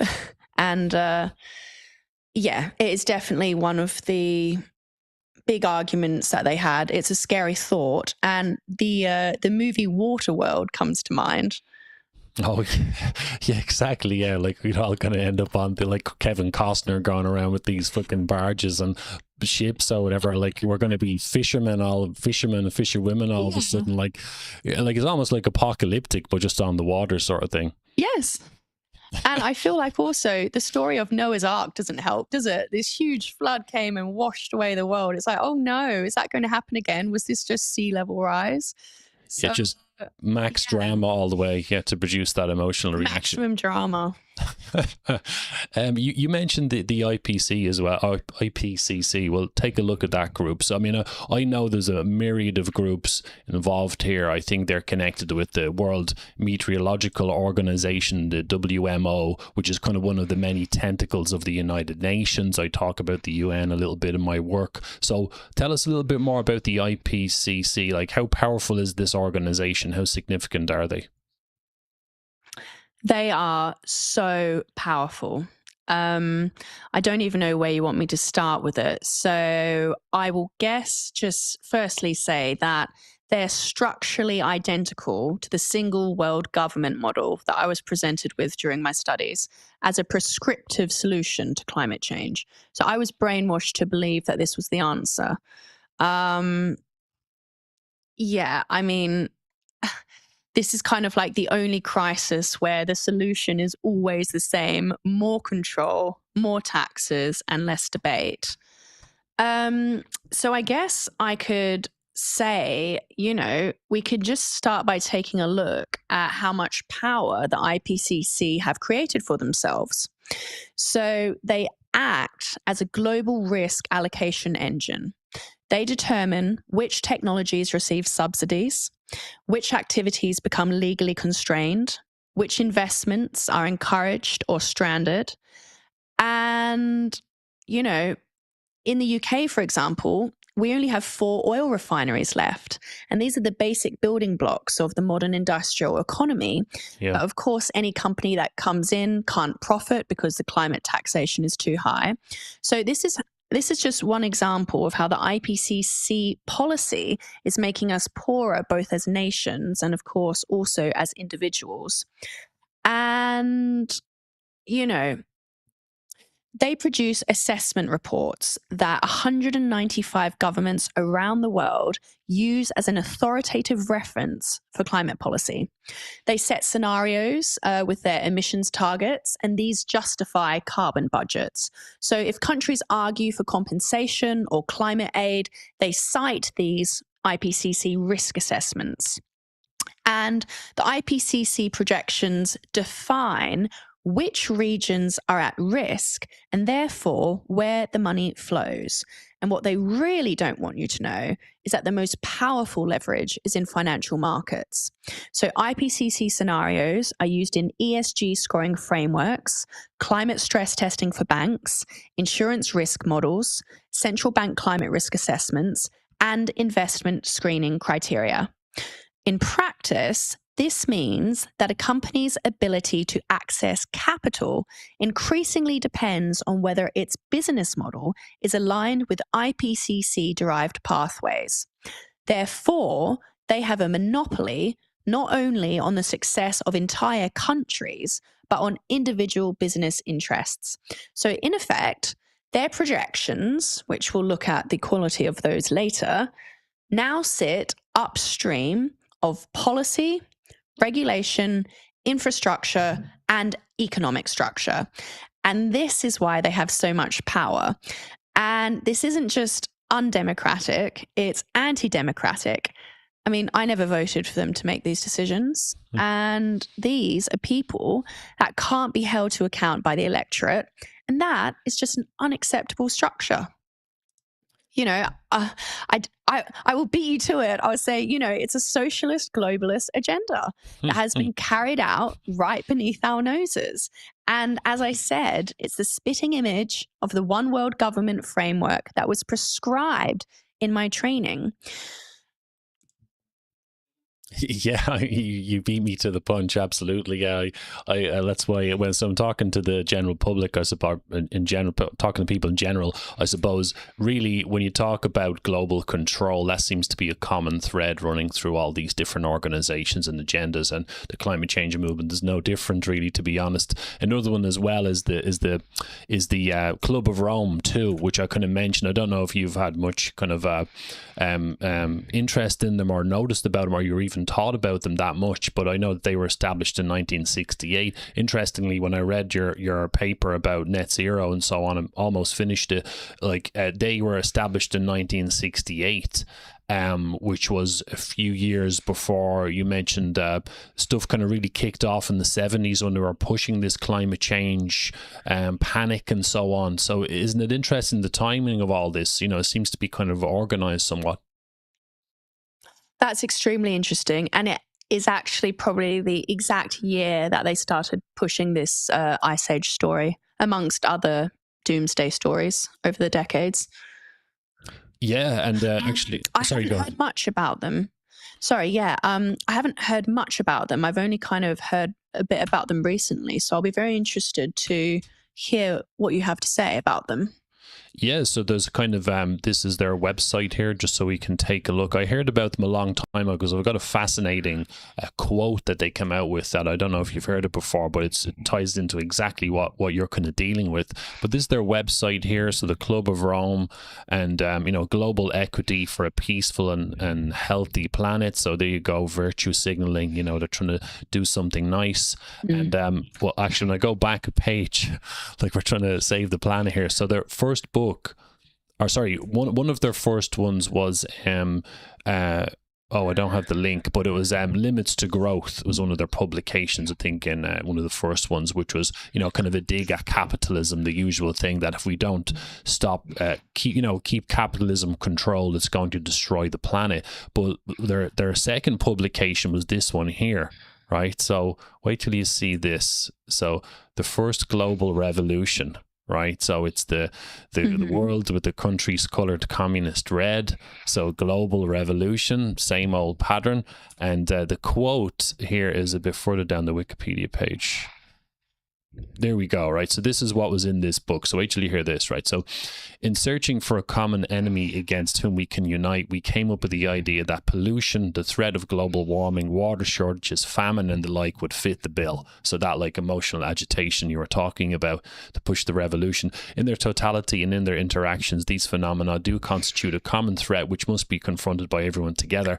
But in designating these dangers as the enemy, we fall into the trap, which we've already warned readers about, naming symptoms for the causes caused by human intervention in the natural process, and the real enemy then is humanity itself. So what's your reaction to that kind of rhetoric?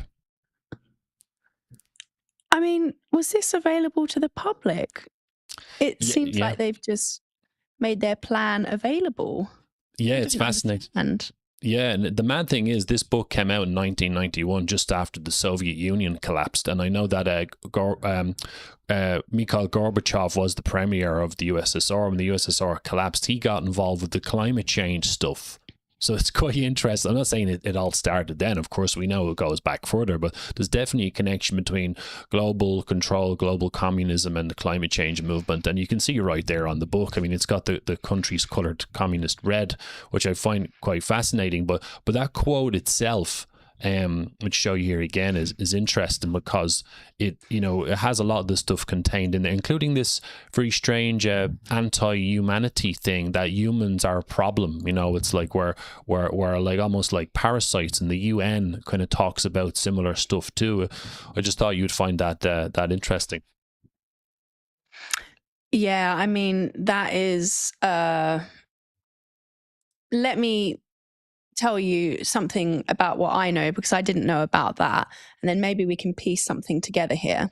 Yeah. So in 1997, that's when the Kyoto Protocol came into effect, I believe. Yeah. And basically, this is when they had the negotiations that helped shape the rules for countries. And I've always seen China as a major player against us here. I don't know if Russia and China would ever have conspired against the Western world. You would probably know whether that was yes? Okay. 100%, yeah. So this is interesting then. So China was really heavily involved in these negotiations, and they helped shape the rules. And lo and behold, they were classified as a developing country. Now, between the time when the mechanism was created and when it launched in 2005, China was busy building relationships so that they could shape this market of this clean development mechanism, which was going to be the global carbon credit market, so that they could shape the market to their advantage. And they actually developed their National Clean Development Mechanism Authority in 2004, 1 year before the Clean Development Mechanism even took off. Now, they supplied 60% of global carbon credits by 2010. And these credits were basically a huge money printing exercise. So the US, us, the EU, all Western countries we all were classed as developed countries and we had legally binding emissions targets. And the rest of the world, they were classified as developing and they could grow their emissions freely. They didn't have any mandatory emissions cuts. So cheap energy plus unlimited growth potential. On top of that, we were paying them for their carbon credits and a lot of the time giving them the technology to do so. So it was a complete economic war that was waged on the Western world. Yeah, and this is it again. I try not to push discourse towards the whole global communism thing, but you just can't avoid it. It's the big red elephant in the room constantly. You said it there clearly from what you're telling me, and you're the professional, the expert on this. So the viewers don't want to listen to me, that's fine, but they should listen to you. Clearly, there's a double standard being created here in terms of economic growth, which is a big red flag as far as I'm concerned. And even when I interviewed Dr. David Evans back in 2018, he told me that pretty much, to paraphrase him, that the Chinese were taking the rest of the world for a ride on this. Like they're throwing up, coal-fired plants, gas-fired plants, nuclear reactors left, right, and centre. Whereas in the West, we're being forced to go green and dismantle our grid. It's really it's a bit odd. It's a bit it's not coincidence that this happens to be anti-Western in its stance, pretty much. No, and so here we are after 30 years of signatory to climate agreements or restrictions on our economy. So instead of attracting investment here, it's going straight to these other countries with no emission standards, even though we're all signatory to the same treaty. And from my point of view, the taking of British steel, our best quality steel in the world, that was kind of the nail in the coffin. So due to the clean development mechanism, manufacturing had to shift to China, India, Southeast Asia. And, the government sold it for a measly £50 million. They spend billions a year on illegal migrants. And, at what point do we say, was it a coincidence that the Chinese metaphorical tanks have come in and secured one of our most strategic assets? It's not just a national security issue of them having control of our steel, which is hugely important for defense, etc. Yeah. But the government they gave it to them. And so this is actually what I see as the main problem now, Emmett, is that there are so many corrupt politicians that are enabling these agendas. So really, the only solution for this is to actually have someone in government who isn't corrupt or evil. And we leave all of these climate agreements. We leave all of these international treaties. That's the only way out of this. But it could really be too late, because not only that, but in January this year, the government gave planning permission and listed building consent to a historically Crown-owned site, the Royal Mint Court. It was sold to the Chinese government under Conservative leadership and then given the green light from Labour. I mean, why is no one talking about this?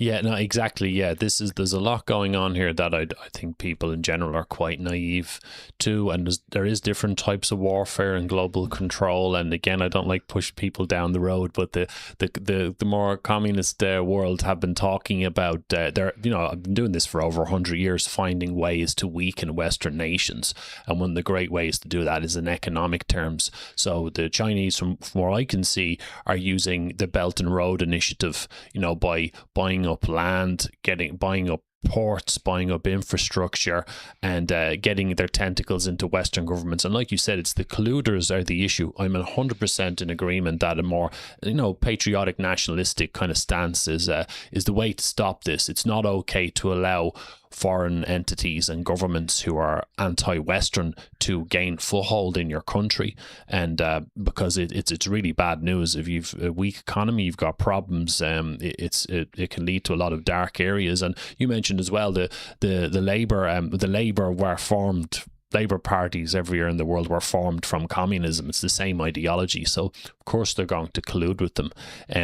So do you think I'm generally on track here? I suppose my stance on things tends to match what you're seeing. Is that a fair assessment?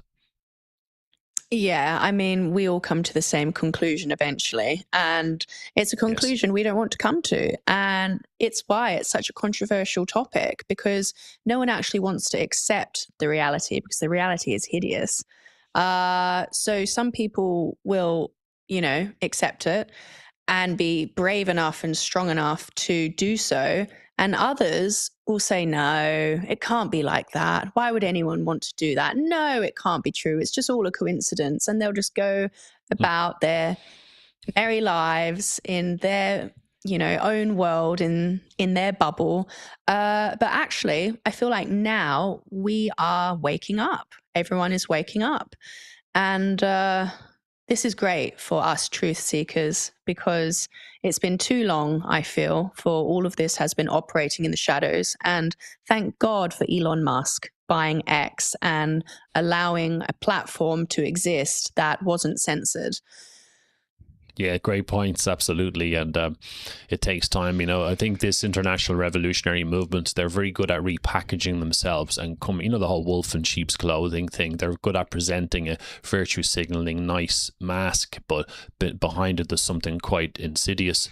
I just thought of stuff like, we're talking about different acts. Is there anything you want to comment on with regards to, say, the Climate Change Act, the Paris Agreement, and all these different things being kind of pushed out there? Are these kind of the most significant acts and stuff we should be worried about? Yes. So the Kyoto Protocol was obviously where the clean development mechanism, which is where basic economic takeover came from. But, this wasn't enough. It turns out China provided data, models, regional analysis, and high-level leadership in the international IPCC reports that supplied the scientific foundation for our emissions reduction targets. Chinese experts fed into the Stern Review. I don't know if you remember that. I'll say that again. Chinese experts also fed into the Stern Review, which was in 2006. That directly kind of preceded the Climate Change Act in 2008. And so this added economic urgency just before the government committed to the bill, which was the Climate Change Act.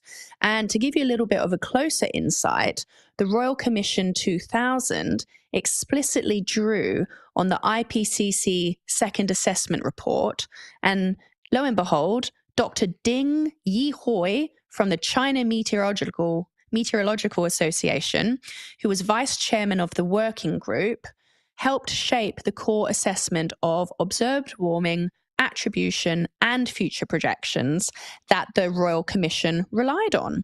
And it will come as no surprise to you, Emmett, that he was promoted to co-chair of the working group of this next report. So I'm shocked. They have been meddling in our, they've been meddling. He's probably knighted now, but they've been meddling in our laws for so long. And so the Climate Change Act also, had a huge amount of, there was a huge amount of pressure on the government at the time from the NGO we all love, Just Stop Oil. And, the world was in a panic about what was coming in terms of climate change. I for sure know at that time, I was certainly in a panic. 2008 is the year I started my climate studies degree. I was so sure that global warming was going to end the world that I thought I better do a degree so I can figure out how to save the world. So it was a whole social, thing. Yeah, there's fascinating stuff, and I suppose just in case I don't skip over it, should we have a look at those leaked emails you talked about, and drop in some comments or make some comments about those? I'll just put that here, so now we should be able to see those on the screen. Yeah. So the reason these are so significant is because everyone thinks of the IPCC as being the ultimate, go-to for climate data, and their reports, as I said, are used by 195 governments around the world, and the projections feed into the, national budgets and everything. I mean, the world revolves around the outcomes of these assessment reports. And here in these emails, that particular one that you're looking at, that shows I don't know a better word for it than the dodgy state of the peer review process. And this guy, Phil Jones, is basically saying that there is a paper that disagrees with the narrative, and therefore he's going to keep it out of the next IPCC report. And he even goes as far to say, Kevin and I will keep them out somehow, even if we have to redefine what peer review literature is. And so it just shows their stronghold they have on the whole system. And if you want to bring up another one, Yes. I can talk to that one a bit as well. Right. Okay? So this is from Mick Kelly.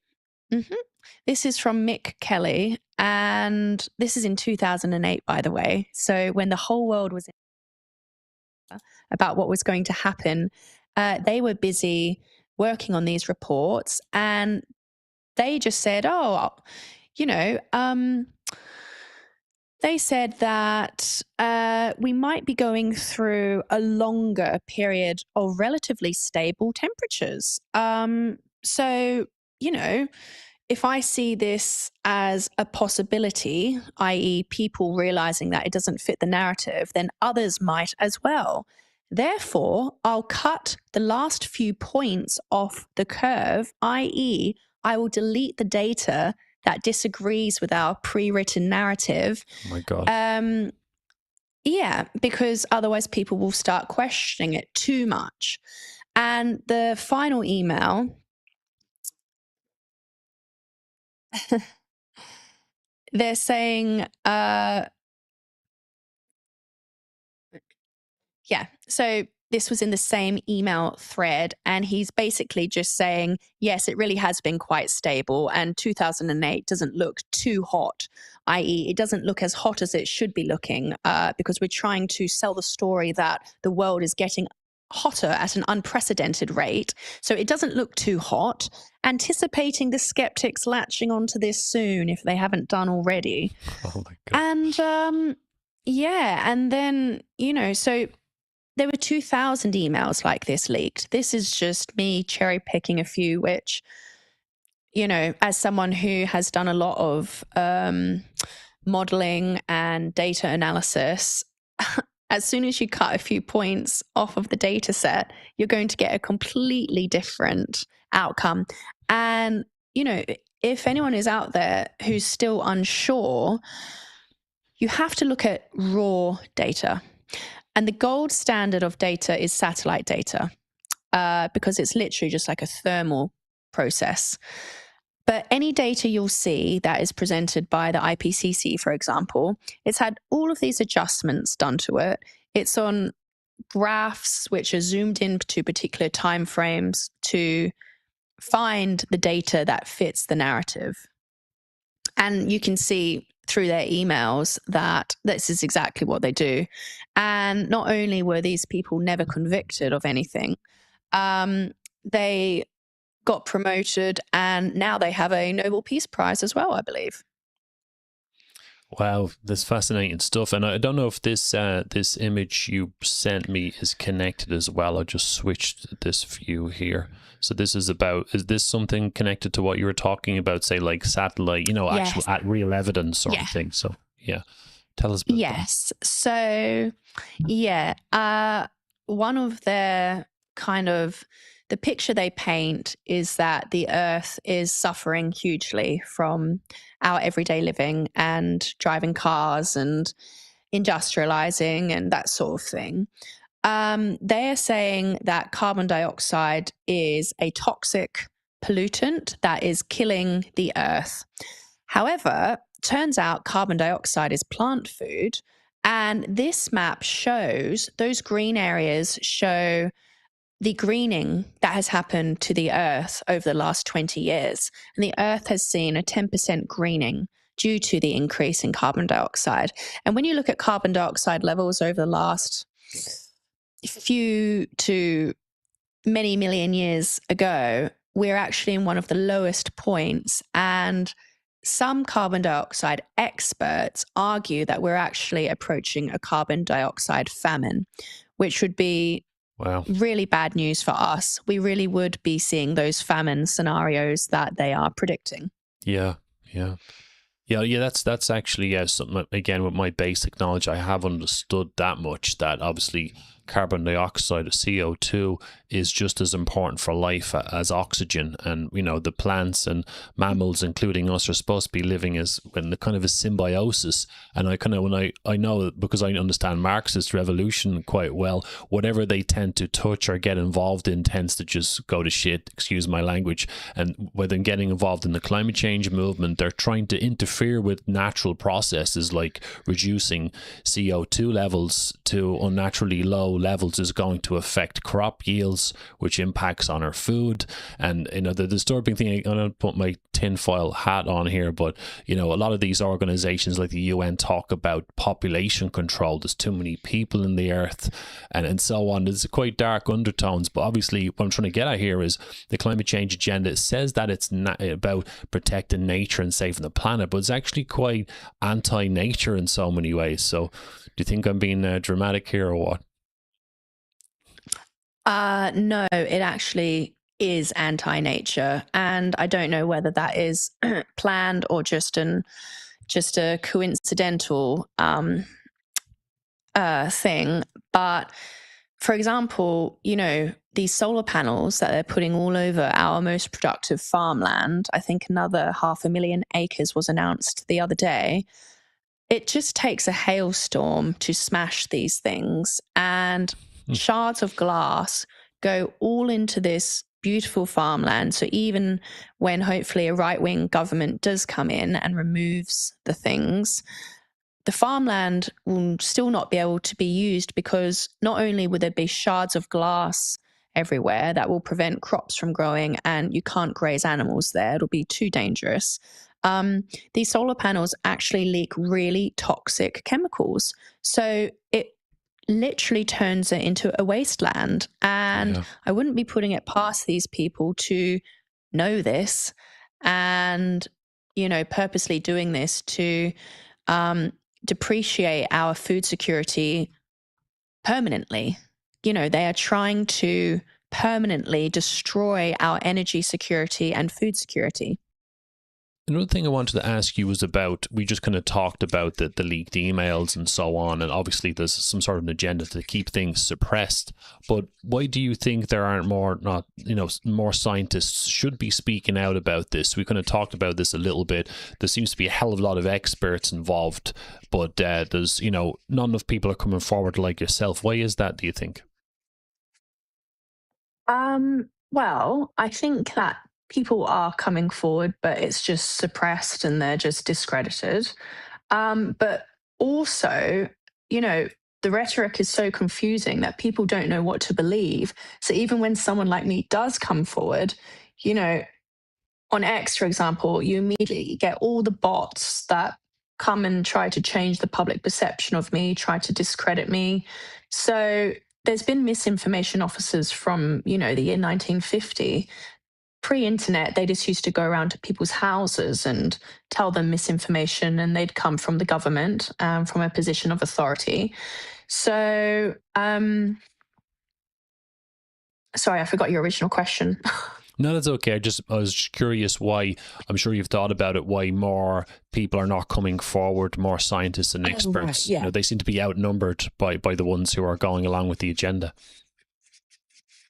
Yes. Well, there's a lot of money in climate research, climate change research, climate funding. And I spoke to this one girl at the last conference I spoke at, which was the World Prosperity Forum. And she basically said that biologists, for example, use a variety of scenarios for their climate modeling. And for the highest risk scenario, which actually isn't even possible in terms of what would eventuate, they use that because then the spits out is so disastrous that they get so much funding that they can increase their salary, and they know that they have that for 5 years. And this is all about people being selfish and just doing what suits them financially, and it's actually basic human nature to be selfish. So only people who go against the grain and value moral values and integrity, there aren't many people like that. So I think that's why. Yeah, it's quite an issue, isn't it? And very frustrating. And actually reminds me of the whole COVID fiasco, the whole scenario as well, where people are just believing what they are told by experts, even though eventually people started to disagree. I actually think of the climate change movement and the COVID scenario as being two big examples of that. It was almost like the climate change movement kind of warmed people up, excuse the pun, to the whole COVID scenario. Maybe that's part of it. I think we deal with that a lot, even in Ireland. So, for example, if I'm talking about globalism, which is really just communism repackaged, and if I'm talking about it on a space or an interview or whatever, people go, yeah, that's interesting. But if someone comes along who's a professor in political studies, or who's a bigger author or whatever it is, all of a sudden the authority figure, what they see as the authority figure, they just follow them. It seems to be a recurring theme, doesn't it? Yes, and this is why I get so much pushback and hate, because I am an authority figure. I am a climate scientist, whether they like it or not practicing the narrative they want, not pushing the narrative they want. Think about the money I could make, Emmett, if but I'm the sort of person who, if you say, do you want £1 billion or do you want the complete truth of everything in the world? I'll say, I'll take the complete truth of everything, please, because I value the truth. I actually want to know what's going on. 99.9 probably % of people would take the £1 billion. I hazard a guess you would take the complete truth. Well, it depends on the week. Most of the time I'm all about the truth, but when times are hard, I'll take the cash. No, I'm kidding. It's absolutely about, see, this is it. Like, you hit the nail exactly on the head. It's about moral fiber or substance or whatever. And I mean, the thing is, when people do this sort of stuff for financial gain, it's funny because if you go along with international totalitarianism, you're going to have your stuff taken away anyway. If you're going to help international communism and you're doing it for the money, sooner or later you're going to lose your money anyway. So I've never quite understood that. I think it's just part of the overall kind of ignorance. People don't understand what they're dealing with. If you're going to give over your sovereignty to international entities, give away your resources, you mentioned about the steel industry in the UK, whoever's involved there, it's going to come back and kind of bite them in the arse. And I have actually what it is, I brought up your great paper on net zero. So this is like, I've gotten through most of it. Great work. But for the viewers, would you mind give us like an overview of what you've kind of done here with this document? Sure. And what I'll do as well is I'll send you the link so that if anyone wants to see it, maybe it can be on your show notes or something. Perfect. Because it's just been released. And so, yeah, with this paper, I wanted to do two things. Firstly, last year, I realized that if the government really believed in man-made global warming or this impending climatic catastrophe, they would actually be preparing like they would for any national disaster. So increasing food security and increasing energy security. But actually, net zero was doing completely the opposite. And so then I thought, well, they either don't believe in man-made climate change, or they don't care about us and the economy, or it's both. So either option was pretty bad. And the more I researched into it, now I know it's both. But yeah, so what I really wanted people to expand their thoughts upon was the whole reason we are in this net zero situation is because there's unprecedented global warming, allegedly. And, you know, also there's the premise that the UK can meaningfully influence this warming through its emissions reduction. So, on that second point, we only produce 1% of emissions. So, we actually can't meaningfully influence the global climate, even if we completely take ourselves out of the picture in terms of emissions. Yeah. So, I thought that was very important to get across because that kind of is a really good counter argument. It's like, guys, no matter what we do, we can't influence the global climate anyway. So even if it was all true, it's still a complete waste of time.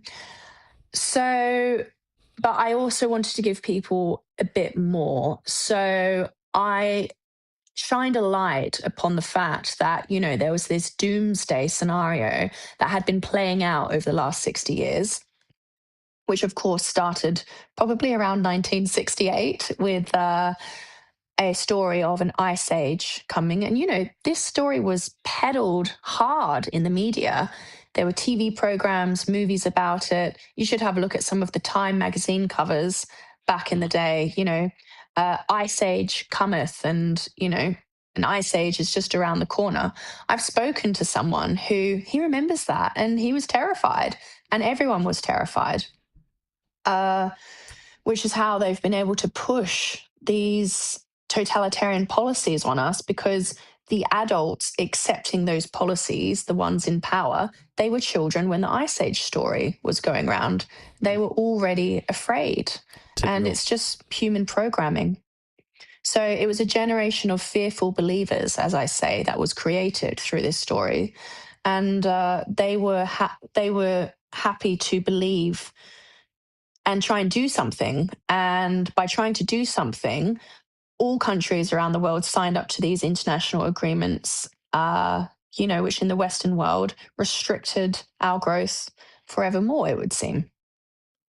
Fascinating when you talk about, when I was reading the paper and this part of it here, when you talked about the 1970s, straight away triggered off. Hang on a second, the Club of Rome was set up in 1968. Now I know that the UN, you said 1968 as well a minute ago, was like when all of a sudden this big thing of this alarmism kind of appeared in the media and so on. I mean, I know the United Nations was set up in 1945, but the United Nations has many different tentacles and different agendas, but the climate one seemed to come along a little bit later. So I reckon the 1960s, well, the two guys involved with setting up the Club of Rome was Alexander King and was a British kind of engineer, he's leftist, and then Aurelio Pecci, who's an Italian Marxist as well, and they were two of the key figures involved. But just looking at the timing, and I remember some economic analysts of communism and stuff said that when you're dealing with the leftists, they try out different tactics. So when so many communist regimes fell apart because of their, you know,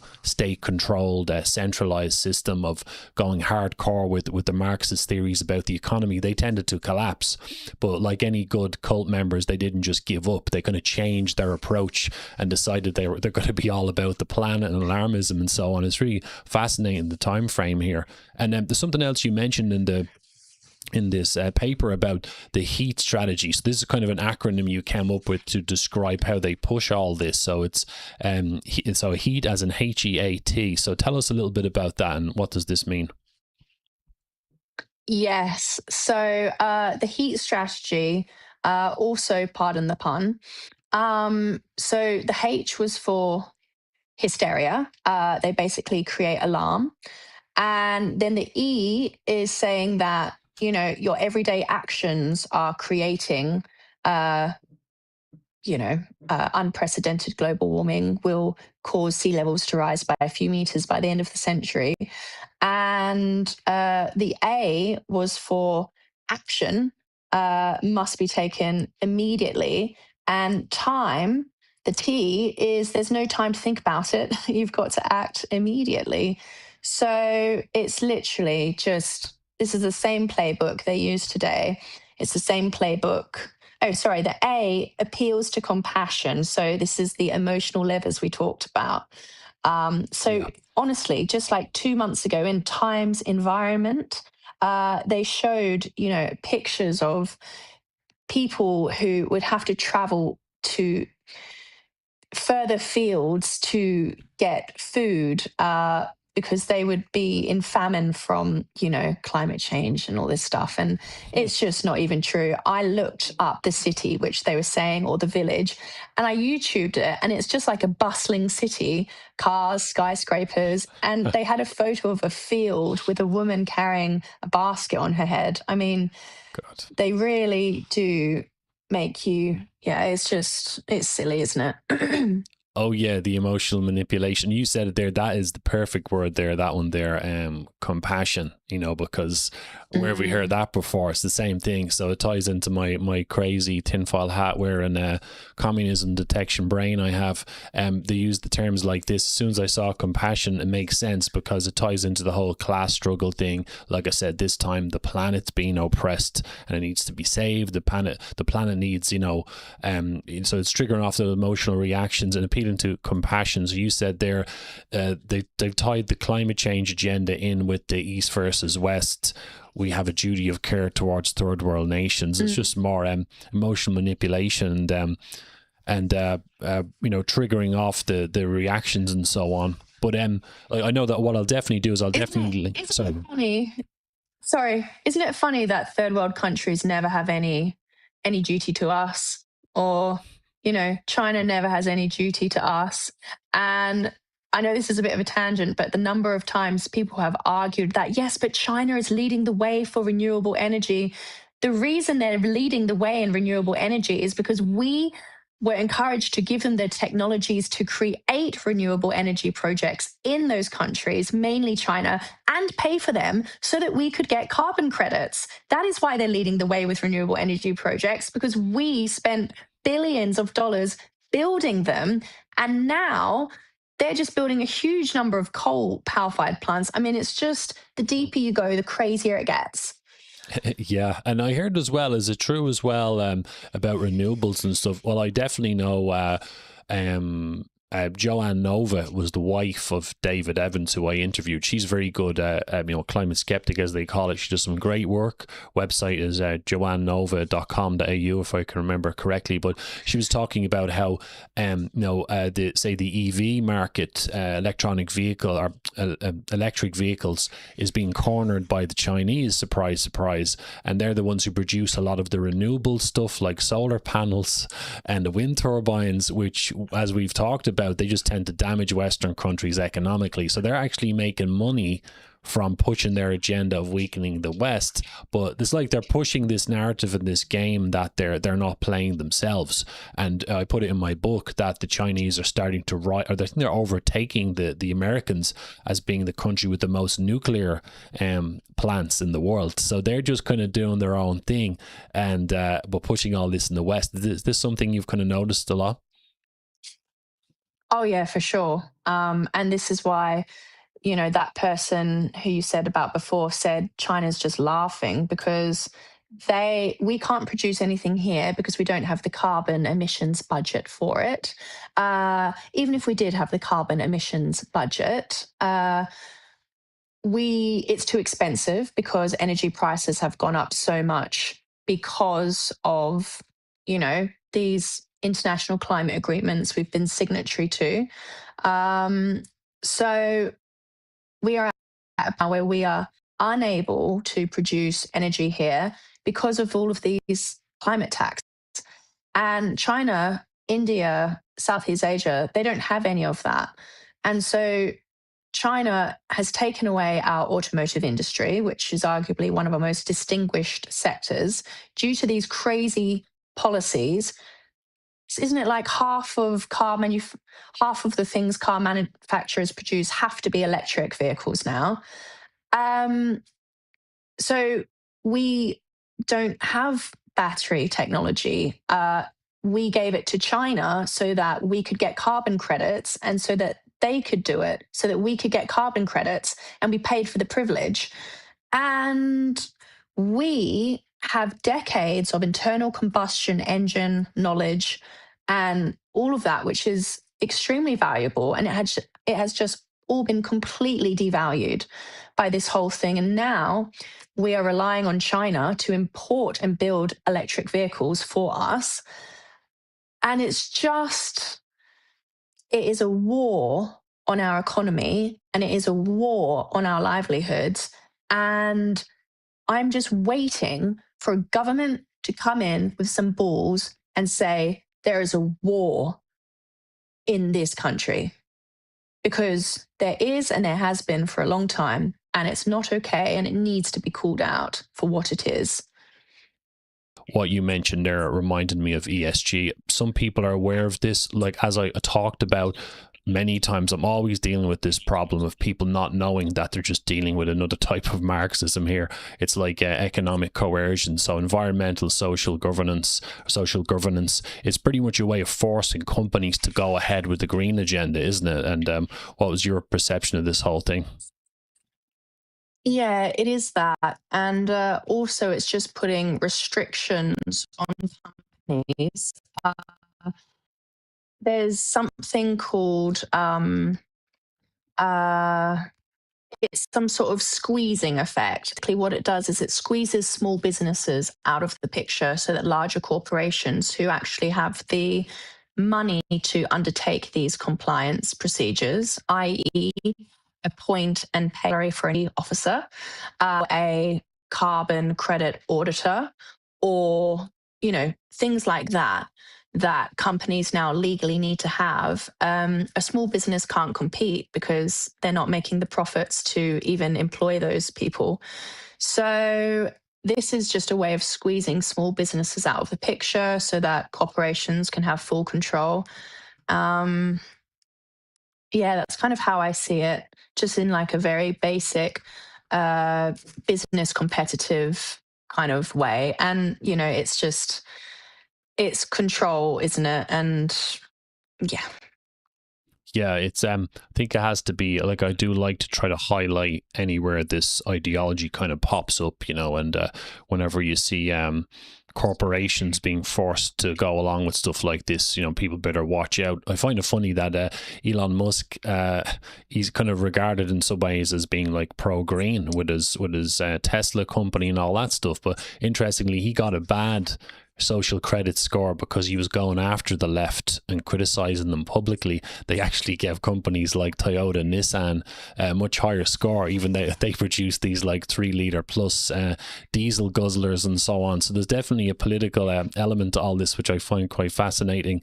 Another area we should mention as well is the whole agricultural stuff, as in the impact on agriculture, because this has been a bit of a talking point in Ireland among Irish patriots and British patriots as well. And obviously the European Union has been encroaching a little bit here on that agricultural sector. In Ireland, there's stuff going on like the carbon taxes for the agri-diesel, for the road diesel.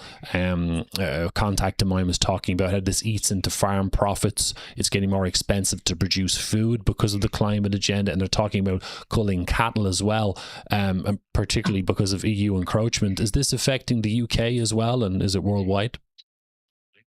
Yeah, I mean, with some of the policies here, they've just put inheritance tax on farmers. So now, instead of a farmer just passing the family business on to his son, for example, they need to pay the government 20% of what it's all worth. And normally that number will be high because they have high capital outlay, like tractors are not cheap. I guess that a tractor is probably about £100,000, maybe more. So they need to sell either land or equipment in order to pay this tax, just so they can pass the farm on to their son. So it is a war on farms, big time. And this is actually what made me probably come into this whole argument and come out into the public debate, is that I feel very strongly about the quality of food. And I come from Australia, where we treat farmers like the absolute gods they are. They feed the nation.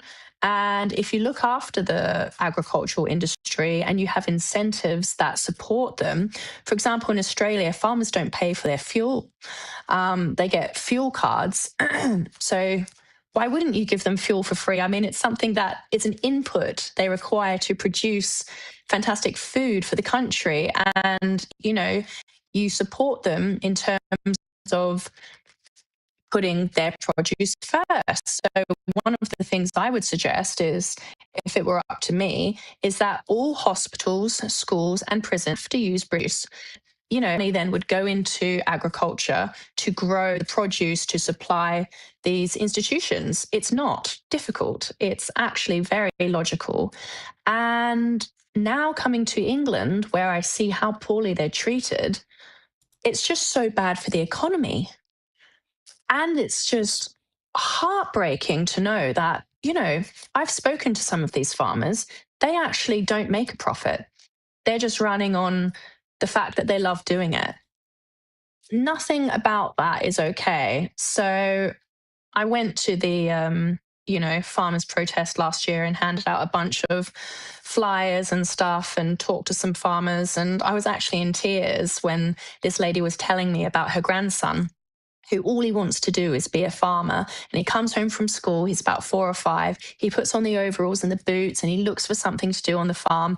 And a lot of the time, all he does is sweep the floor, and he'll just sweep the floor for, a couple of hours and he loves it, just being a part of the farm. And it's going to be sold off to pay the tax. He's not going to be able to do what is so clearly in his blood to do. And it's disgusting. Yeah, I'm in complete agreement with what you're saying here, Annika. It is terrible, and this totalitarianism creeping in. And as we kind of alluded to earlier, if you don't have people in charge and positions of authority who want to look after the country, the people, including the agricultural sector, things just, there's going to be some sort of a revolt. And obviously it's great how I was in, actually, I mentioned I was in Australia for 4.5 years, in Western Australia. I worked on a farm for 4.5 years. I kind of went there. Wow. Yeah. So I've had this mad life so far. And people see me as this author or the online creator, but I have all this other stuff I've been up to. And I remember doing like a 3 months to extend the visa, as you can do on the, the backpackers visa. But I ended up staying on this farm for 4.5 years. So even though I'm not necessarily a city boy, but I would be more of a city boy than a farm boy for sure. And when I went to Oz, it was a big eye opener for me about what hard work is involved and how difficult it is for farmers to get by. It's really kind of sad what's happening. And I think that a lot of patriots in Ireland and in the UK and elsewhere understand that if you give your sovereignty over to foreign entities like big conglomerate entities, internationalist entities like the UN or the European Union, they just start sticking their nose into areas they shouldn't. And unfortunately, the farmers are kind of on the end are being receiving the brunt of this, and it's affecting their livelihoods. And again, I don't want to get all conspiratorial, but the commies do have a habit of getting involved in agriculture and getting control of the food supply, which is a little bit disturbing, but it is part of how the ideology works. And when you hear about the whole thing about culling the cattle and stuff for the methane emissions, I mean, this is really getting out of control. I mean, what was your reaction to all that stuff, that we need to kill all these cows and stuff to save the planet? Oh, look, when you look at the real data, methane emissions cow emissions count for something like 3% of global methane emissions. I mean, once again, it's just all a lie. It's despicable. Like I said, there's just no other way to say it. It's completely despicable. It's completely evil. Yeah, so I mean, so much to talk about with all this stuff, Annika, and it's real. I'm glad that our work kind of converges here a lot, and certainly I love talking to specialists. I've learned some new things, and I know that I'm always trying to put that message across to people that the revolution is global and there's many different tentacles, and people are dealing with this global revolution stuff and they don't even realize what they're dealing with. Like, the farmers are on the edge receiving the brunt of this stuff, but they might not know what's going on. So I think we have to continue to get the message out there. Any sort of closing comments? And I'll make sure I put your link to the paper in the YouTube upload, but this will go up tonight today, and we'll do some clips and send those around on X. But any sort of closing comments or anything you'd like, is there anything people can look into to develop their knowledge on this subject? So I would recommend that people look into the Ice Age cycles, the Milankovitch cycles. You can have a look at the ice core data, which shows the clockwork pattern of the Earth warming and cooling. If you want to go a bit deeper, check out the Dunstgard Oshkas, which are 1500-year warming and cooling cycles. That should kind of put your mind at ease to the whole theory that there's unprecedented. And then, I think wherever you go from there, you'll naturally do so of what your interests are. But basically, just disprove whole theory. I'd probably start there. Brilliant. Well, thanks very much for that, for those tips, and we'll hopefully get that message out there to more and more people. And I'll always look forward to reposting your clips on X and so on. So always looking forward to those. But thanks very much, Annika, for your time today. I really appreciate it. Thank you so much, Emma. It was a pleasure. Okay, folks, thank you very much for watching. I appreciate you taking the time. That was Annika. Annika Sweetland. Great to speak to Annika. I was looking forward to that one. Like I said, it's been a while since I actually talked about the climate change agenda, so it's, kind of brushing up on my knowledge here. But just a reminder to everyone, it's all part of the global revolution. This stuff is global, and we talk to people across the world in different Western countries. They're always talking about the same stuff from different angles. So thank you very much, folks. I will be back soon with an interview, probably James Lindsay, but I'm not quite sure. But thank you very much for watching, and I will speak to you soon. Thanks. Bye.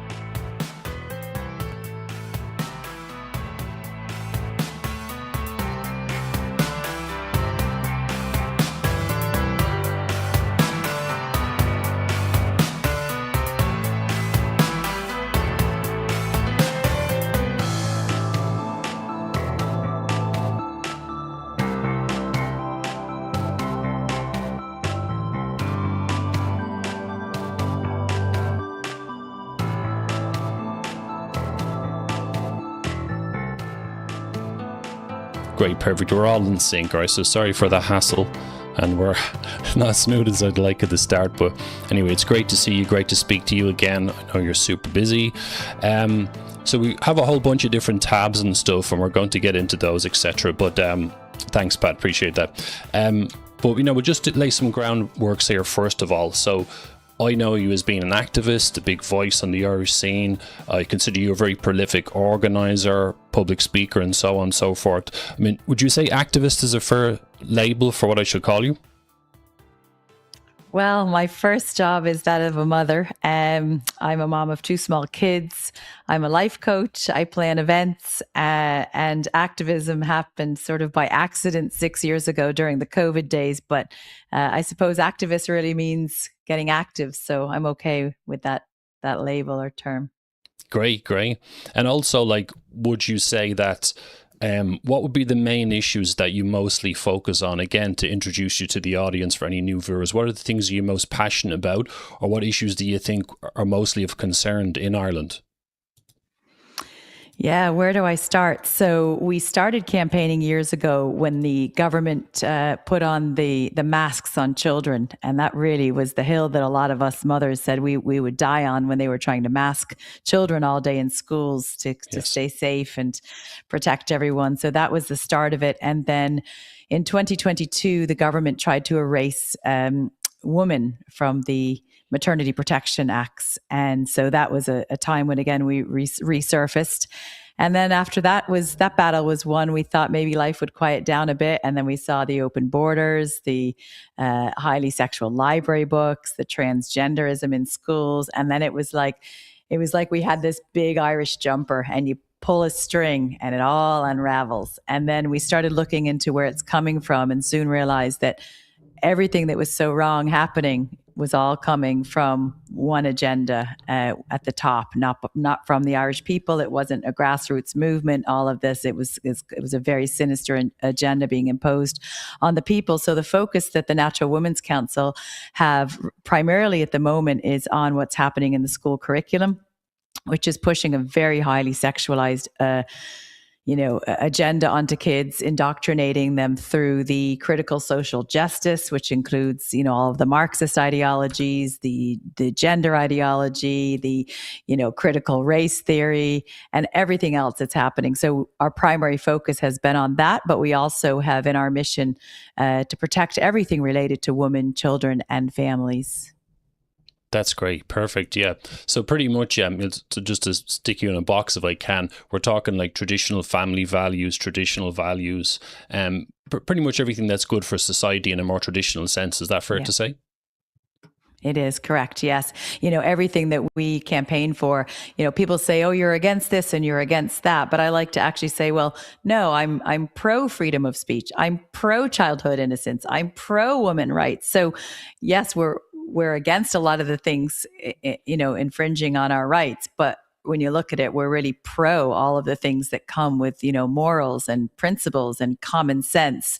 So the establishment in Ireland are reporting to the United Nations, the World Health Organization, the World Economic Forum, and the European Union. Everything being pushed down on us, our children, and our families is not coming from the Irish people or any people on the ground. This is it. Yeah, this is key, isn't it? Nobody kind of asked for this. And as you full know, well, you grew up in the States and you've been traveled around a bit. I lived abroad myself in lots of different countries. And really, when you start joining the dots and you notice that people across the world and other Western countries are dealing with the same stuff, then we know there's most certainly a coordinated agenda. It's certainly not a grassroots movement at all. And I know you always seem to be kind of flat out. And this is the first time I think we've had a proper, real conversation. I think we've met a few times before, but for anyone who's just joined or whatever, we've met before, but it's usually at events when there's people around and stuff like that. We met that first time. We had a pretty long conversation. I remember it going on for about 2.5 hours. I think I got about 20 or 30 words in the whole time because you were just kind of on it, flat out, and you kept going. Even when you dropped me off later that night, I got out of the car, you were still going, and I'm like very, very jealous of your energy and how prolific you are and stuff like that. I imagine you kind of getting up at like the crack of dawn, smashing like 6 to 8 espressos and just telling the kids to piss off, and then you're just on it all day with the activism. Is that how you roll? Not really, no. I work really throughout late. So I have 2 small kids, and they're the most important thing in my life as a mother. I've been a stay-at-home mom for the last nearly 11 years.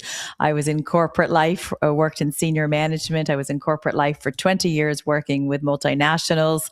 I was sold the lie. Of radical feminism, and I fell victim to, women have to get out and work and climb the corporate ladder, and that, your worth was based on what you have and the car, the new car every year and the flash holidays and the nice designer suits. But when I woke up when I was about 38, I just had this awakening that there's something more in life. I think that something big from my life is missing. And all of this superficial corporate bubble I lived in, just wasn't doing it. And my maternal instinct kicked in, and I was 38, and it was a bit late to start in life. I had my first child at 41 and my next child second child at 44. So I would encourage anyone out there to, don't fall for the lie. Don't think that as a woman, you can't stay home and have a family, and that you're oppressed if you stay home. You have to go out and work, because I wish in hindsight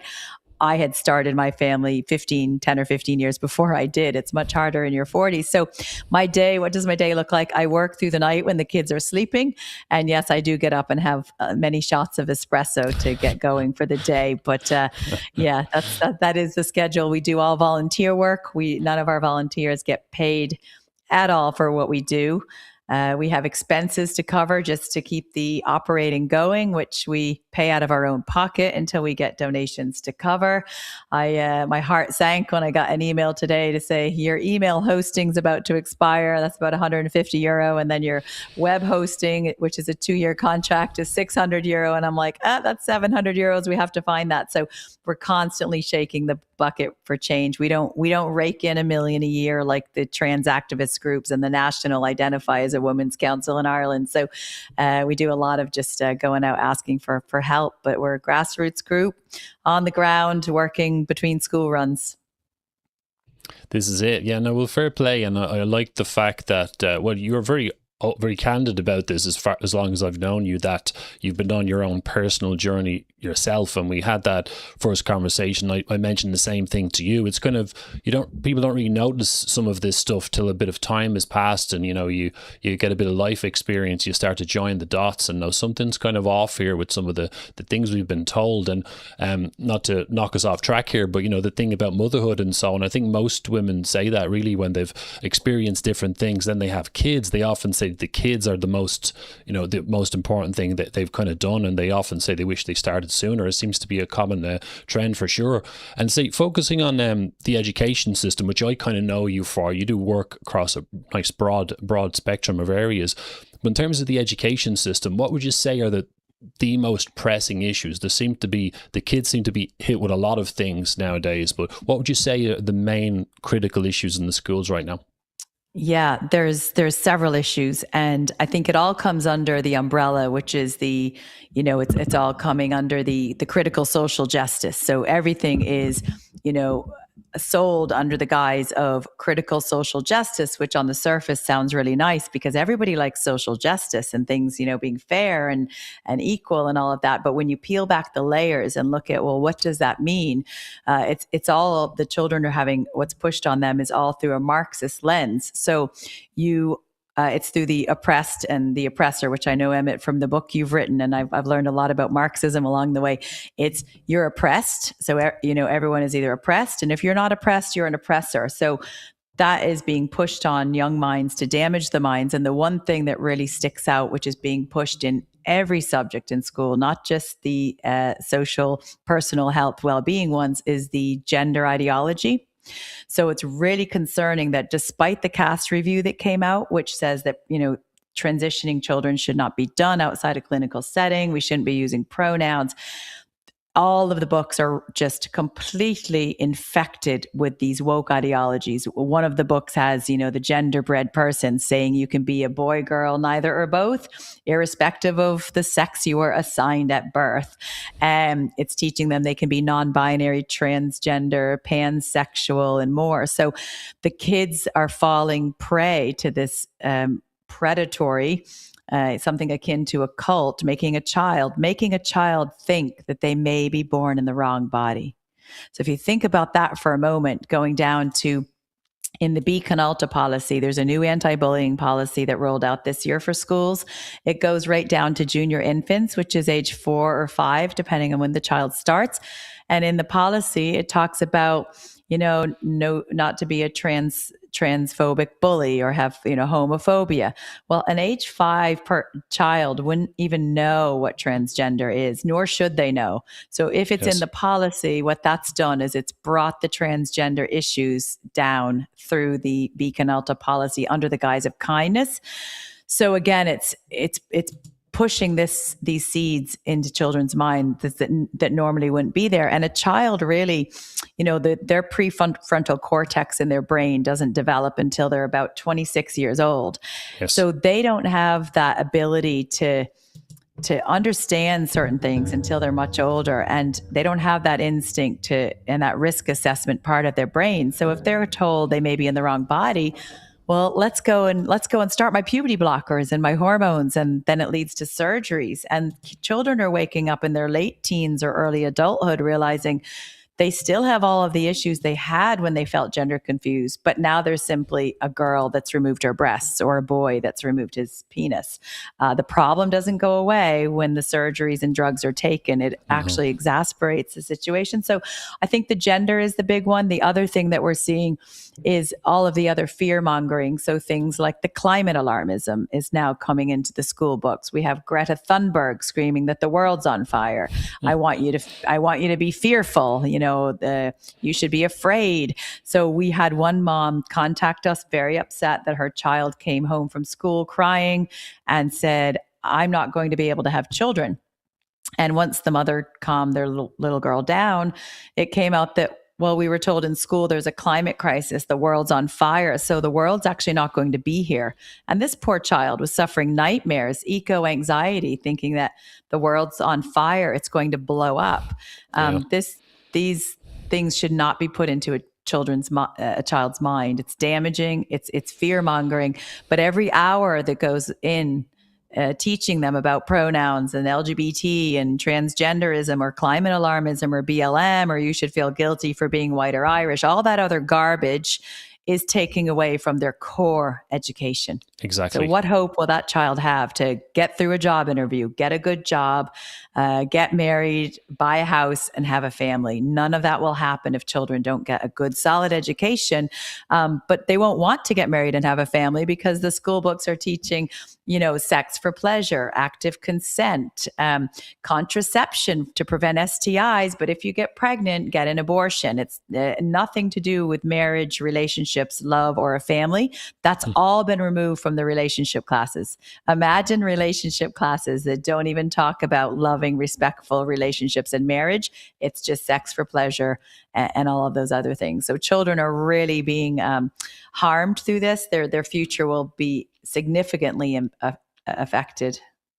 Yeah, you said it there. There's touched on so many great points, of course, great overview. And, I suppose I know Marxism is my thing, but I do have to say, I suppose, that they love to control the education system, indoctrinate kids, and obviously Marxism tends to have, as the ideology driving all this, tends to have always damages the economy in several, amongst many other things, including society. And obviously, as you said it there, the kids are, not only are they getting brainwashed to be little revolutionaries, which helps the revolutionary movement, they also aren't getting a decent education in order to get a proper constructive job to go and contribute to the economy. I remember in the book I listed some of the classes where some of the courses on were like, a 4-year degree course in gender justice or climate gender justice or whatever it is. And you just know, most reasonable people can see now that the climate change agenda is just nonsense. It's a lot of it's to do with money. It's a big scam.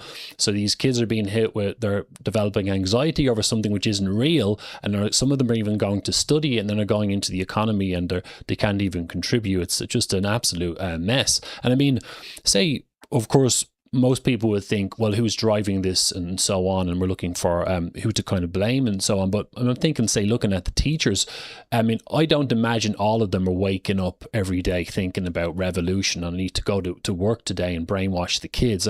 You're the person on the ground interacting with these people. What's the dynamics like, or what's the ratios like? They can't all be full-blooded activists. Surely some of the teachers are just kind of going along to get along, sort of thing. Yeah, it's a great question. And I have to say, in defense of all of the teachers in Ireland, my kids are 7 and 10, so they've been in school for several years and they've had very good teachers. So in Ireland, we have really good teachers. And when you talk to teachers about this, many of them don't know about the hidden agenda. They don't know where it's coming from. And some of them haven't seen the explicit material because, there's things that are the approach that is the way it's done is the pedagogical approach. So if a child brings something up, it's their lived experience and they bring it into the discussion, it allows that teacher has the autonomy to just let that conversation go. So some teachers haven't seen it and don't know the agenda. The ones that are teaching the junior cycle books and have seen those books with the really horrific, highly sexual, indoctrinating content, some of them are saying, no, I am not teaching that. They skip right over it, or they say to the kids, sorry, there's only 2 sexes. We're going to skip right over this gender stuff.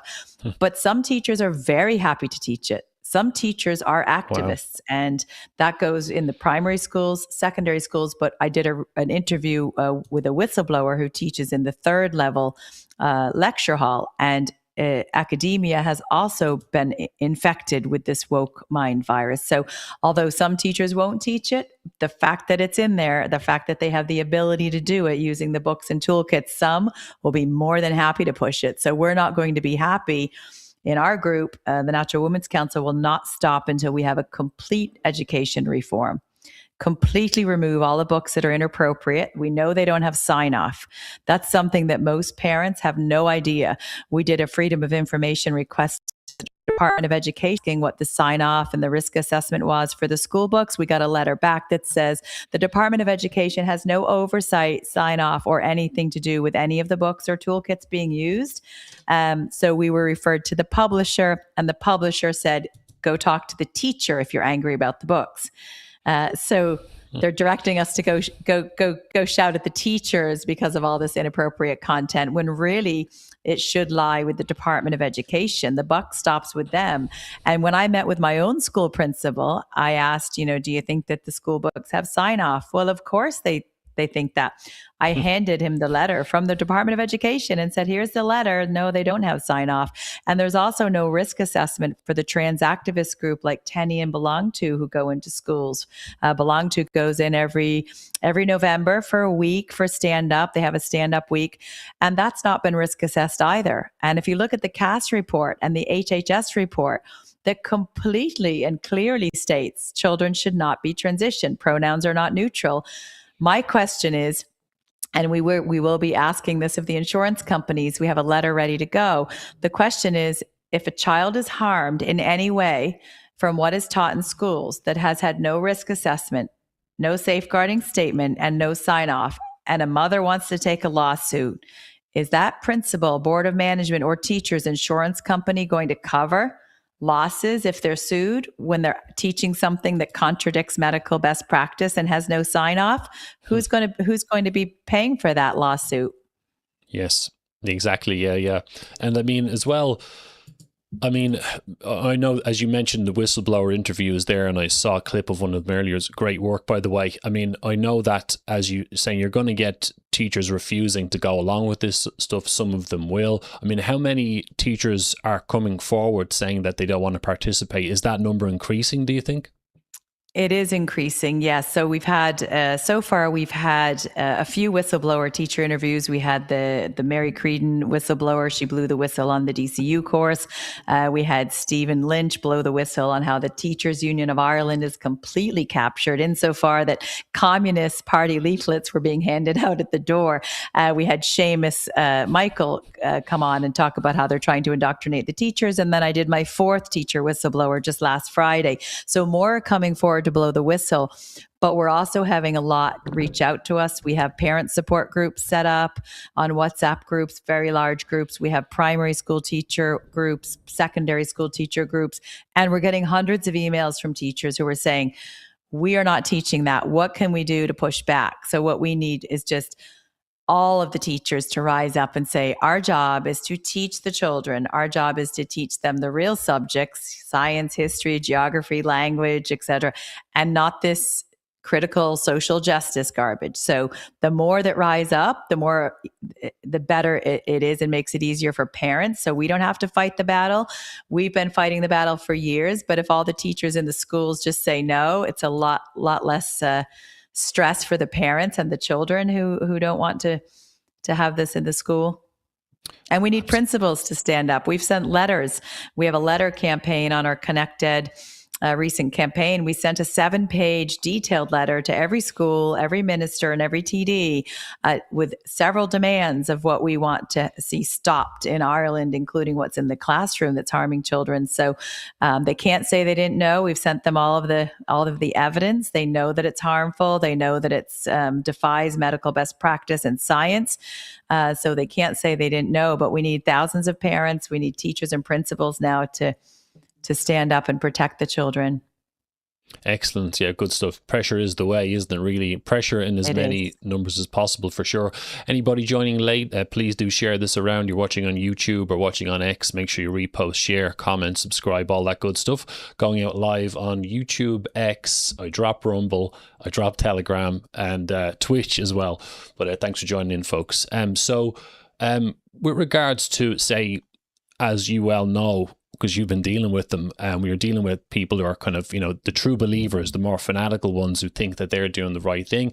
As usual with these types of people going back over the decades, they tend to find ways of making sure that they stay in control of the narrative. It's really quite extraordinary, even where teaching kids is concerned. And as we know, there's often this somehow, trying to creep in, like the state almost wants to be the parent sort of thing, or the system wants to get between the parents and the kids. I mean, I heard a rumor a while ago there was kind of something similar to, like, you worked in the corporate world, like the NDAs, or non-disclosure agreements. I heard a rumor there was something in the schools similar to that, where they're trying to basically do what they do in the classroom, and their teachers are being told to tell the kids to keep this inside the room. Is that correct? Yeah, there's class contracts in the books that they're asking children to sign. Now, no minor, no child, no one under 18 should ever be asked to sign any contract. And so there is a contract in the SPHE books. Funny, it's not in the math or geography books, but in the sex ed books and the social, personal health, well-being books, there's contracts.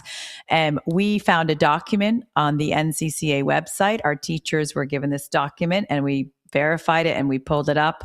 Luckily, we downloaded it because I think the NCCA has taken it down. But the document said there was one of how to create a safe classroom and how to create an inclusive classroom. And one of the documents said that what happens in the classroom stays in the classroom, and that goes for teachers as well. So asking a child to keep a secret and having them sign a contract is really, really dangerous, because something I teach my young children and I've taught from day one is you never keep secrets. We don't have secrets in our house. Secrets are not good. There's happy surprises, like a surprise birthday party or a surprise present, but not to keep secrets. Yet the school is asking children to keep secrets through a class contract and a document that says what happens in the class. So that's really stepping in between parent and child. There's also a subversion of parental rights, whereby for the junior cycle, which is the age 12 and 13 materials, there was a consultation that was done a couple of years ago, but parents weren't invited. There was no memo to the school, no letter to the house. The only way that parents found out about the consultation is if they happened to catch it on the NCCA website or from groups like ours that went out and got the information out. We got out 250,000 leaflets on the street. We did events, we did podcasts, and thousands of parents pushed back against this ideology that was going into the junior cycle, all of this gender nonsense. But Norma Foley, who was Minister for Education at the time, completely ignored parents, completely ignored them. She did state that parents can opt out, but opting out isn't working for many reasons. One reason the opting out is pretty much useless at this point is this stuff is poisoning, infecting all of the subjects. We did a podcast on the naturalwomenscouncil.com. You can go to our website and click on our YouTube, a podcast on a book we found called Louder Than Words. It's an English book with a whole chapter on sponsored by TENI, Trans Equality Network Ireland. So a whole bunch of stuff on pronouns and gender ideology in the English book.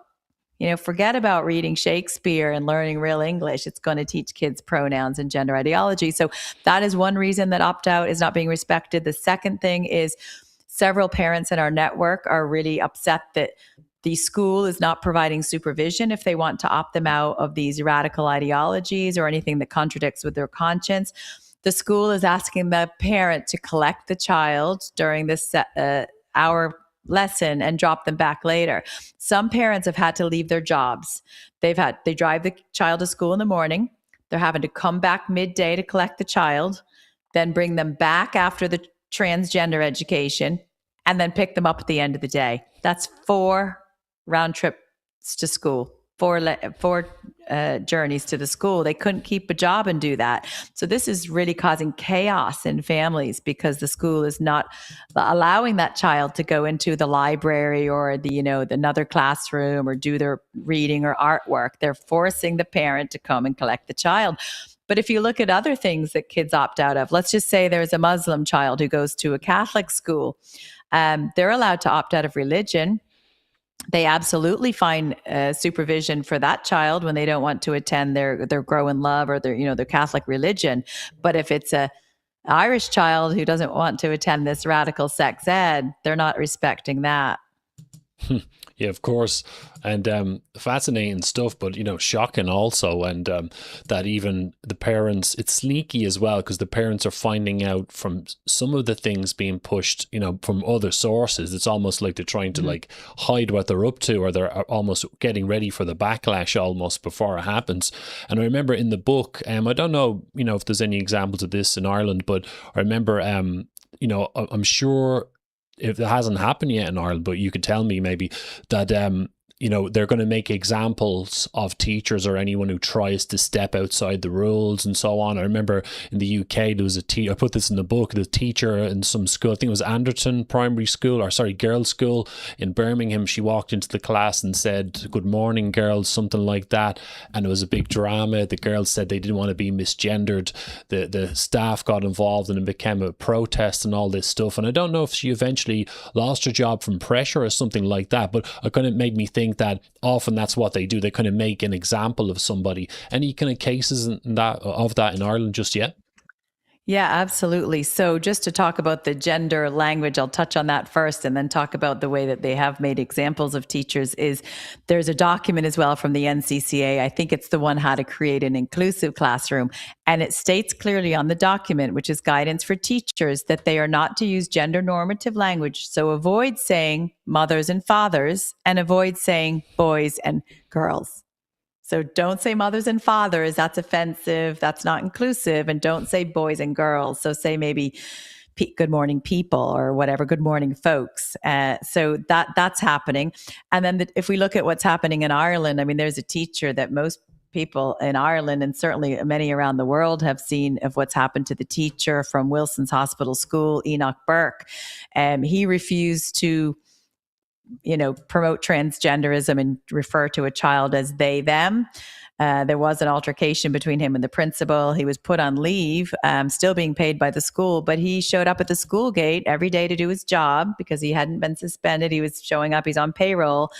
And he went into prison. He's been in prison 3 or 4 times. He's back in prison now. It's nearly 600 days. So it all started because he refused to, due to his religious beliefs, also safeguarding of the children and common sense, refused to use pronouns, and he's in prison over 600 days because he broke a court order by showing up to do his job. So he's created a real problem for the establishment because they don't know what to do with Enoch because he isn't backing down. He's highlighted the issue, even more than our 250,000 leaflets did. I mean, everyone in Ireland, I think, has heard the name Enoch Burke. It's interesting that a couple of people from the disciplinary committee that were going to review his situation just resigned. So it's a case of, are the rats jumping the ship before it sinks, considering what's come out in all of the medical reports, but also seeing the tsunami come across from the US and other countries that have completely dropped all of this gender nonsense.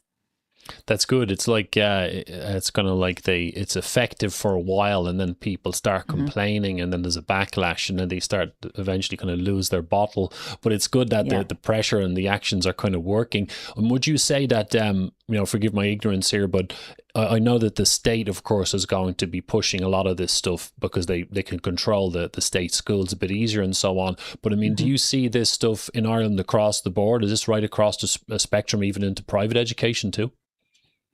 It's in all of the primary and secondary schools, unless you have a situation where that specific principal has said no, and that has happened on some occasions where this gender stuff isn't in the school. It's not even in the Beacon Alta policy. As far as private schools, well, Wilson's is a fee-paying school.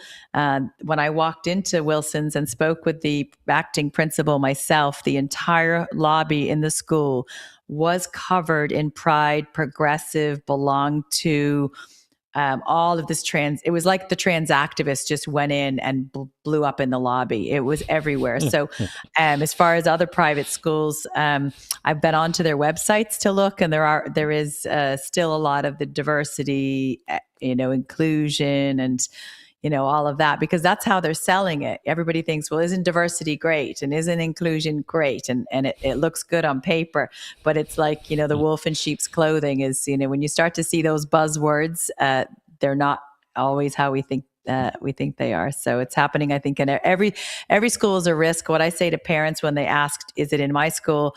I go back and say, you need to ask to see all of your children's books and online toolkits.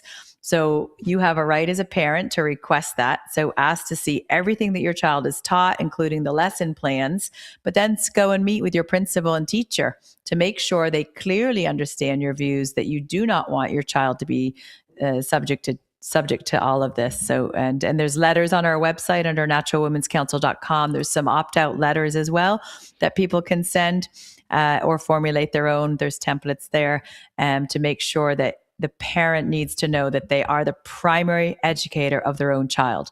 Nothing is forced. Nothing is mandatory. I am my child's mother. I am the primary educator, and the school acts in loco parentis in my absence when I hand them over. But the buck stops with the parent, and people need to assert those rights. Absolutely. And where can people find on the site here, if you can direct me, and what you were just talking about? So if you go under campaigns on the first one to start with, if you go under campaigns, go to the Connect Ed campaign. Okay, yep. So Connect Ed, that's the newest one that we launched. We spent the summer actually writing a booklet. So you can scroll down a little bit there, and people can watch at their leisure our 2-minute promo video. And if you click the Parents Connect Ed Guide to Irish Education, the first PDF, if you click on that, it's a 20-page guide. Parents reached out to us and said, where do we start? We're just finding out that something isn't right. Where do we start? Where is it coming from? What's in the books, and what can we do about it? So we wrote this book over the summer. We launched it with our back to school campaign, and it really is start to finish. If parents took like 1 hour of their week and looked at this book and all the links, I mean, they could do it in 20 minutes if they didn't open all the links, but this is a comprehensive guide for parents to stay connected to their kids' education so they know what's going on. But then after looking at this, it's getting a copy of all of their children's school books and online toolkits to say, what is my child being exposed to? I, as a mother, didn't want to blindly trust the state, whether it was the state trying to put masks on my kids. I did my research. I said no. Whether it was the state saying you need to get your injections during the COVID time, I looked at all the data from my days in banking and went, risk analysis here, no. And then with education, what are my kids getting exposed to? Should I blindly trust the state with my children? No. My children belong to me. And if every parent takes that approach and says, our children belong to us, not the state, we need to assert our rights. And really, it's time to figure out what your kids are getting exposed to. It's your moral duty as a parent. Don't just blindly trust. We have spoon-fed the information to you in this guide. Take a moment to look at it. Look at your kids' books. What's more important than what your child is learning for the 6 hours a day they're away? And for parents who both work, the child is spending more time with other adults during the day than they are with their own mother or father. So if you have your child at home, you need to be having conversations with them. You need to take the time with your children, keep them off the tablets and screens. And by all means, look at what your kids are learning in school. Absolutely. So that document you put together looks very impressive. Nice and professional. And I know you sent me some slides. We can get to those shortly. But you brought up the issue there of the kind of the way, unfortunately, if something has a pleasant veneer or a nice mask, fortunately, that's enough to get past people's guard. The whole wolf in sheep's clothing thing. And there's the whole Cináltas thing. So any viewers who are watching who are not Irish, Cináltas is the Irish Gaelic language word for kindness, I believe. So it has this nice, warm sound to it. And I notice as well, because, obviously, sniffing out Marxism is part of what I do. It's a clever what they've done, because it's virtue signaling. It sounds quite nice, but there's an agenda behind it. But also it's an Irish language word, which is a classic trick, because they're trying to make you seem like it's almost like patriotic or good for the country, but it's anything but. And I mean, could you tell us a little bit more about Canaltas as well, and what's that all about? And also, is there any other examples of them using terms in that way, like Irish language terms? Yeah, so Canaltas means kindness. Be Canalta is be kind. And I sent you earlier a screen grab of a school's policy on just showing people what the Canaltas is. There's also on our website, if you go back to our website, we have a campaign we launched on the Be Canalta program under the campaigns tab, Be Canalta.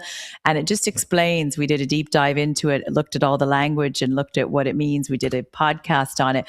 So that policy brings transgender issues right down to junior infants. So if a child starts school, they're 4 years or 5 years of age, it brings transgenderism through the anti-bullying policy.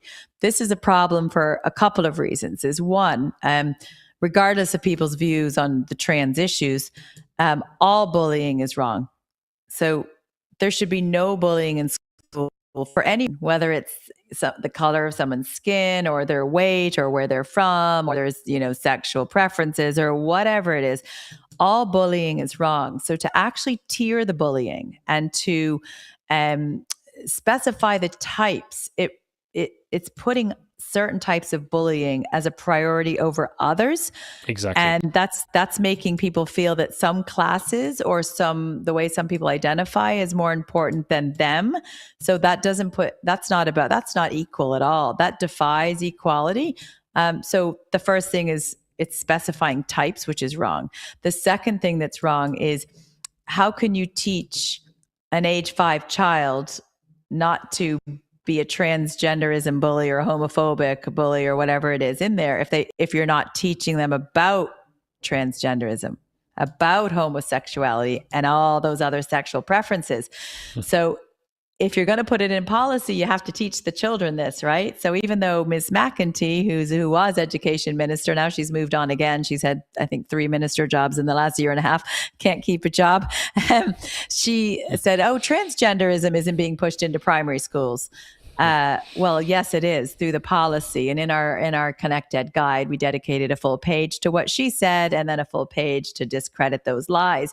So it's being brought in through the policy. So in practice, what it could mean is, if my child, who's gender critical and believes there's only male and female, man and woman, and we don't use any pronouns, if a teacher walked in and it was a man in a dress and said, I'm Miss, I don't know, Betty Boop, you need to call me she or miss. And my kid said, no, you're a man. Under this policy, that could be bullying. So my child could be reprimanded for not being an ally. The allyship, part of Marxism, and what they're doing in school is you have to be an ally. The opposite of an ally is a bully. So don't be a bully. You have to be an ally. You have to use pronouns. And when belong to come in schools, I've looked at the belong to, which is the trans activist youth group in Ireland, in their toolkit from one of the years. It had in there, not to misgender anyone. Don't use the wrong pronoun. It also had not to dead name anyone. So I know you as Emmett, but if in school one day you decide that you want to become Ellie, and I accidentally call you Emmett because I've known you for years and we're in school together, that's dead naming. And it states in the guide that you should apologize and be more cognizant not to do that again. Don't dead name and misgender. The guide also talks about things like top surgery, removing the breasts, and bottom surgery and hormone blockers and all that other stuff. These trans activists have unfettered access to our schools. They are part of developing the policies. So the policy wasn't done in consultation or the parents didn't help develop it, but the trans activists did. So it's a way to slip that transgenderism right in the back door into age 5 classrooms. Wow, shocking stuff. And you said it there, that what they've done is it's the wolf in sheep's clothing. It's got a nice veneer on it, but really they're essentially turning some kids into the oppressor and others are the oppressed. So if you don't go along with the activism, now you're the oppressor, you're part of the problem. Is that a fair assessment of what they're doing? That's exactly right. And the same thing goes with there's BLM in the school books under the political education, the CSPE. There's BLM, there's climate, there's how to be an activist. They're creating little Marxist foot soldiers out of these innocent students who want to go to school to learn. And we are hearing complaints from students as well. Students were locked down during the COVID era where they had to attend school classes through Zoom from their bedrooms. And it was just, the mental health effect it had was horrendous. But we're hearing that children now are actually delighted to be back in school, in person, seeing their friends, living their best life. They do not want to learn this nonsense. They want to go to learn. So the students are fed up with this, and it's creating more of a divide between people who are different because of this being pushed than if they just let kids be kids. Kids aren't born racist. Kids are born full. Kids are born full of love. Kids are born naturally kind. When you start telling a child that they are privileged because they're white, male, or Irish, or they should feel guilty for being white and they're the oppressor, they have to join the BLM movement and they have to join the climate movement and they have to believe in all of this nonsense. Their kids are getting really angry about this. So they're actually, it's probably it's backfiring a bit on the agenda because they're getting fed up with it. Yeah, because I suppose we all have this reaction of when we feel like we're being coerced that we're going to reject something. And actually, when you brought up the whole white privilege stuff, for the viewers to give them some context, clearly this revolutionary ideology sees white people as the oppressor and so on, and without going into probably the harder side of it, the geopolitical stuff or mass immigration, even just looking at the effect on the kids. It's obvious that more and more immigrants or people who are not genetically Irish are in the education system because of the way things are going. That means more kids in the system who are not Irish, and if the Irish kids feel that they are the oppressor class, you're actually ironically opening the door to things like bullying, racial tensions. As well as the kids worrying about what's going to happen to the planet, and all the other stuff they're being bombarded with, or their gender. Now, on top of this, they have to worry about feeling guilty for being Irish. Absolutely. Guilty for being Irish. And then one of the books, it teaches them the climate. There was a parent that said in the books, it was talking about, crickets or eating bugs and not eating beef. That's just crazy. So it's planting all of this fear into the children. So they go to school, they're told they could be a boy, girl, neither or both, not to drive a car, not to travel, not to eat beef, eat your beetles, and don't be a racist, transphobic bully. And the kids are like, wait a minute, I thought I came to learn my English, math, geography, and science. So they're getting they're getting dumbed down. When we did the whistleblower interview last week with the college lecturer, he said, I asked the question of what effect is this having on children's education? For every hour or 400 hours they're putting into this garbage, what's it doing to their real learning? And the IQ across the West has dropped the average from 100 down to 98. So a significant drop in the IQ since they brought in all of this DEI stuff and Marxism into the schools. Yeah, and I've talked about this a lot in my work as well. Obviously there's a lot of moving parts here to all this stuff. And as we said, it's like a wolf in sheep's clothing. But this sort of ideology likes the idea of uniformity, collectivism, obedience, and it tends to have the effect of destroying excellence, because they don't like hierarchies. They don't like the idea that someone might be higher than someone else or better. So then we see them bringing in things like equity and so on, trying to compensate for the differences between different groups. This sort of stuff has obviously a catastrophic effect on the minds of kids, because they have to learn that to be successful and produce things, you have to acknowledge sometimes that there are differences in ability or talent, or obviously your work rate too. That's a big one. If kids aren't taught to work hard, if they're taught that a lazy person can get the same grades as someone who is working hard, then they're going to come out entirely kind of motivated. This is something else that you're demotivated. Is this another effect that you're kind of witnessing? Absolutely. A kind of a good expression I heard that really sums it up is, if everyone is the same, then no one is unique. If everyone is the same, No one is special. And when I went to school back in the States, this was many years ago, I'm sure this stuff was creeping in then because it's come, as far back as the Rockefeller influence on education. So if I looked back through my old materials, I'd probably see it, but I didn't really feel it. It wasn't as heavy as it is now. So in my school, I studied really hard. I got made the honor roll. You were recognized for making the honor roll. Your names were actually published in the local newspaper. I played sports. I was a competitive athlete. I was offered a sports scholarship to university for soccer. I did tennis. I did, I skied. I gave 100% at everything I did because I liked to do the best. And I was sometimes at certain things in the top percentages. And even in the workplace, I climbed up the corporate ladder during my 20-year career through very hard work and through diligence and doing a good job.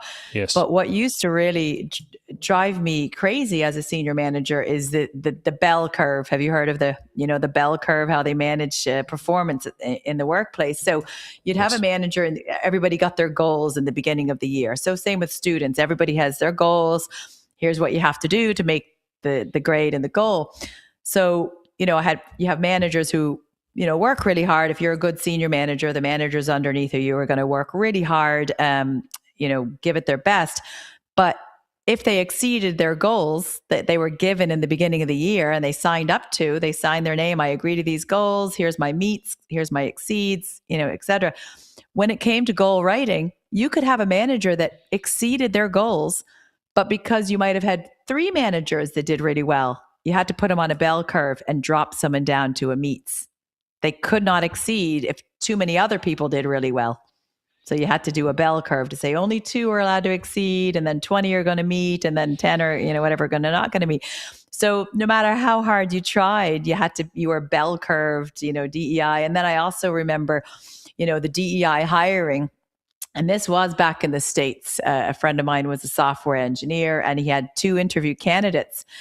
And one of them was just top of the pack. I mean, the credentials, the experience, the interview was smashing. The other person was mediocre, but he was told he had to hire that other person because she was a woman. And the man was the better candidate, but he couldn't hire her because they needed to meet a quota hiring women. So the same within the workplace or making a sports team or in school. It should all be based on merit, not the color of someone's skin or whether they're male or female or whether they're Catholic, Protestant or Irish or whatever it is. It's just merit. Everyone should be rewarded based on their merit. And that's where we're really failing in society. And children are victims of this because, to your point, they'll be discouraged. Why bother try if you just get a point for showing up? You don't get a trophy for being the best in class. You just get a point because you turned up today. What's going to inspire that child to do the best they can be and they can do the way that I felt when I was a child of wanting to aim to be the best and get the blue ribbon or the red ribbon versus last place. Those that drive and competition, I believe, is healthy. It didn't do me any harm to be competitive. I loved it. I loved you get recognition, you get it, whether it's a trophy or an hour off school early because you got the honor roll or whatever it was. It's just, you don't want everyone to just be in the same melting pot. Yeah, and that thing of, again, I suppose with this kind of type of activism that we've been dealing with, it's so emotion based. It's so based around the idea that we need to protect certain types of individuals from harm, arguably life itself. Because life is going to be full of, negative emotions and negative situations and so on. And we're talking about merits. You mentioned sports. And I mentioned this at your event, actually, in that short kind of speech I did. I talked about when I was a kid, I loved playing football, but I remember my dad, I was upset, I think, because I didn't win and I got a trophy anyway, or whatever it was. I mean, you're better off letting kids experience the ups and downs without kind of pampering them too much. There has to be a balance between the so-called masculine and feminine standpoints when you're a parent. What do you think?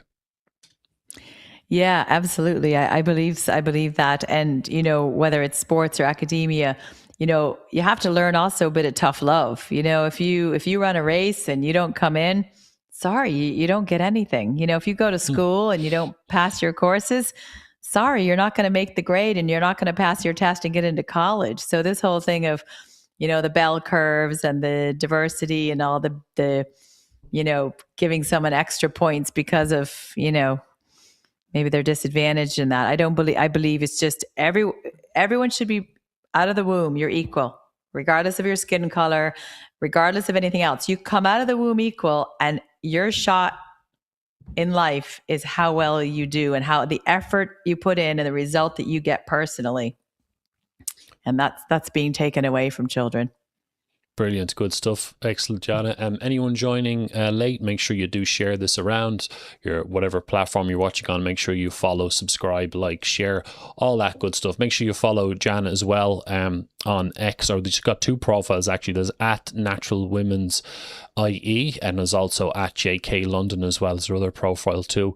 One of the things that stood to me as being like kind of a sort of an alarm bell was the concept of this pushing global citizenship, because all the other stuff, I would probably put it in the more arguably the sociological side of Marxism, about identity groups and oppressor versus oppressed and stuff. But another aspect of this, international revolutionary movement is the idea of building like a world collective and so on, and making us all citizens of the world and so on. I mean, when did this term, I do believe that the term global citizen has started to kind of pop up. And I mean, when did this kind of start, or at least when did it start in the Irish education system? I only saw it in the last maybe year and a half, and there is a page in one of the book pages that I sent you. We can post onto the thread later. Global citizenship is in the books, and in my children's Catholic primary school a couple of years ago, in the school hall, there was a big handmade 20-meter long sign that said global citizenship that the children made. And I saw it there, and I talked to my kids. I said, "Oh, do you know what that means, global citizenship?" And they hadn't been talked to about it, so they had no idea. But it was in the school hall. So I said to my children, "You are Irish citizens. You're not global citizens. You were born in Ireland. You are citizens of this nation, not global citizens." So they're, again, it's breaking down. It's really breaking down pride for their nation. So everything about what's happening in schools, this Marxism, critical social justice, it's breaking down family values. So we talked about earlier that no book has anything about marriage, respect, loving relationships, and sex for procreation when you're married. It's sex for pleasure. It's, and then there's one book out there we found that had something about a trad wife.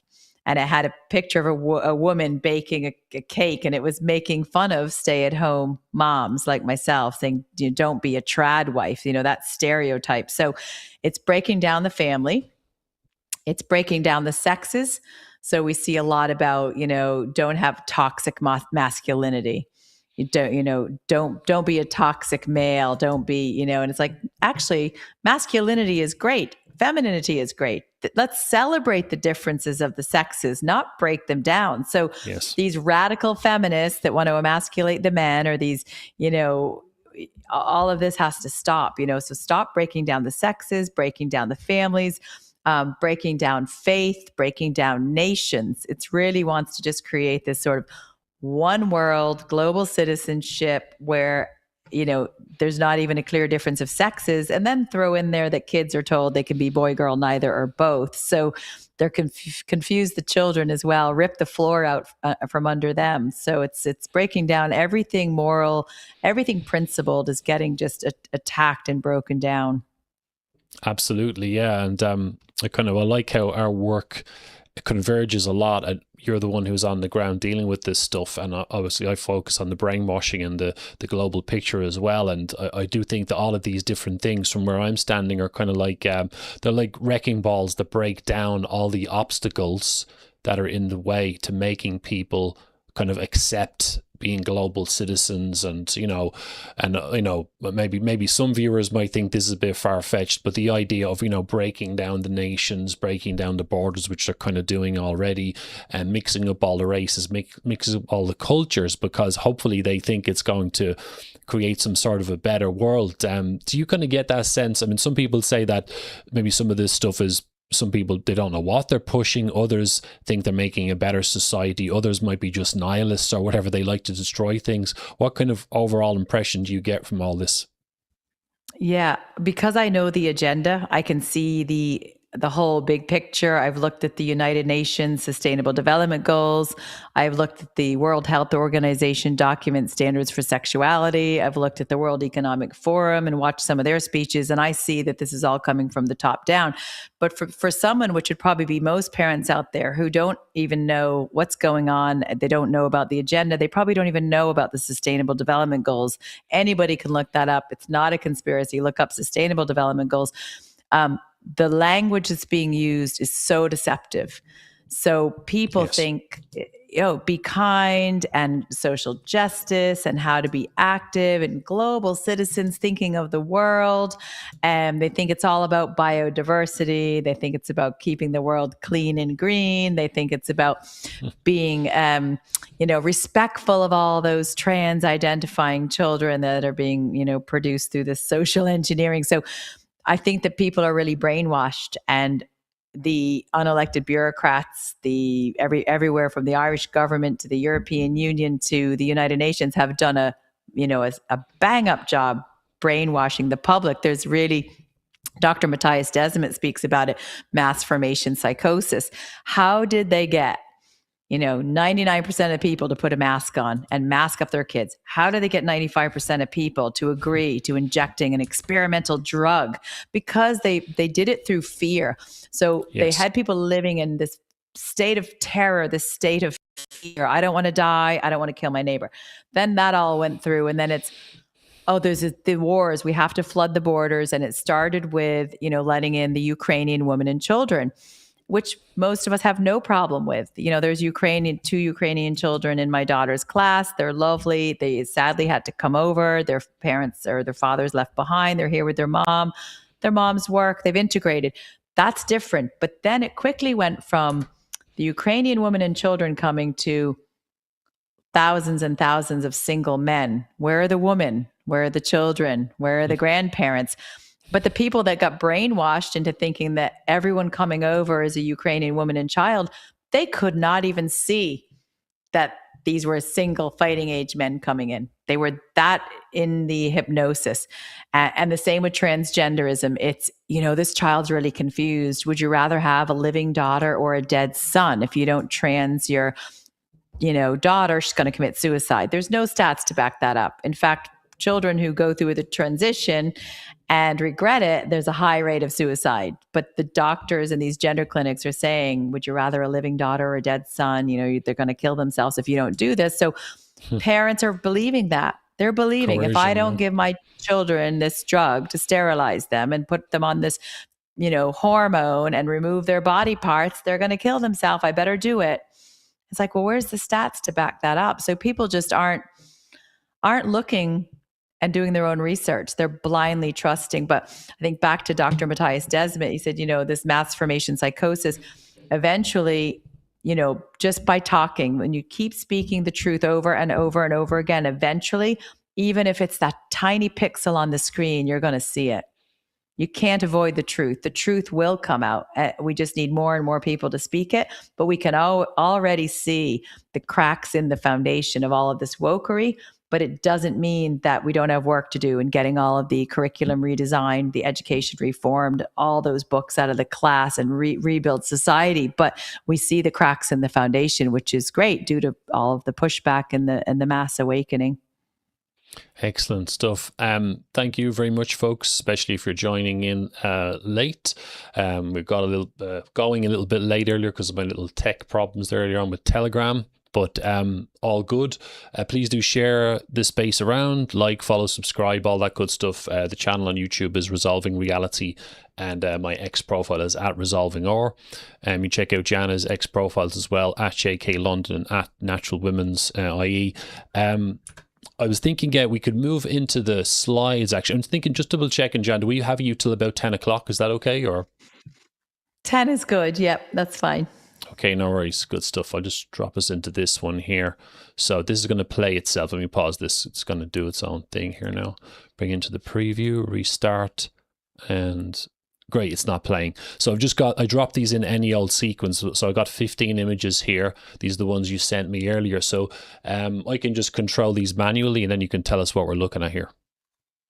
Yeah, so Make a Difference is the CSPE, the civic, I think, social political education. It's like the, not the SPHE, which has all the sex ed stuff, but it's the political social education. So this is one example of a book called Make a Difference, published by Folens, and you have a few pages that I've sent you there.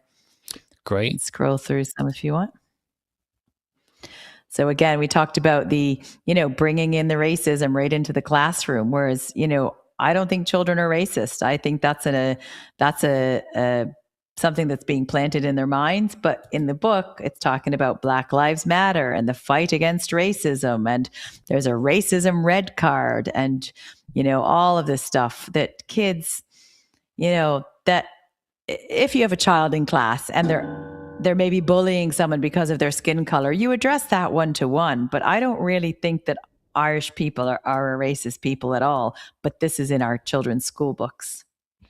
Absolutely. And BLM is a political movement. So this is bringing those politics and these political movements, not grassroots. These are, astroturfed political movements, heavily funded, by the likes of, people like George Soros and other unsavory characters. So bringing those movements into our children's classroom. Great.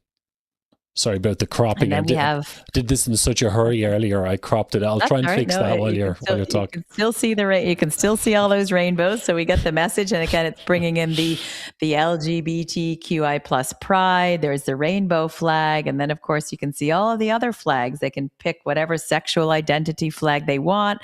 They're all in child-friendly colors.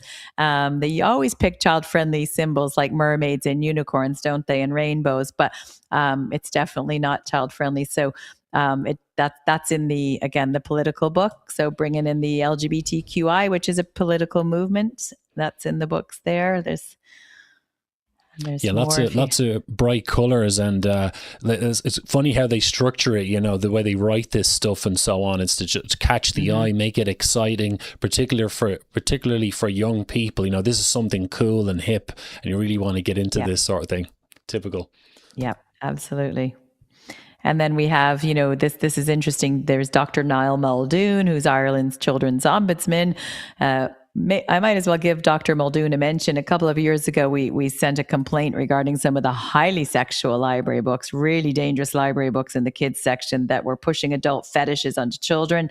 Things like teaching children about fisting and teaching children they can order drugs online, puberty blockers, how to inject themselves. But Dr. Niall Muldoon wrote back and said it didn't meet the threshold for harm. So there he is right there. And then, of course, we have the story of on the right, you can see, I think, someone who became a rapper, again, bringing in that, the racism.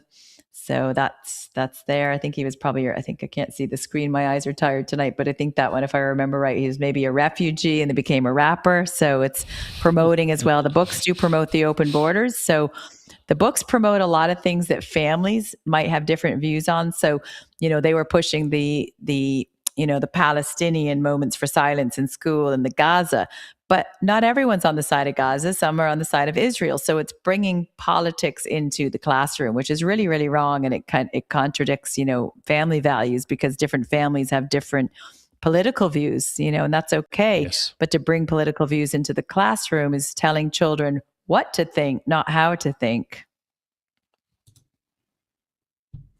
And then these are some of the groups that are in the book, some usual suspects we see here: Amnesty International, of course, the UN High Commissioner for Human Rights, Frontline Defenders, Human Rights Watch. And then this is an interesting one. We all saw this scandal that went out recently, the Irish Council for Civil Liberties. They should be completely defunded based on this scandal.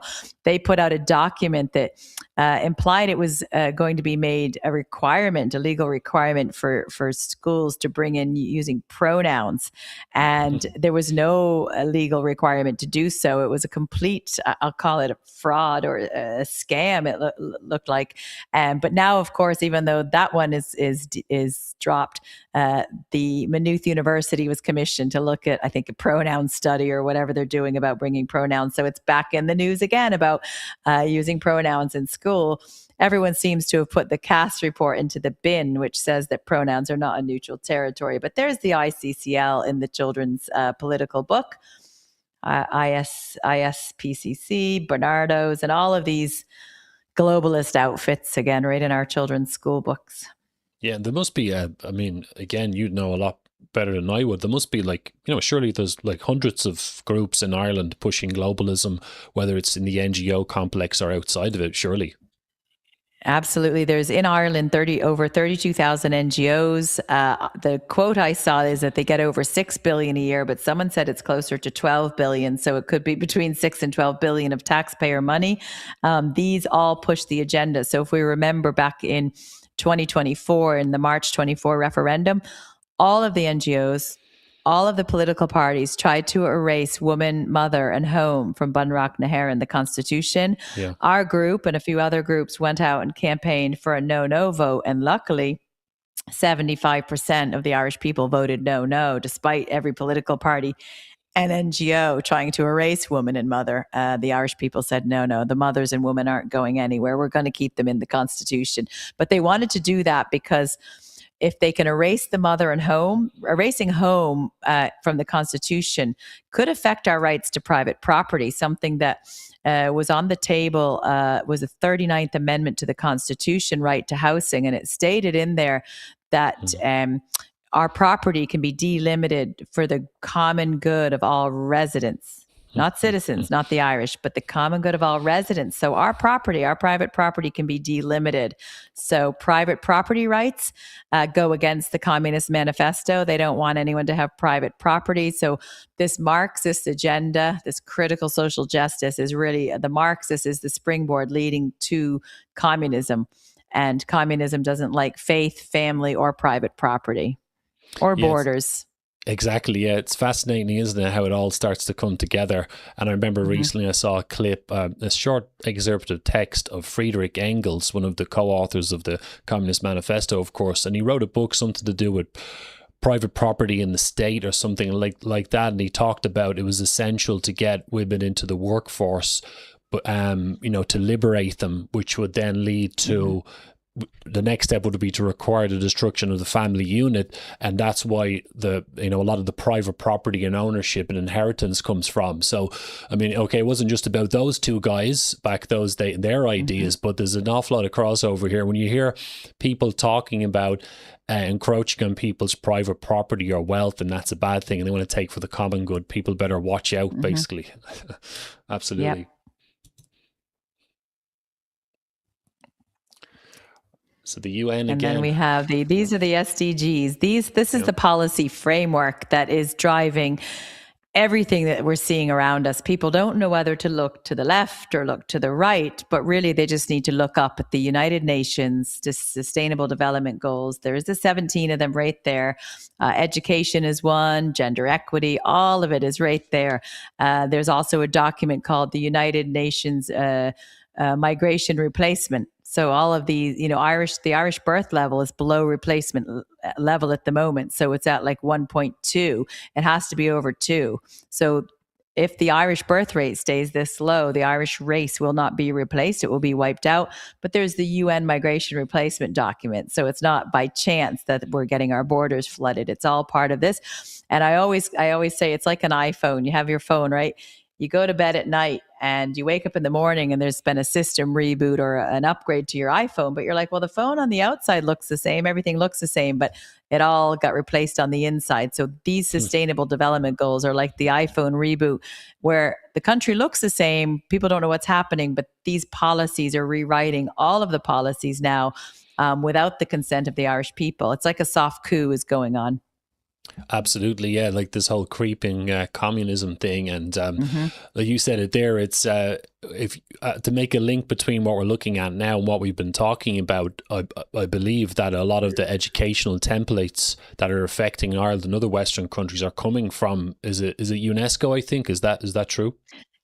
Absolutely. And in our Connect Ed guide that you had up earlier, for anyone just tuning in, it's under naturalwomenscouncil.com, and under campaigns, there's Connect Ed, there's the guide. In that guide, there's a UNESCO and the WHO, all the documents there. You can click and open that guide. So the UNESCO is definitely heavily impacting education. Absolutely. Yeah, and as well, and what makes it so dangerous as well is that this organization clearly, I always talk about the UN actually when I talk about if people want evidence that, you know, a Marxist sentiment or revolutionary sentiment and so on is not just fringe groups, you know, like your political left groups that are on the outside of government, like People Before Profit or whatever. Okay, sometimes the Greens or activists or whatever outside of government and so on usually. But I like to talk about the UN because they seem to be pushing all of these Marxist initiatives right across the board. It ties into the lack of borders, the climate movement, breaking down the difference between genders, and as well, just as a quick segue, like I always say now, I think the magic bullet to understanding Marxism is they're trying to create a better society where there's no oppression. And they believe that hierarchies lead to oppression. So how they solve the problem is by removing the hierarchy. They try to force equality and uniformity across the board. They try to remove the genders. They try to remove the borders. They try to remove the difference between rich and poor. And this stuff is evil. You know, the SDG, as well as the ESG initiatives in the corporations as well, to make a link for the viewers, you know, trying to coerce companies to go along with Marxism. If they don't, they're penalized, you know. Yeah, there's the corporate index. They get their points on how well they do with all this DEI. And then even in the universities, it's worth mentioning that there's in the third level, if the third level universities don't put in all of this DEI, they will not get grants. Athena Swan has infected universities, and they will stop these universities from getting grants if they don't hit their DEI goals. So they're captured because it's due to money. But a lot of companies we saw, particularly the big global ones, a lot of them have pulled out of the DEI. They are not sponsoring the Pride. They've pulled out of DEI. We saw what happened in the US. The US administration has defunded the WHO. They have gone out and stated that the climate is a big hoax. We all know, well, many people know, I should say, that the whole climate alarmism is really nothing to do with keeping the world clean and green. This climate agenda is about control and surveillance. Yes. So it's about, you know, how often you can drive your car, you know, living in a 15-minute smart city, carbon credits, and what you can eat. It tracks everything to do with your life, but it's all under the guise of a clean, green planet. But that's not what it's to do with. If you look through the layers and do the research, it's all about control and surveillance. The same with digital ID. Right now in Ireland, they are trying to roll out the digital ID, weaponizing the children by making parents believe that children should not be on the internet and under 16 should not be on social media. We have to keep the children safe. You know, forget about what's in the school books and libraries, but we'll just tell parents we care about the kids and have to keep them safe online. But that will be an age verification system. So it's about keeping your kids safe. But if our child needs an age verification system, guess who else needs one? You and I. And then it's age verification. And then it's, a digital wallet to keep all of your documents for convenience. And then it's tracking, control, surveillance. So all of your life trail will be on your digital ID, your vaccination status. Could be how often you drive your car, what you eat, how you shop. Every single transaction in your life will be stored on this digital cloud. And if you're not a good little boy or girl, it could be switched off. Let's not forget what happened to those Canadian truckers. Oh, yes, absolutely. And while you were talking there, I just thought about if people want to see what's coming down the tracks for Western countries, they can just take a look at what's happening in China. You know, under the Chinese Communist Party, they have the social credit system, which is kind of like, you know, we're talking about ESG for companies, but the social credit system is for individuals. If you don't go along with the way they want to do things, they kind of, you know, you're denied rights, the rights to start a business or to get a new place or whatever it is, and you're kind of blacklisted and socially ostracized. And if people go even harder against the system, they end up getting thrown into prison. It's really incredible what's going on there. But I'm sure you heard, you know, the ESG stuff. It makes me laugh. One of the signs that it was clearly political was that Elon Musk, who was known as the EV guy, he's like the Tesla guy for green vehicles and so on. I think Tesla didn't have a great score at one point because he openly criticized some of the political left. And interestingly, like companies like Ford and Toyota, who produce these, you know, 3 liter plus diesel guzzling petrol and diesel vehicles and so on, SUVs, got a better score than he did. So like it was clearly politically motivated, and you couldn't really make this stuff up, to be honest. Yeah. And don't worry, because if we aren't good boys and girls in Ireland, don't worry, because Helen McEntee announced that she's going to diversify the army by fast tracking citizenship for people who want to join the military. So maybe all these single fighting age men can have their citizenship fast tracked, and they'll be our Irish army and keep us in check if we step out of line. Well, I'm glad you mentioned that, because I was talking about that in the States. I can't remember the senator's name, but he's obviously a left-leaning senator in the States, was talking about the same thing, bringing immigrants in and giving them visas in exchange for military service. And the same thing happened in the UK too, that, you know, similar kind of talk, bringing immigrants in, bringing them into the armed forces, which is a massive security risk. It's like, it seems to be everywhere across the board, these people, they seem to be committing some sort of treason or crimes against their own people. It's really extraordinary, isn't it? It really is. I mean, I don't know how anyone in Ireland could think it's good for people who have no vested interest in the country to have their citizenship fast-tracked, for one, but second, to join our military. So, I mean, it's beyond belief, unless they're going to just ship all these single fighting age men out and try to start a war with Russia or something, you know, so to keep, because obviously they need Ukraine to win, to keep the money laundering going, to keep the European Union alive. Right. And then, so is this because, you know, the way earlier when I grabbed the images off you, they're all from the same document. Is this from the table of contents of that document, or? That is, there's strand 1, 2, and 3, I believe. Yep. So that Okay, no just worries. is the table of contents there.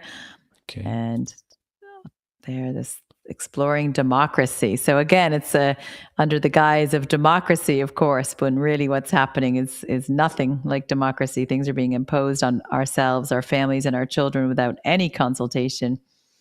Okay, and is this part of the document that's been directed at kids? I kind of lost run of myself. Is this being directed through the education system? This is in the actual book. So this is the table of contents in that CSPE book. Make It Difference that we just saw the cover of earlier. So these are the table of contents in that book. Okay, no worries. Rights and There's the contents responsibilities. there. So again, human dignity, human rights. It goes down through, you know, a lesson, what is it? I can't see, my eyes are tired. 26 LGBTQI plus rights. So it's telling all the children about all these rights. There's lesson 18, racism and Black Lives Matter. Oh, lesson 19, the rights of asylum seekers and refugees. So, you know, this is all this LGBT, open borders, you know, racism, all of this stuff in our children's book. Great. So next one. Oh, there we go. Racism and Black Lives Matter, of course. Black Lives Matter, have to put that in. And of course, it talks about on an individual level, institutional level, ideological level. So brings it right down to their individual level to make sure that everybody becomes an ally against for all these movements. And is this as well, are we seeing, you were talking about the term, you know, white privilege entering the political discourse recently, and it's being pushed in the schools as well.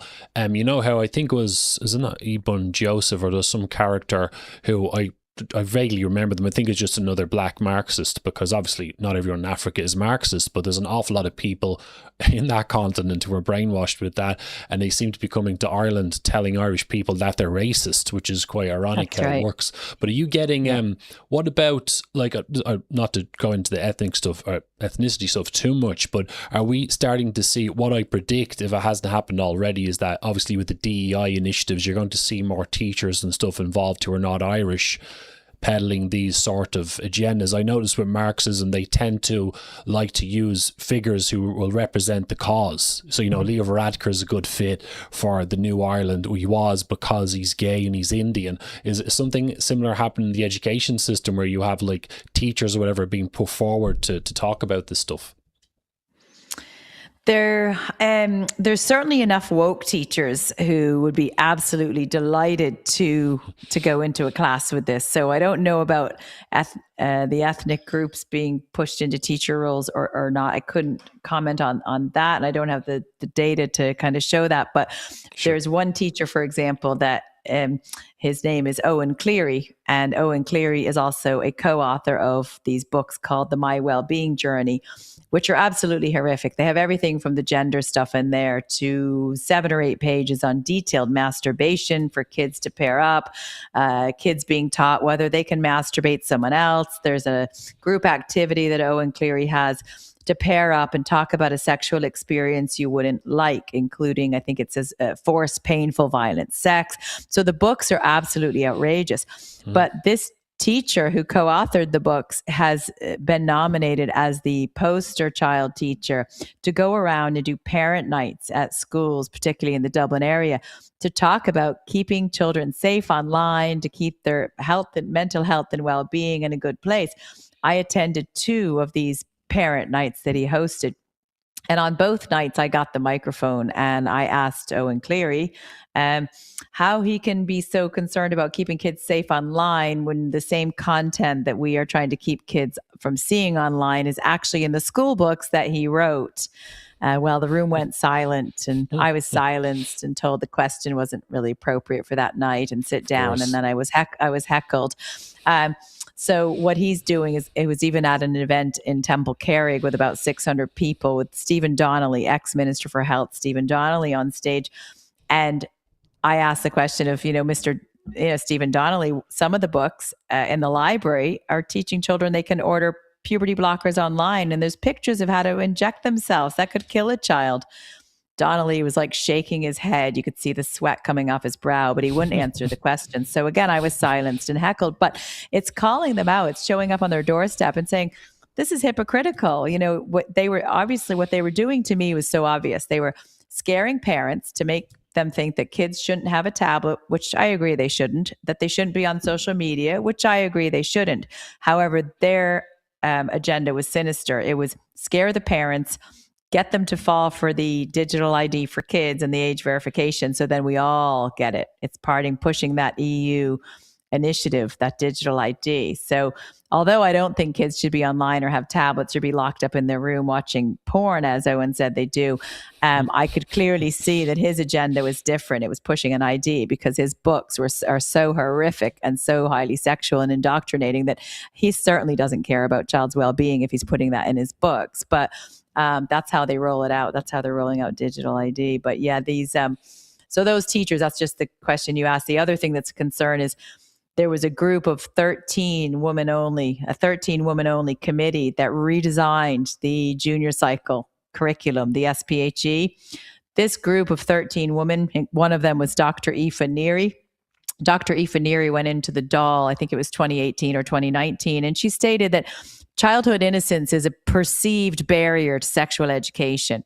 So childhood innocence is a perceived barrier. So we read a lot of the papers she wrote. She has her PhD, and Gript did a lot of articles following up after the DCU course. They did a deep dive into Aoife Neary. So anyone listening can just look up Gript, Dr. Aoife Neary, and they can see exactly what this person believes in. Looks like she believes children are sexual beings, and she was at University of Limerick, but I think she jumped ship, and now she's in University College Cork. But she's in this gender studies, all that kind of that pseudoscience. But these are the type of people who are designing the curriculum. So you asked about, are there teachers being put in the class that do this? Even worse than being put in the class, they're actually the ones teaching the teachers at the likes of DCU. They're the ones that are designing the curriculum with the NCCA, 13 woman-only group. And parent associations like the Catholic Secondary School Parents Association, they tried to get on that group to help design the curriculum because they represent a huge parent body. They were all blocked out. They asked several times. So parent groups who wanted to get on and help as part of the consultation with the junior cycle redesign were blocked out. But these 13 woman-only radical feminists who believe that children's innocence is a barrier, they were the ones that designed the books.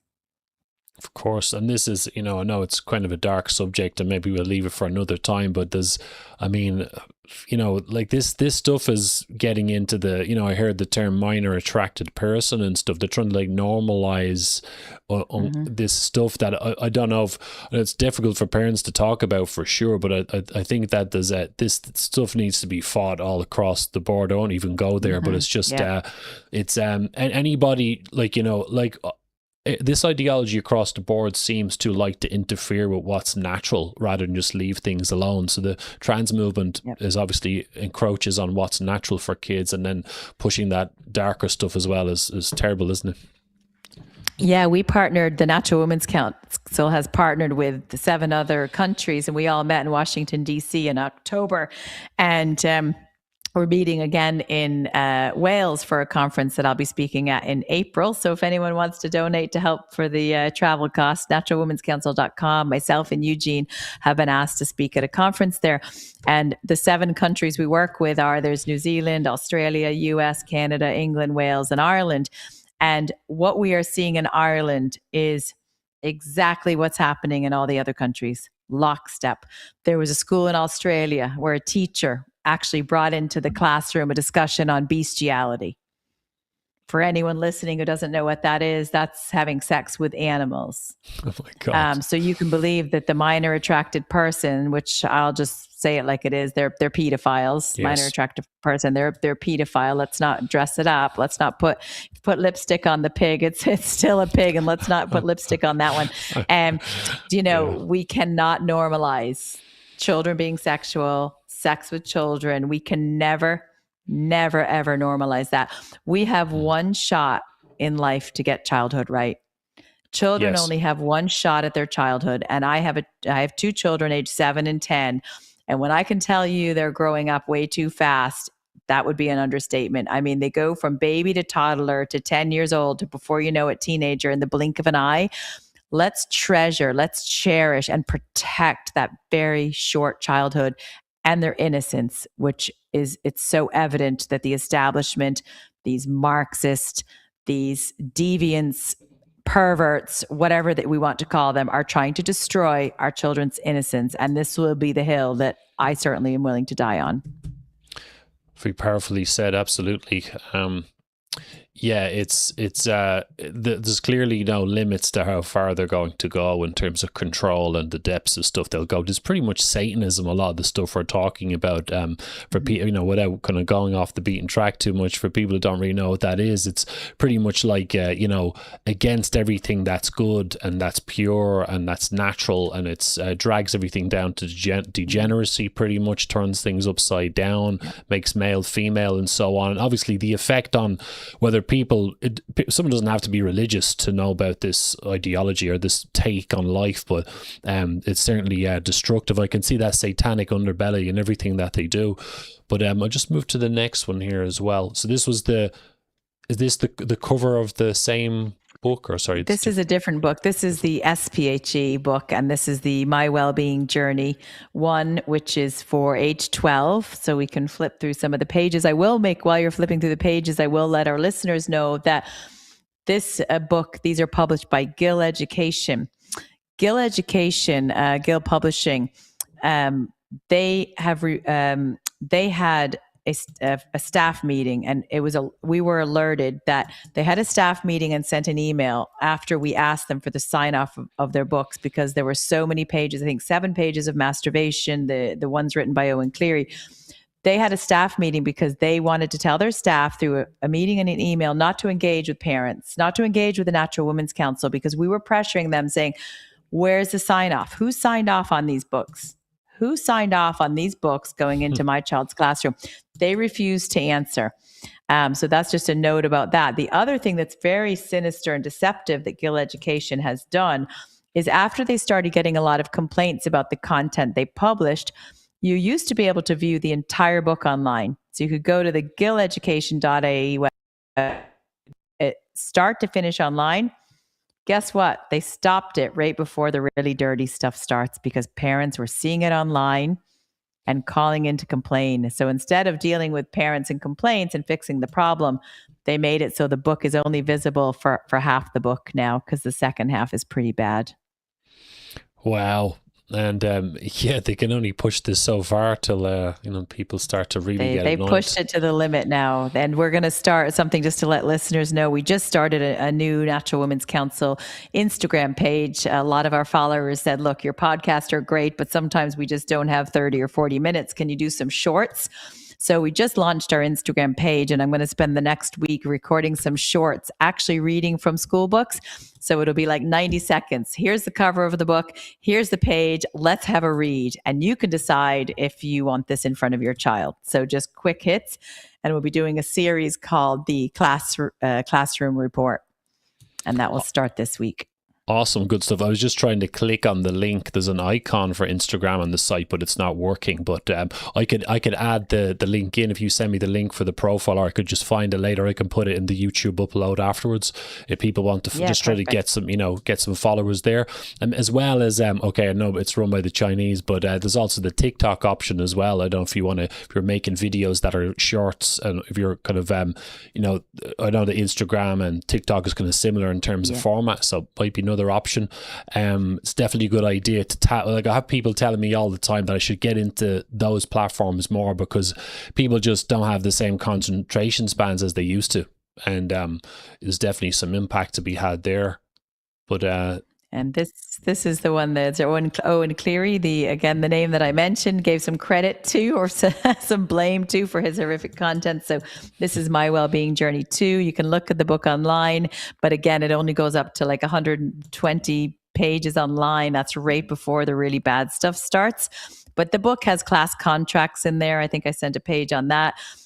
People have said there's not a class contract in the book. Like, yeah, I'm not making it up. Here it is. Here's the book. So everything that the Natural Women's Council presents on, we have evidence to back it up. So this is, again, that Marxism tackling discrimination and hate speech, because obviously the Irish are such a discriminatory people and speak so much hate, right? So again, more discrimination, hate speech, pairing up in activities. Again, more of the critical social justice, Marxist nonsense. Look at that. So, there we go. So virtue signaling with the smiley faces, love hearts on the hands, an ethnic mix, male and female mixed in, I think. And then what else have we got? I just like looking at the signs myself. I haven't seen this page before, but when you do this stuff long enough, you notice the same patterns being used again and again. Yeah. Is that like an icon for the UN up there, the blue one? And it's not coming through on the visual there, but there's like 3 icons under tackling discrimination, hate speech. The one in the middle is, like I just realized as well. Okay, that one there, the orange one on the right. I don't know what that says, but that's actually, I've seen that on some of the educational, as I don't know, SPHE or whatever. I've noticed this image around. It was actually taken from the New Statesman, which is a socialist magazine created by the Fabian Society, and they used to have images of like that represented woke. It was like the human mind with a light bulb inside it. The light, so it's like they're basically telling us that they're evolved people. They're waking up to what it is to be a real human being. Like, this idea goes back to Leon Trotsky and even to Marx himself, that like an evolved person is someone who wants to be a part of the global revolution. It's fascinating. They're dropping these things into just everyday documents. All the symbols. Yeah. So like they're almost like kind of like showing off a little bit when they're doing this stuff. Contracts. What's this? Oh, there it is. Class contracts. There we go. So sign the class contract. And again, just to remind everyone or let anyone know who just joined, is there's the NCCA document. There's one, how to create a safe classroom. Another is how to create an inclusive classroom. And one of them says what happens in the class stays in the class. That goes for the teachers as well. So again, keep it all behind closed doors. And let's not forget, the government buys the books. The books stay locked up at school. There's a class contract, and there's no mobile phones in the class. So the kids can't record or take pictures of what their teacher might be saying, unless they go in with a pen recording, which some kids are doing, I believe. Yeah, the sneaky videos. Yeah, maybe that's the way forward to, Yeah, I think we're going to have to do that to catch some of this stuff out, because people say it's not happening in the class. Well, actually it is.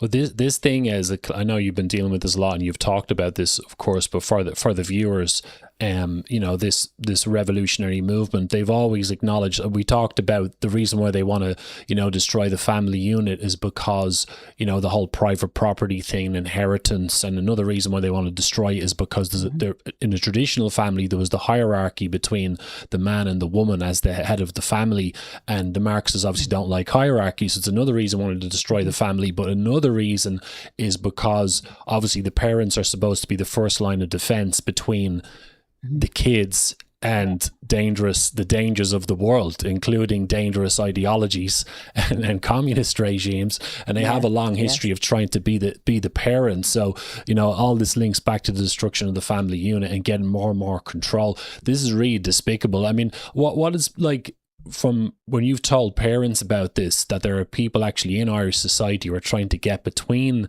their kids and them, what's their reaction? Denial.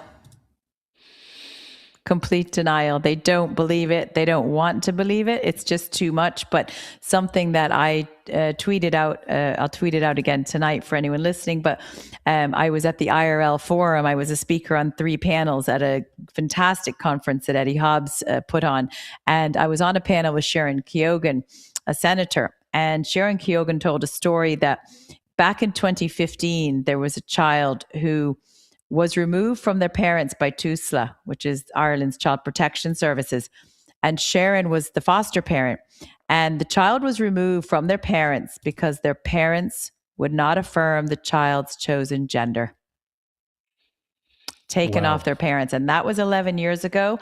And tomorrow I'm going to be speaking with a mother from the United States whose child was taken by Child Protection Services because the mother would not affirm the child's chosen gender, wouldn't trans the child. So Child Protection Services snatched them. And we are hearing about this in other countries. But when I heard it at the IRL forum from Senator Sharon Keoghan, I was shocked that it happened in Ireland. But if you look at the Parliamentary Council of Europe a couple of weeks ago, they voted on the bill that will ban any conversion therapy, which means that if a child or anybody is gender confused, you have to affirm them versus exploring the reason why they're gender confused and, coming up with a treatment. You simply have to confirm their mental illness or psychiatric condition. Just say, yes, Johnny, you're a girl. And it was voted on, and it will try to criminalize parents and professionals. So if a parent or a professional, and that includes a teacher or a therapist, doesn't take an affirmative approach and affirm that child's chosen gender, we can be criminalized. Now, that passed the Parliamentary Council of Europe. It will be going to the European Union, I'm sure, and I'm sure they'll vote for it 100%. Ireland had a bill on the table called the Prohibition of Conversion Therapy Bill, and that would also criminalize professionals for not affirming a child's gender, even though that goes against the, ethical standards of a therapist. That goes against common sense. That defies the CAS report. Again, the gold standard CAS report that says we should not be socially transitioning children.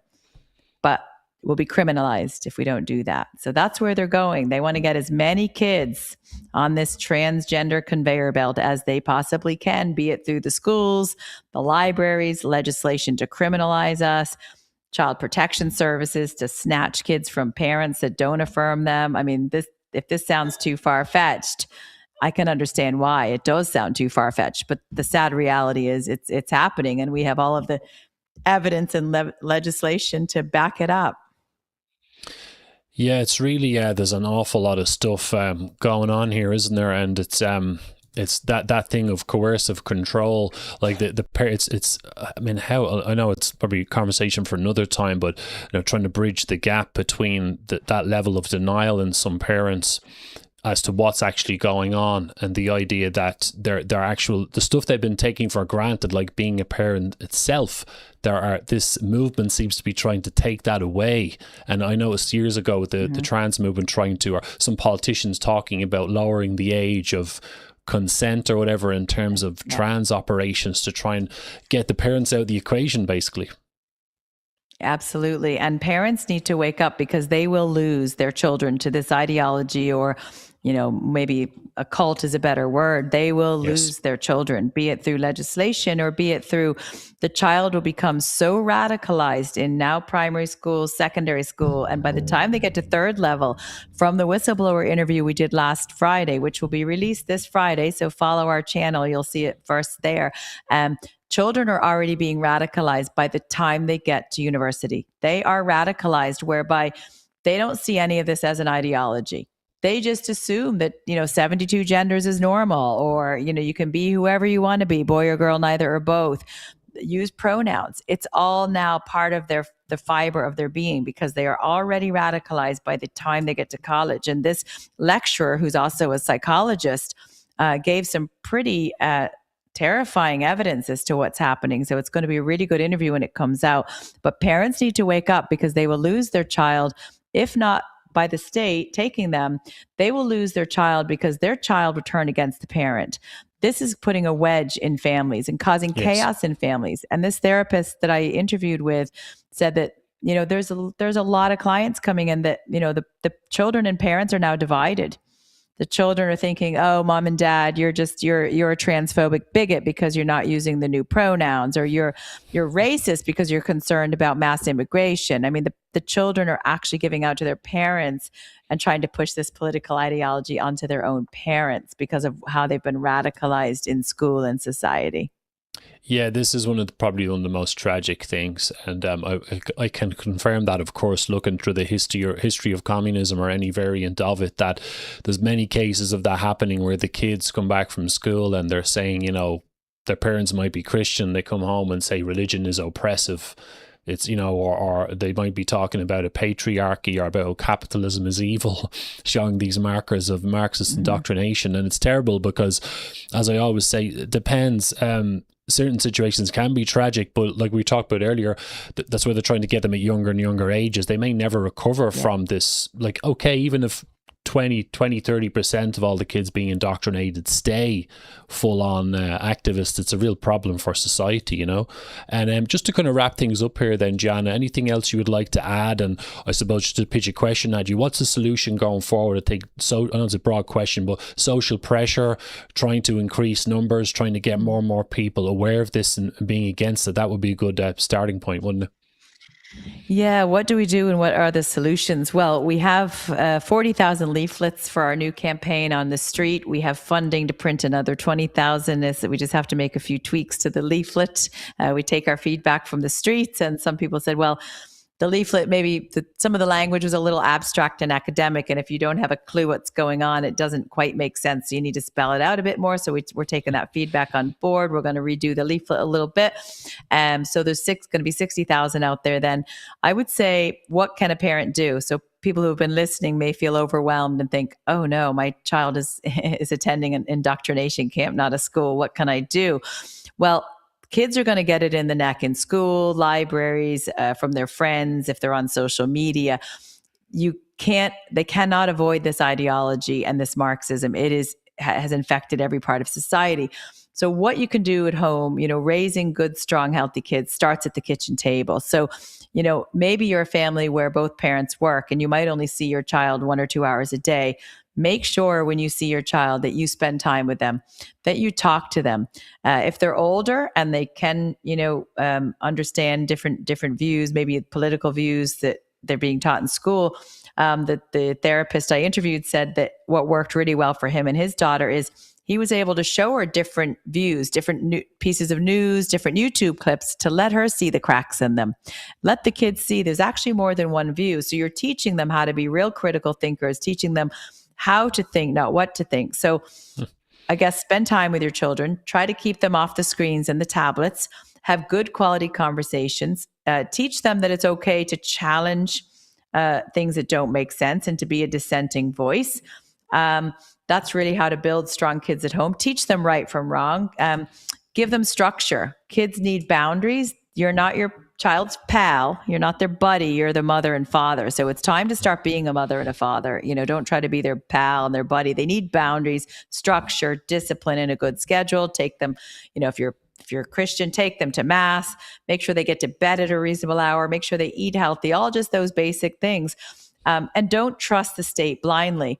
Yes. The schools are now feeding children. So there's these hot lunches, which I'll go on about that another day. I've done podcasts on it, the muck they're feeding kids in these hot lunches. But anyway, Not surprised, yeah. The school is feeding the children. The school is vaccinating the children. The school is telling them they can be boy, girl, neither or both. They're brainwashing them. The parent gets 1 or 2 hours with the kids. So make that time precious.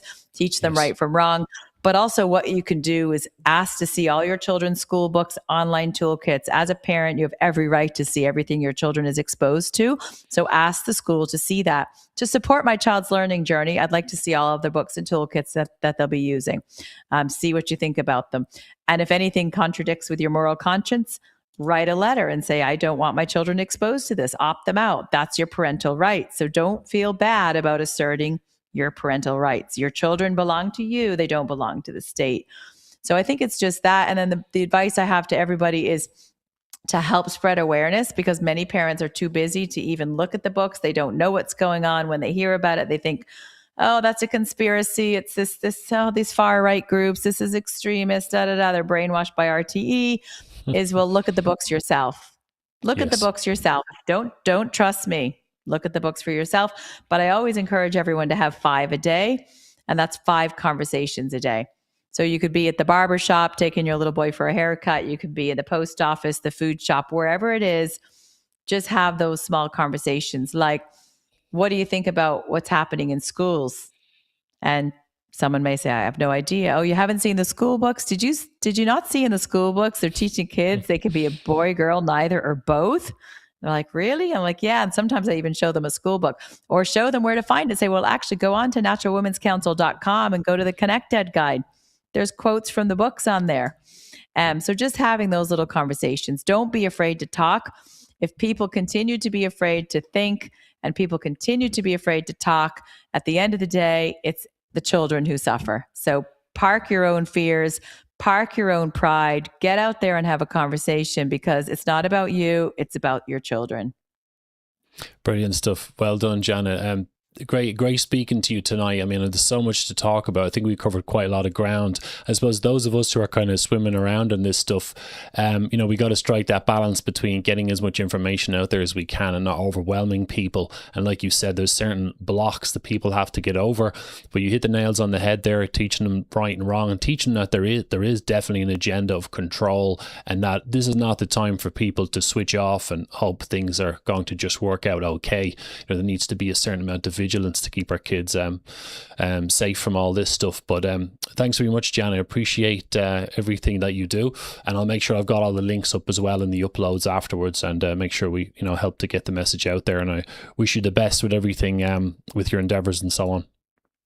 That's great. Thanks for having me on, and I would ask everyone to share this information far and wide. So thanks very much for that, Emmett. No problems. I'll speak to you in 2 minutes. I'm just going to close out the show here. 1 second.